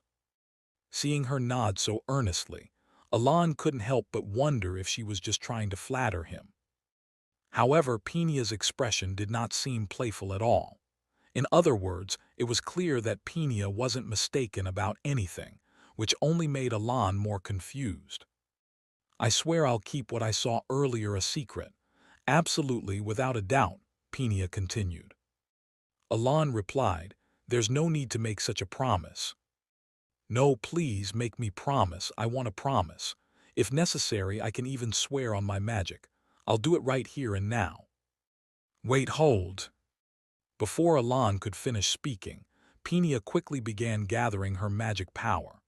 The sudden surge of intense magic filled the office, making Alan's heart skip a beat, and before he could say anything, Penia had already sworn a magical oath. Is she really going this far just to keep the method for closing the artifact a secret? Sure, the artifact is a mystery to them at this point, but... On the outside, Alan remained expressionless, but internally he was utterly bewildered. He realized that Penia was clearly misunderstanding something. "You see, I'm good at keeping promises. I'll keep this secret absolutely." "All right." Seeing Penia speak so desperately after making her oath, Alan could only nod calmly in response. There was no sign that her misunderstanding would clear up any time soon. Thus, Alan left the Blue Tower with 5 bottles of magic recovery potion and the artifact he had sought.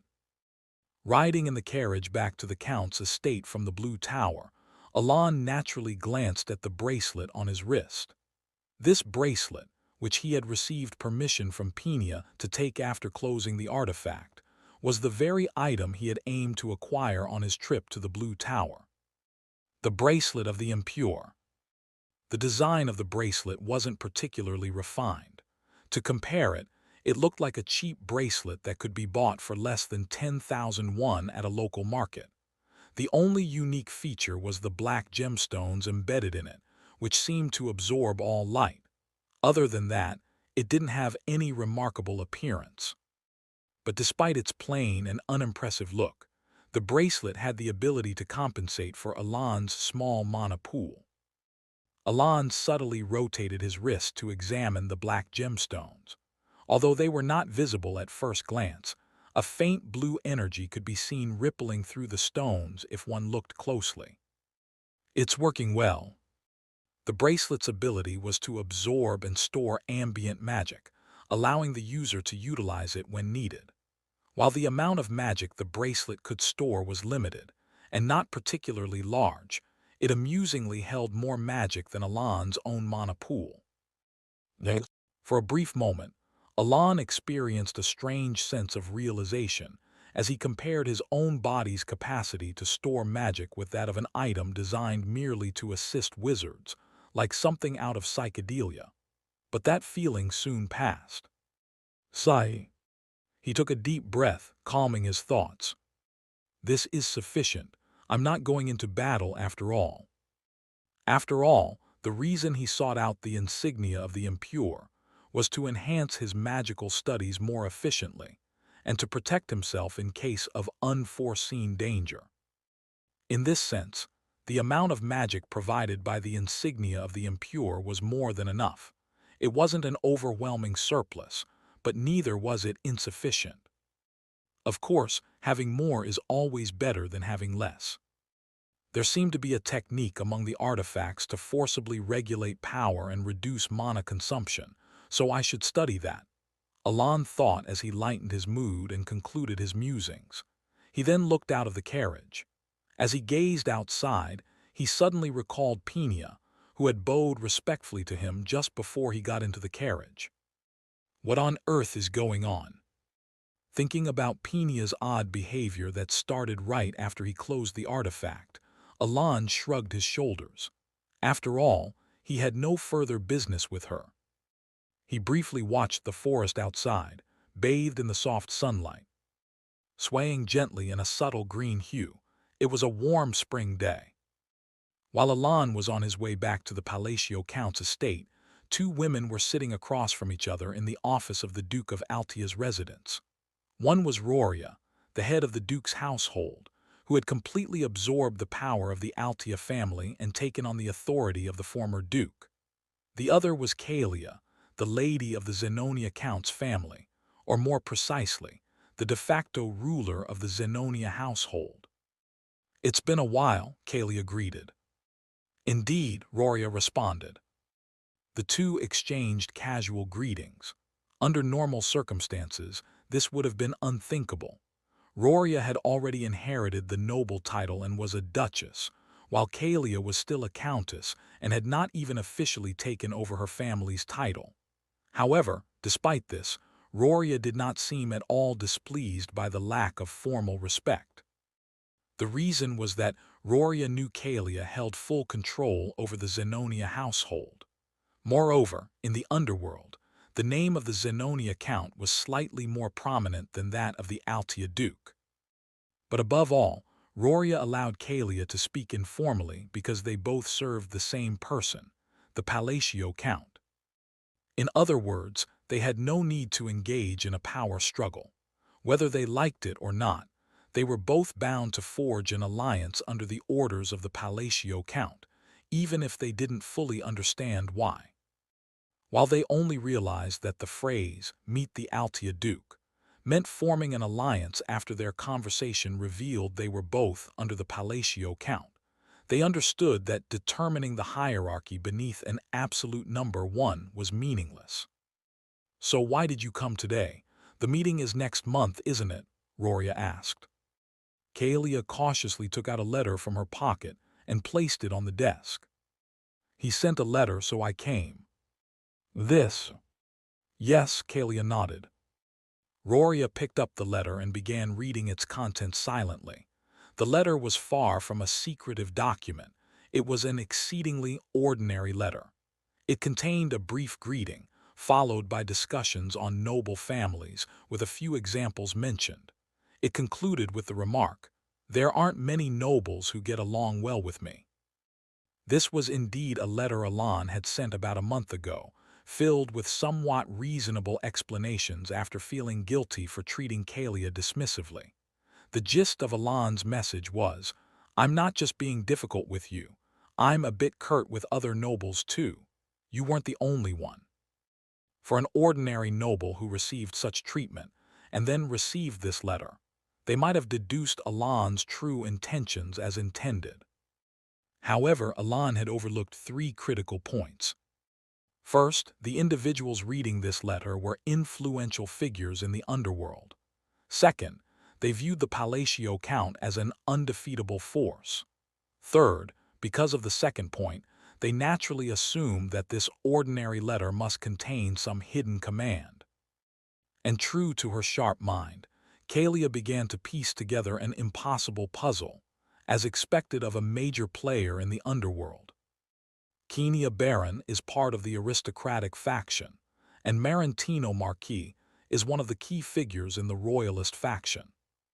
Viscount Valanda is with the royalists, and likewise, Duke Paldian is a prominent member of the aristocratic faction. As they began to classify the noble families that Alan had mentioned meeting and speaking with at the ball, it didn't take long before they started piecing together the puzzle. In summary, it seems he doesn't favor either the aristocratic or the royalist factions. For a brief moment they both thought of the idea, does he want to kill them all? But they shook their heads in unison, as if they had agreed beforehand. It was too irrational. Naturally, the alternative that came to mind was, does he want to push out the existing nobles and create a new regime? After saying this, the two fell silent. Normally, this would be an impossible scenario. Changing an already established system isn't something that can be achieved by just a handful of nobles gathering together. But for these two, who breathed politics like air and constantly weighed the scales of power, the story was entirely different. It would require various preparations and time, but ultimately the answer they arrived at was, it's possible. "Aha!" Roria let out a low exclamation. To be honest, until now, she hadn't been able to guess what Alan was aiming for, nor did she understand why he had made her a duchess. But if this was truly his goal, then everything made sense. If he was indeed planning what she thought, then the notoriety of the Altia Duke was absolutely necessary. Moreover, if they allied with the Zenonia Count, the dominant force in the West, the scales of success would undoubtedly tip in their favor. "It seems that must be the case," Roria said, shuddering as she realized the true intent behind the Count's actions. And so, late in the afternoon, as the sun set and the twilight descended, they began to draft their plans in a room where not even a magical lamp was lit. A strange puzzle had been pieced together, and was now beginning to move on its own. At that very moment, Alan, in a forest where the early sunset brought a drop in temperature, he was eating a sweet potato. "Tasty." Completely unaware of anything, his small remark as he took a bite of the sweet potato faded into the forest. Chapter 18. It has been a month since Alan returned from the Blue Tower. Who? Having acquired the insignia of the impure, Alan could now use magic 3 times a day, and by carefully managing his mana, he could even use it up to 4 times. Today, he realized one of the new rules about phrases. Even if the same phrase doesn't overlap, using a similar phrase can produce an effect similar to overlapping.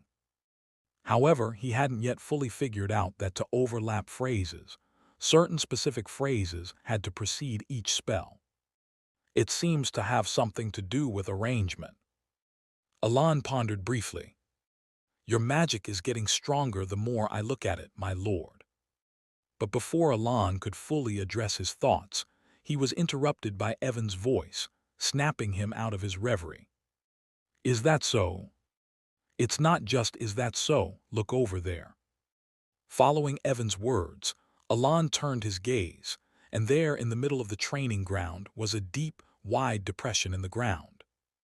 A second-tier spell shouldn't be this powerful, right? Well, you've always used spells that don't seem like second-tier spells, but there's a noticeable difference between now and a few months ago. Alan glanced at the sunken ground. Indeed, for some reason, I've felt that my magic has been growing stronger. The spell Alan had been experimenting with was Gravity, a second-tier gravity-based spell.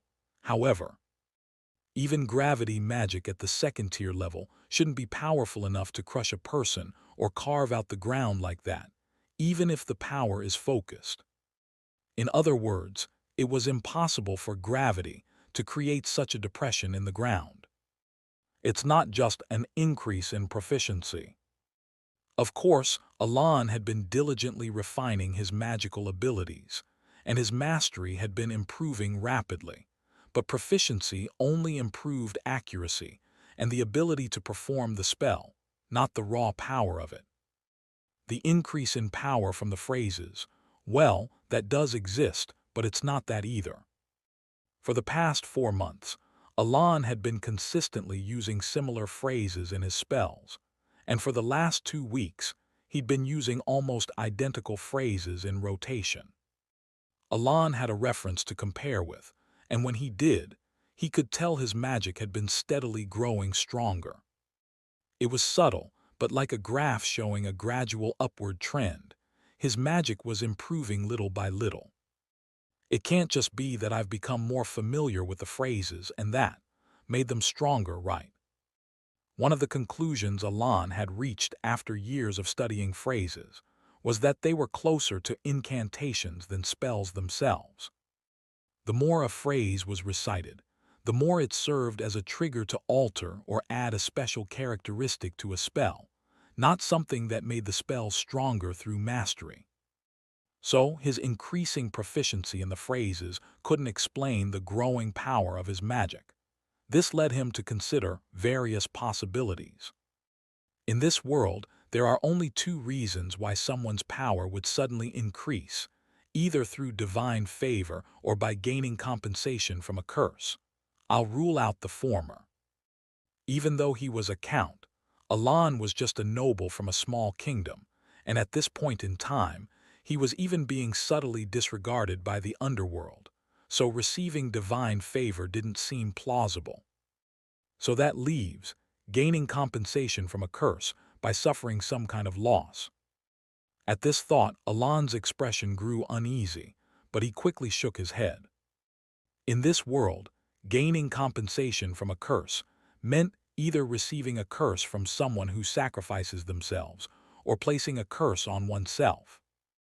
Even the curse was a ritual used only in the East, and at that time, no one Alan was connected to had any ties to the East. In short, neither the former nor the latter applied to him. Alan repeatedly reminded himself of that. Thus, the conclusion he arrived at was, I guess I'm just in good condition today. Is that it? That's it. There's no reason for my magic to get stronger. It was denial. I heard a letter from Yusha arrive today. I should go and read it. With that, he decided to stop his magical research and headed to his office to read Yusha's letter. The Holy Kingdom of Rosario. Unlike the Holy Empire of Barshiakan, which lies beyond the empire and worships the sun as its primary deity, Rosario venerates Saturnia, the goddess symbolizing the moon and peace. In front of the convent located to the east of its capital, the city known as the White City due to all its buildings being pure white, stood a holy knight.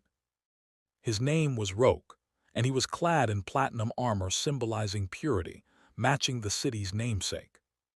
Cautiously, he opened the door and stepped inside. Not long after, he saw a nun with white hair standing before the statue of Cyrenaia outside the convent.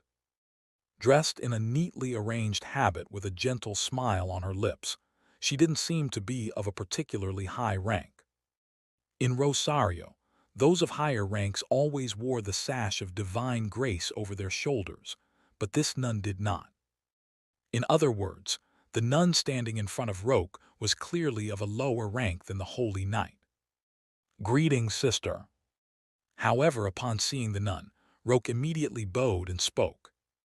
"Hello, Sir Roke, have you been well?"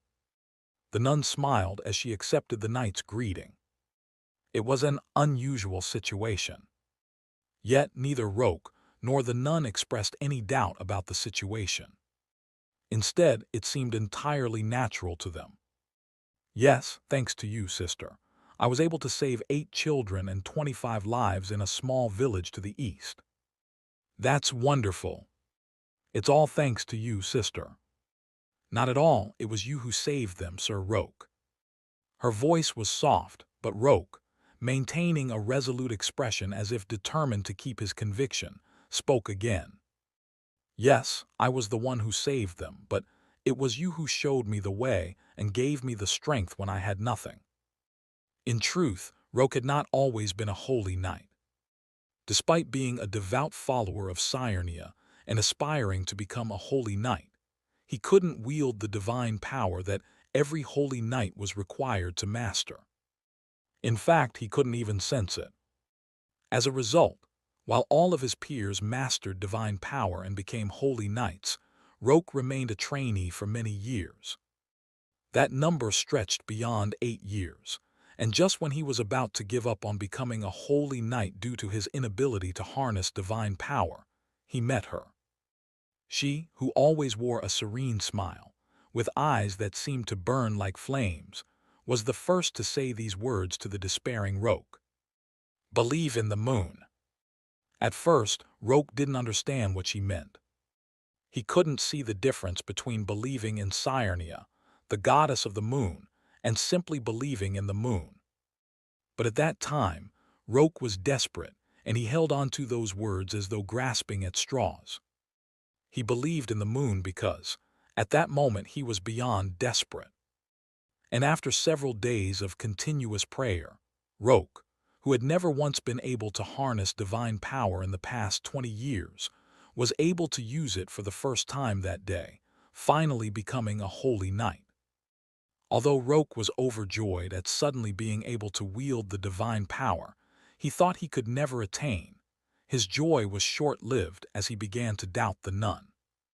At least for someone like Roke, who was born and raised in Rosario and had devoted his life to Cyrenaia, gaining the ability to use divine power was truly something to be happy about. But on the other hand, he began to wonder if he had strayed into the path of heresy. After all, the reason he had gained divine power was not because he had worshipped Cyrenaia, but because he had placed his faith in the moon. However, amusingly, as time passed, Roke's doubts gradually faded. The reason was simple. The divine power he had gained by believing in the moon was no different from the divine power that came from worshipping Cyrenaia. All the powers granted through faith in a deity worked exactly the same, without a single discrepancy. The sacred tools permitted under the name of the goddess also gleamed brilliantly in Roke's hands, further proving that his divine power was genuine. Even so, the lingering doubts in his heart persisted, and eventually Roke asked the nun why she had told him to believe in the moon. Her answer, however, had nothing to do with heresy, religion, or complex theology. Faith comes from invisible belief, but that takes too long. It's much easier for most people to find belief in something that they can see. That's why I suggested it. The goddess in the heavens may not always be visible, but the moon is always by our side. And after all, the goddess Saturnia asterisk is asterisk the moon. It was simply a story about faith. It was a way for people, who always carried doubts in their hearts, to believe more firmly in the divine. With that answer, Roque erased the doubt from his heart. And he thanked the nun. He sincerely felt gratitude toward her, for helping someone like him, who was full of doubts, to believe in the divine. Ah, if you'd like to express your gratitude, would you join us in prayer? It's almost time for the prayer session, and many others have already gathered. I would gladly do so. With a nod from Roque, the nun smiled softly and opened the door to the prayer room. Inside, many people were already seated. Believers, children, trainees, pilgrims, and holy knights. Each one assumed their own posture. Some stood still in place. Others sat in chairs. Some knelt on the ground, while others simply bowed their heads, hands clasped with those beside them. Yet there was one thing they all had in common. Everyone in the prayer hall remained reverently still. Without making a sound, they simply bowed their heads and closed their eyes in prayer. And as the nun made her way through the rows of worshippers, reaching the front of the hall, "No. Now then." With a gentle smile on her face, she spoke. "Let us all pray." Yusha Bludia, her crimson eyes faintly gleaming, spoke as she stood with her back to the moonlight streaming through the stained glass. To the great moon. Chapter 19. Officially, there are only 5 mages of the 8th tier, and one of them is Selim Micarlo, the master of the Blue Tower. He had been on a business trip to the northern lands, home to the barbarians, for several months. Upon his return, he immediately sensed something was amiss at the Blue Tower. The first reason was the disappearance of the presence of Shimon, which he always felt upon returning to the tower. The second reason was his disciple, Penia, who was also an 8th tier mage, blessed with a talent that could only be described as dazzlingly gifted. Penia, with her overwhelming talent, had developed an arrogant personality that reached the skies. Although she had shown at least minimal respect to her master Selim in the past, she had become increasingly impudent since she reached the 6th tier at a young age and was appointed as the deputy master of the tower. Her attitude toward him had become more brazen over time. In truth, Selim knew that Penia's behavior wasn't entirely due to disrespect for him. A significant reason was the overwhelming amount of paperwork she had to deal with while he was away on his frequent business trips. Nonetheless, even taking that into account, Penia had achieved too much for her age, and her arrogance had become excessive. However, Selim never intended to correct this behavior. While arrogance is a trait that a mage must be cautious of, especially in the pursuit of knowledge, Penia's arrogance did not extend to her research and studies. Besides, Selim believed that once she reached the 7th tier, her personality would naturally correct itself to some extent. No matter how talented and self-centered a mage might be, they would inevitably become humble upon reaching the 7th tier. At that level, one begins to realize how insignificant their past achievements truly are. And so, Selim had left her be until now.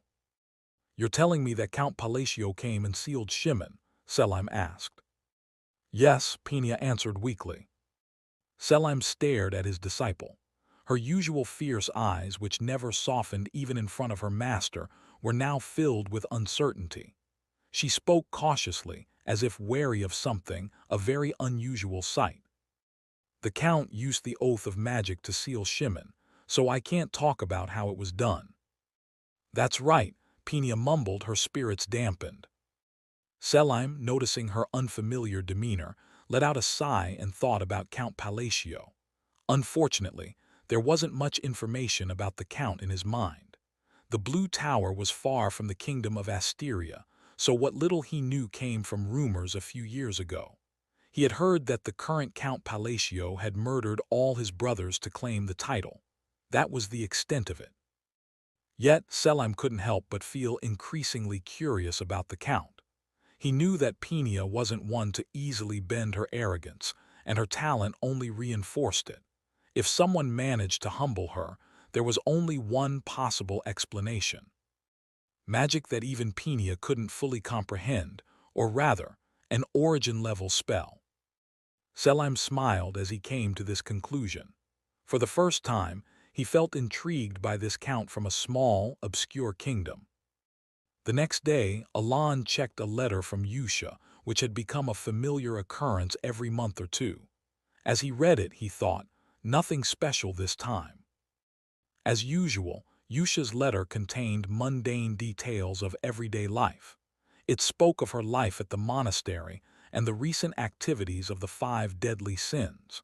Alan, however, preferred these trivial stories over peculiar incidents. The fact that there wasn't anything particularly noteworthy meant that the 5 deadly sins were living quite well. Of course, it was a bit lonely that none of the others bothered to send even a single letter, but Alan understood. It's probably because I've never met them face to face. He had never visited the orphanage, so naturally he had never met the 5 deadly sins in person. Although he had provided substantial financial support from their perspective, Alan was likely just seen as a kind benefactor. In fact, he figured they might not even think of him as a benefactor, but rather as just some nice guy from the past. Still, it didn't bother him much. His goal was never to win the affection of the 5 deadly sins. His primary aim was to guide them down the right path, ensuring that they wouldn't destroy the kingdoms. Since that goal had already been achieved, there was no need for regret. Even so, Alan couldn't help but feel a little sentimental. Despite his indifferent exterior, a faint smile of satisfaction crept across his face as he read Yusha's letter. The others had never sent a letter from the very beginning, but Yusha, despite living a nun's life, had consistently written to him once a month. It wasn't much, but the thought of it warmed Alan's heart. It felt like raising 5 children, only for all of them to forget his efforts and never send a single letter, except for the eldest daughter, who still remembered and appreciated his hard work. Yusha's the only one who truly gets it, he thought to himself.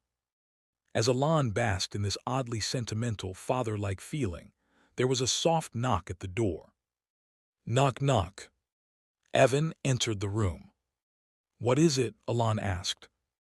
"Oh, I meant to tell you yesterday when I saw you at the training grounds, but it slipped my mind. Remember when you asked me to look into it last time?" "Yes, I remember." As Evan said, Alan had previously asked him to check with the Information Guild to see if the 5 deadly sins were doing well. Although Yusha's letters used to give him a glimpse of what the others were up to lately, her letters contained fewer details about the rest. "So did you find anything out?" "Yes, but there wasn't much need to consult the guild. A few of them are pretty infamous now, especially Deus and Sialrang." Alan motioned for him to continue, and Evan stepped fully into the room, organizing his thoughts before speaking. "First, about Sialrang. I've heard rumors that she's already become a warrior close to the rank of Baba Yaga. She's won 32 consecutive battles. 32 consecutive wins. Yes. That doesn't sound possible. Honestly, I didn't believe it at first either, but the rumors seem to be true. Among those 32 victories, only one fight went beyond 10 exchanges. The other Baba Yagas are getting quite nervous." "That makes sense," Alan nodded in agreement, still stunned by what he was hearing. The title Baba Yaga was an honorable rank in the colony, and there were only 4 individuals who held that title at any given time. The title never increased in number. Therefore, if Sialrang managed to reach the record of 100 wins required to challenge for the title, one of the current 4 would have to face her. If I recall correctly, wasn't the Lion King the fighter with the most consecutive wins in colony so far? Yes, that's right. He had 41 wins if I remember correctly, Evan confirmed. She's only 9 wins away from surpassing the Lion King. Exactly. Evan nodded as Alan pondered, momentarily imagining the Lion King, who joined as a companion in one of the games. It was then that Alan realized just how absurdly talented the 5 deadly sins were.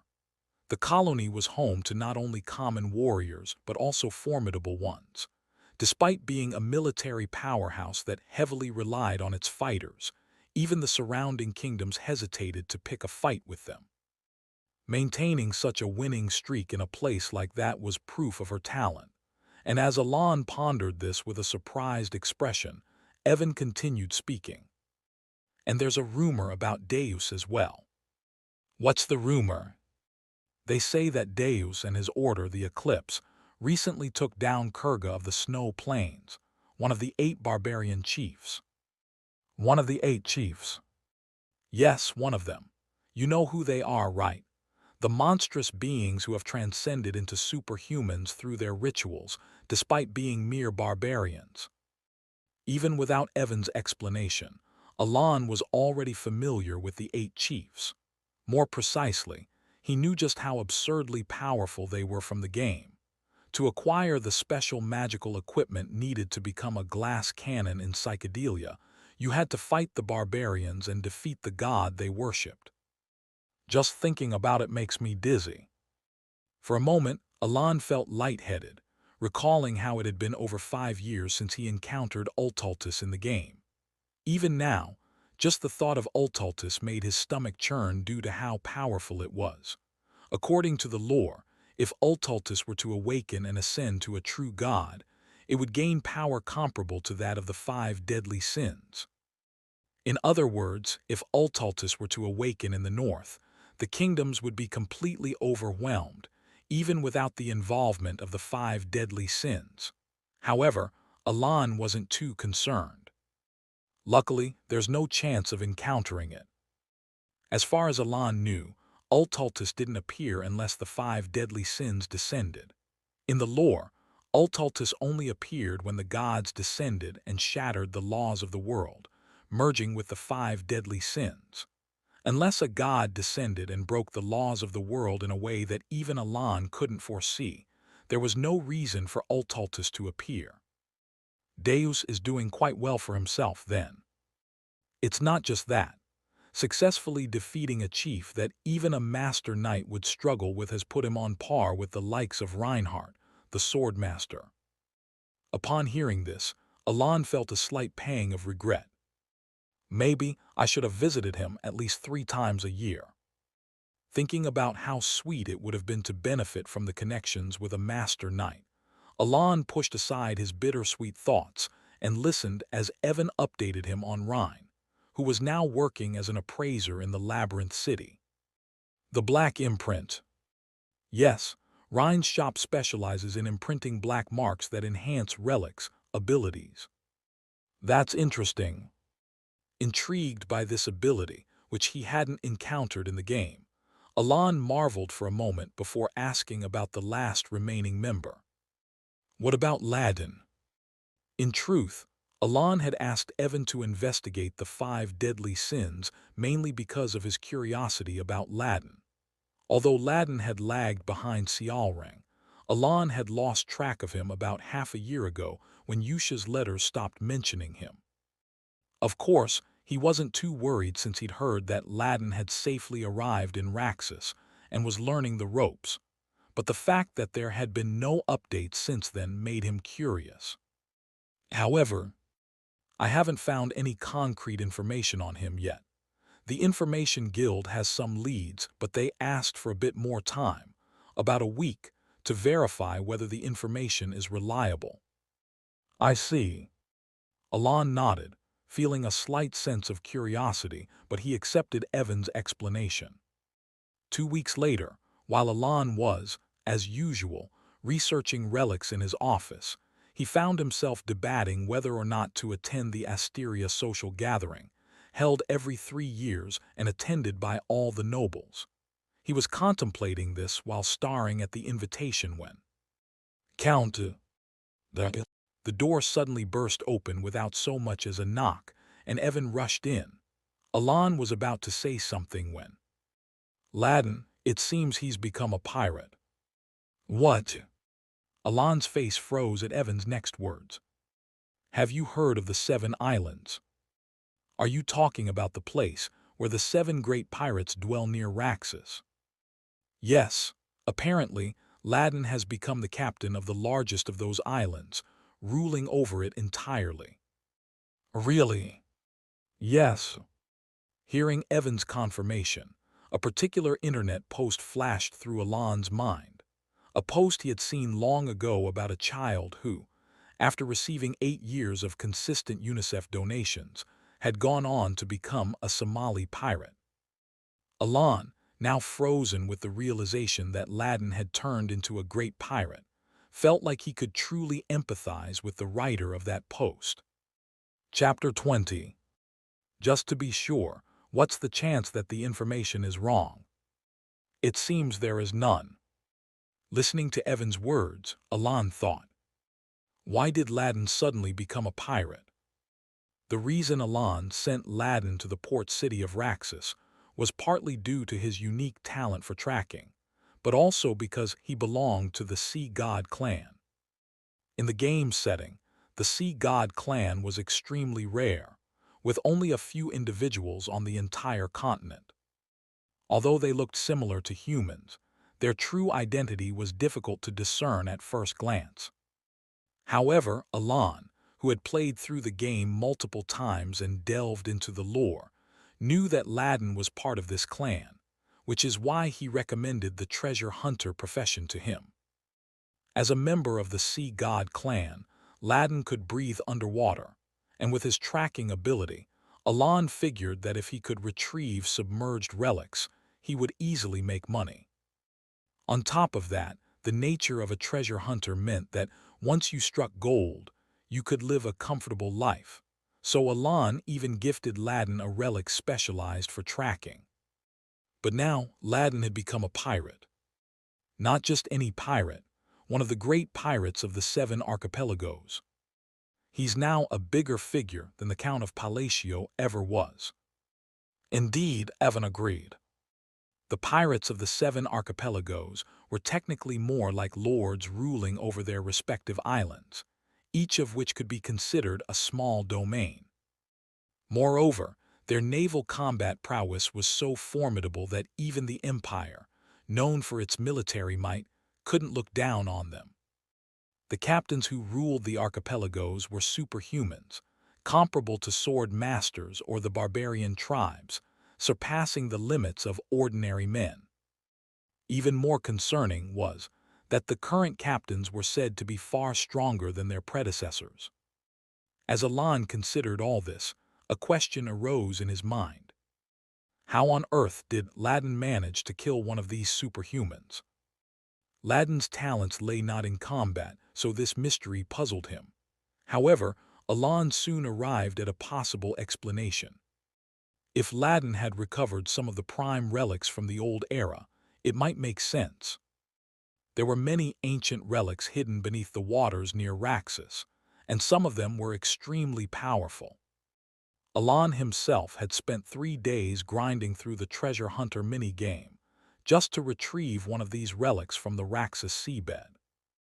Though he eventually grew tired of the mini-game and never touched it again, the relic he obtained had been worth the effort. So if Aladdin had used a powerful relic to defeat a captain and take their place, that would be somewhat understandable.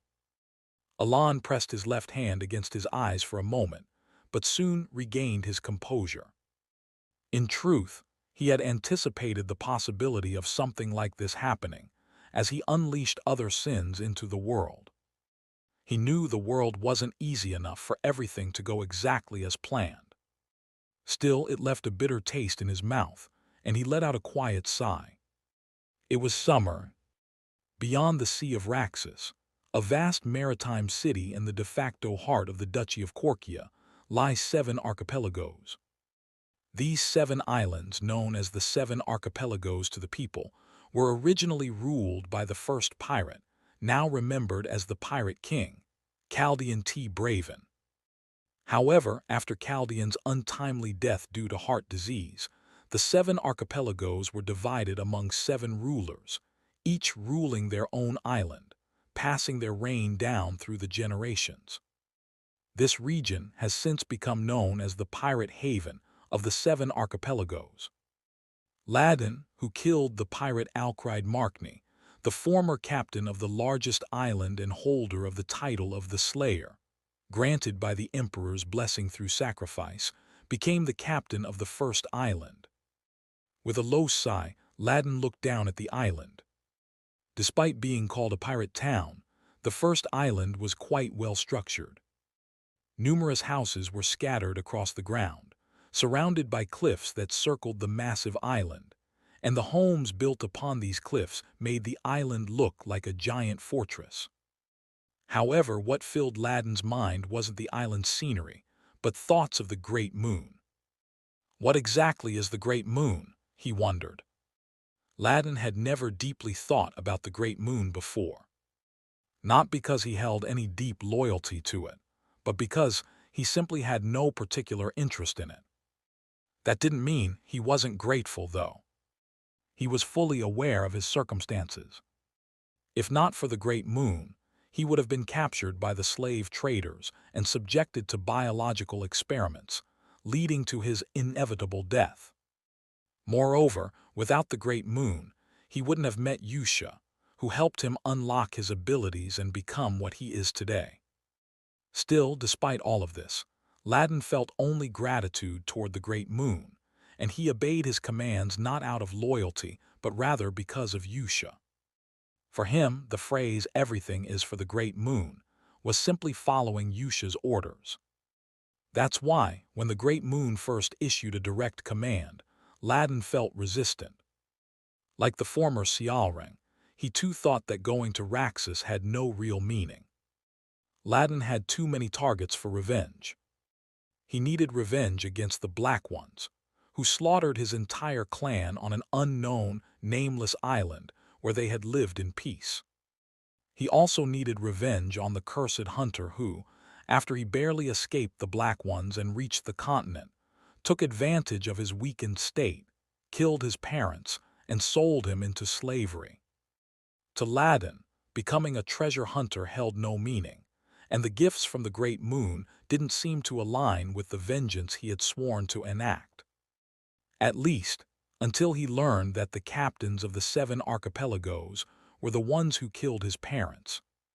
The reason Ladin realized this truth was simple. All of the current captains of the 7 archipelagos wielded the power of the Sea God clan. Though it was publicly known that they received the emperor's blessing through sacrifice, the truth was that they offered parts of their own bodies in a sacred ritual to receive power from the sea god, Clayad, whom they worshipped. As soon as Ladin realized this, he raced madly to the center of Raxus Plaza. There he found the old, torn, and now completely irrelevant wanted posters of the 7 archipelagos pirates. At that moment, Ladin was absolutely certain. The current captains of the 7 archipelagos were the very people who had killed his parents when he was a child. They had gained their power by using his parents' bodies. The moment he realized this, he felt an overwhelming surge of rage, joy, and confusion all at once. Even though Ladin had never shared his story after being rescued by the Blue Moon, it seemed as if the Great Moon had orchestrated everything from the very beginning.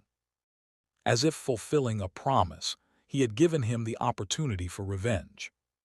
However, just because the opportunity for revenge had come, it didn't mean it could be executed immediately. Objectively speaking, Ladin was currently no match for the captains who wielded the power of Clayad. Though he was strong, his strength wasn't enough to defeat those who had reached the realm of superhumans. As he began contemplating, it didn't take long for Ladin to realize that the answer lay in the gift bestowed upon him by the Great Moon. The gift, known as the Goggles of Amrita, had the ability to illuminate countless relics buried under the sea, making them easier to find. After discovering that some of these relics could compensate for his lack of power compared to the captains of the 7 archipelagos, Ladin realized that everything had been planned from the start. At the same time, he understood the true intention of the Great Moon: revenge and domination over the 7 archipelagos. The moment he understood this, the Great Moon became more than just a small entity he was grateful to. Not only had it laid out everything before Ladin, but he had also given him the strength to seek revenge. From start to finish, everything had been planned. For the Great Moon, Ladin muttered unconsciously. These words had once been meaningless to him, just a simple phrase without any real significance. But now, for the Great Moon, no longer felt hollow. Now, when those words left his mouth, they carried true meaning. For the Great Moon. Only then did they hold the significance of loyalty. About 3 months had passed since the news of the 5th son becoming a Somali pirate had reached him. As the unbearably hot summer began to fade, and the leaves in the forest started turning red, Alan boarded a carriage. He was on his way to the grand church, held every 2 years at the Duke Roediger's estate. I'd rather skip this if I could.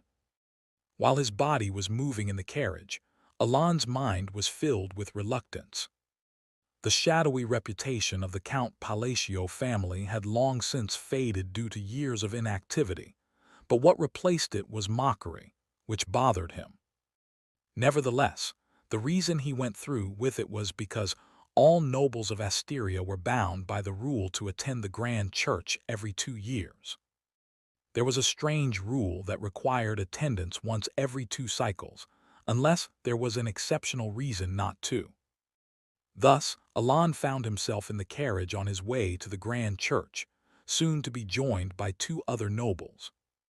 This was a planned arrangement, as mercenaries or bandits often targeted nobles during the grand church season, so traveling in larger groups was safer.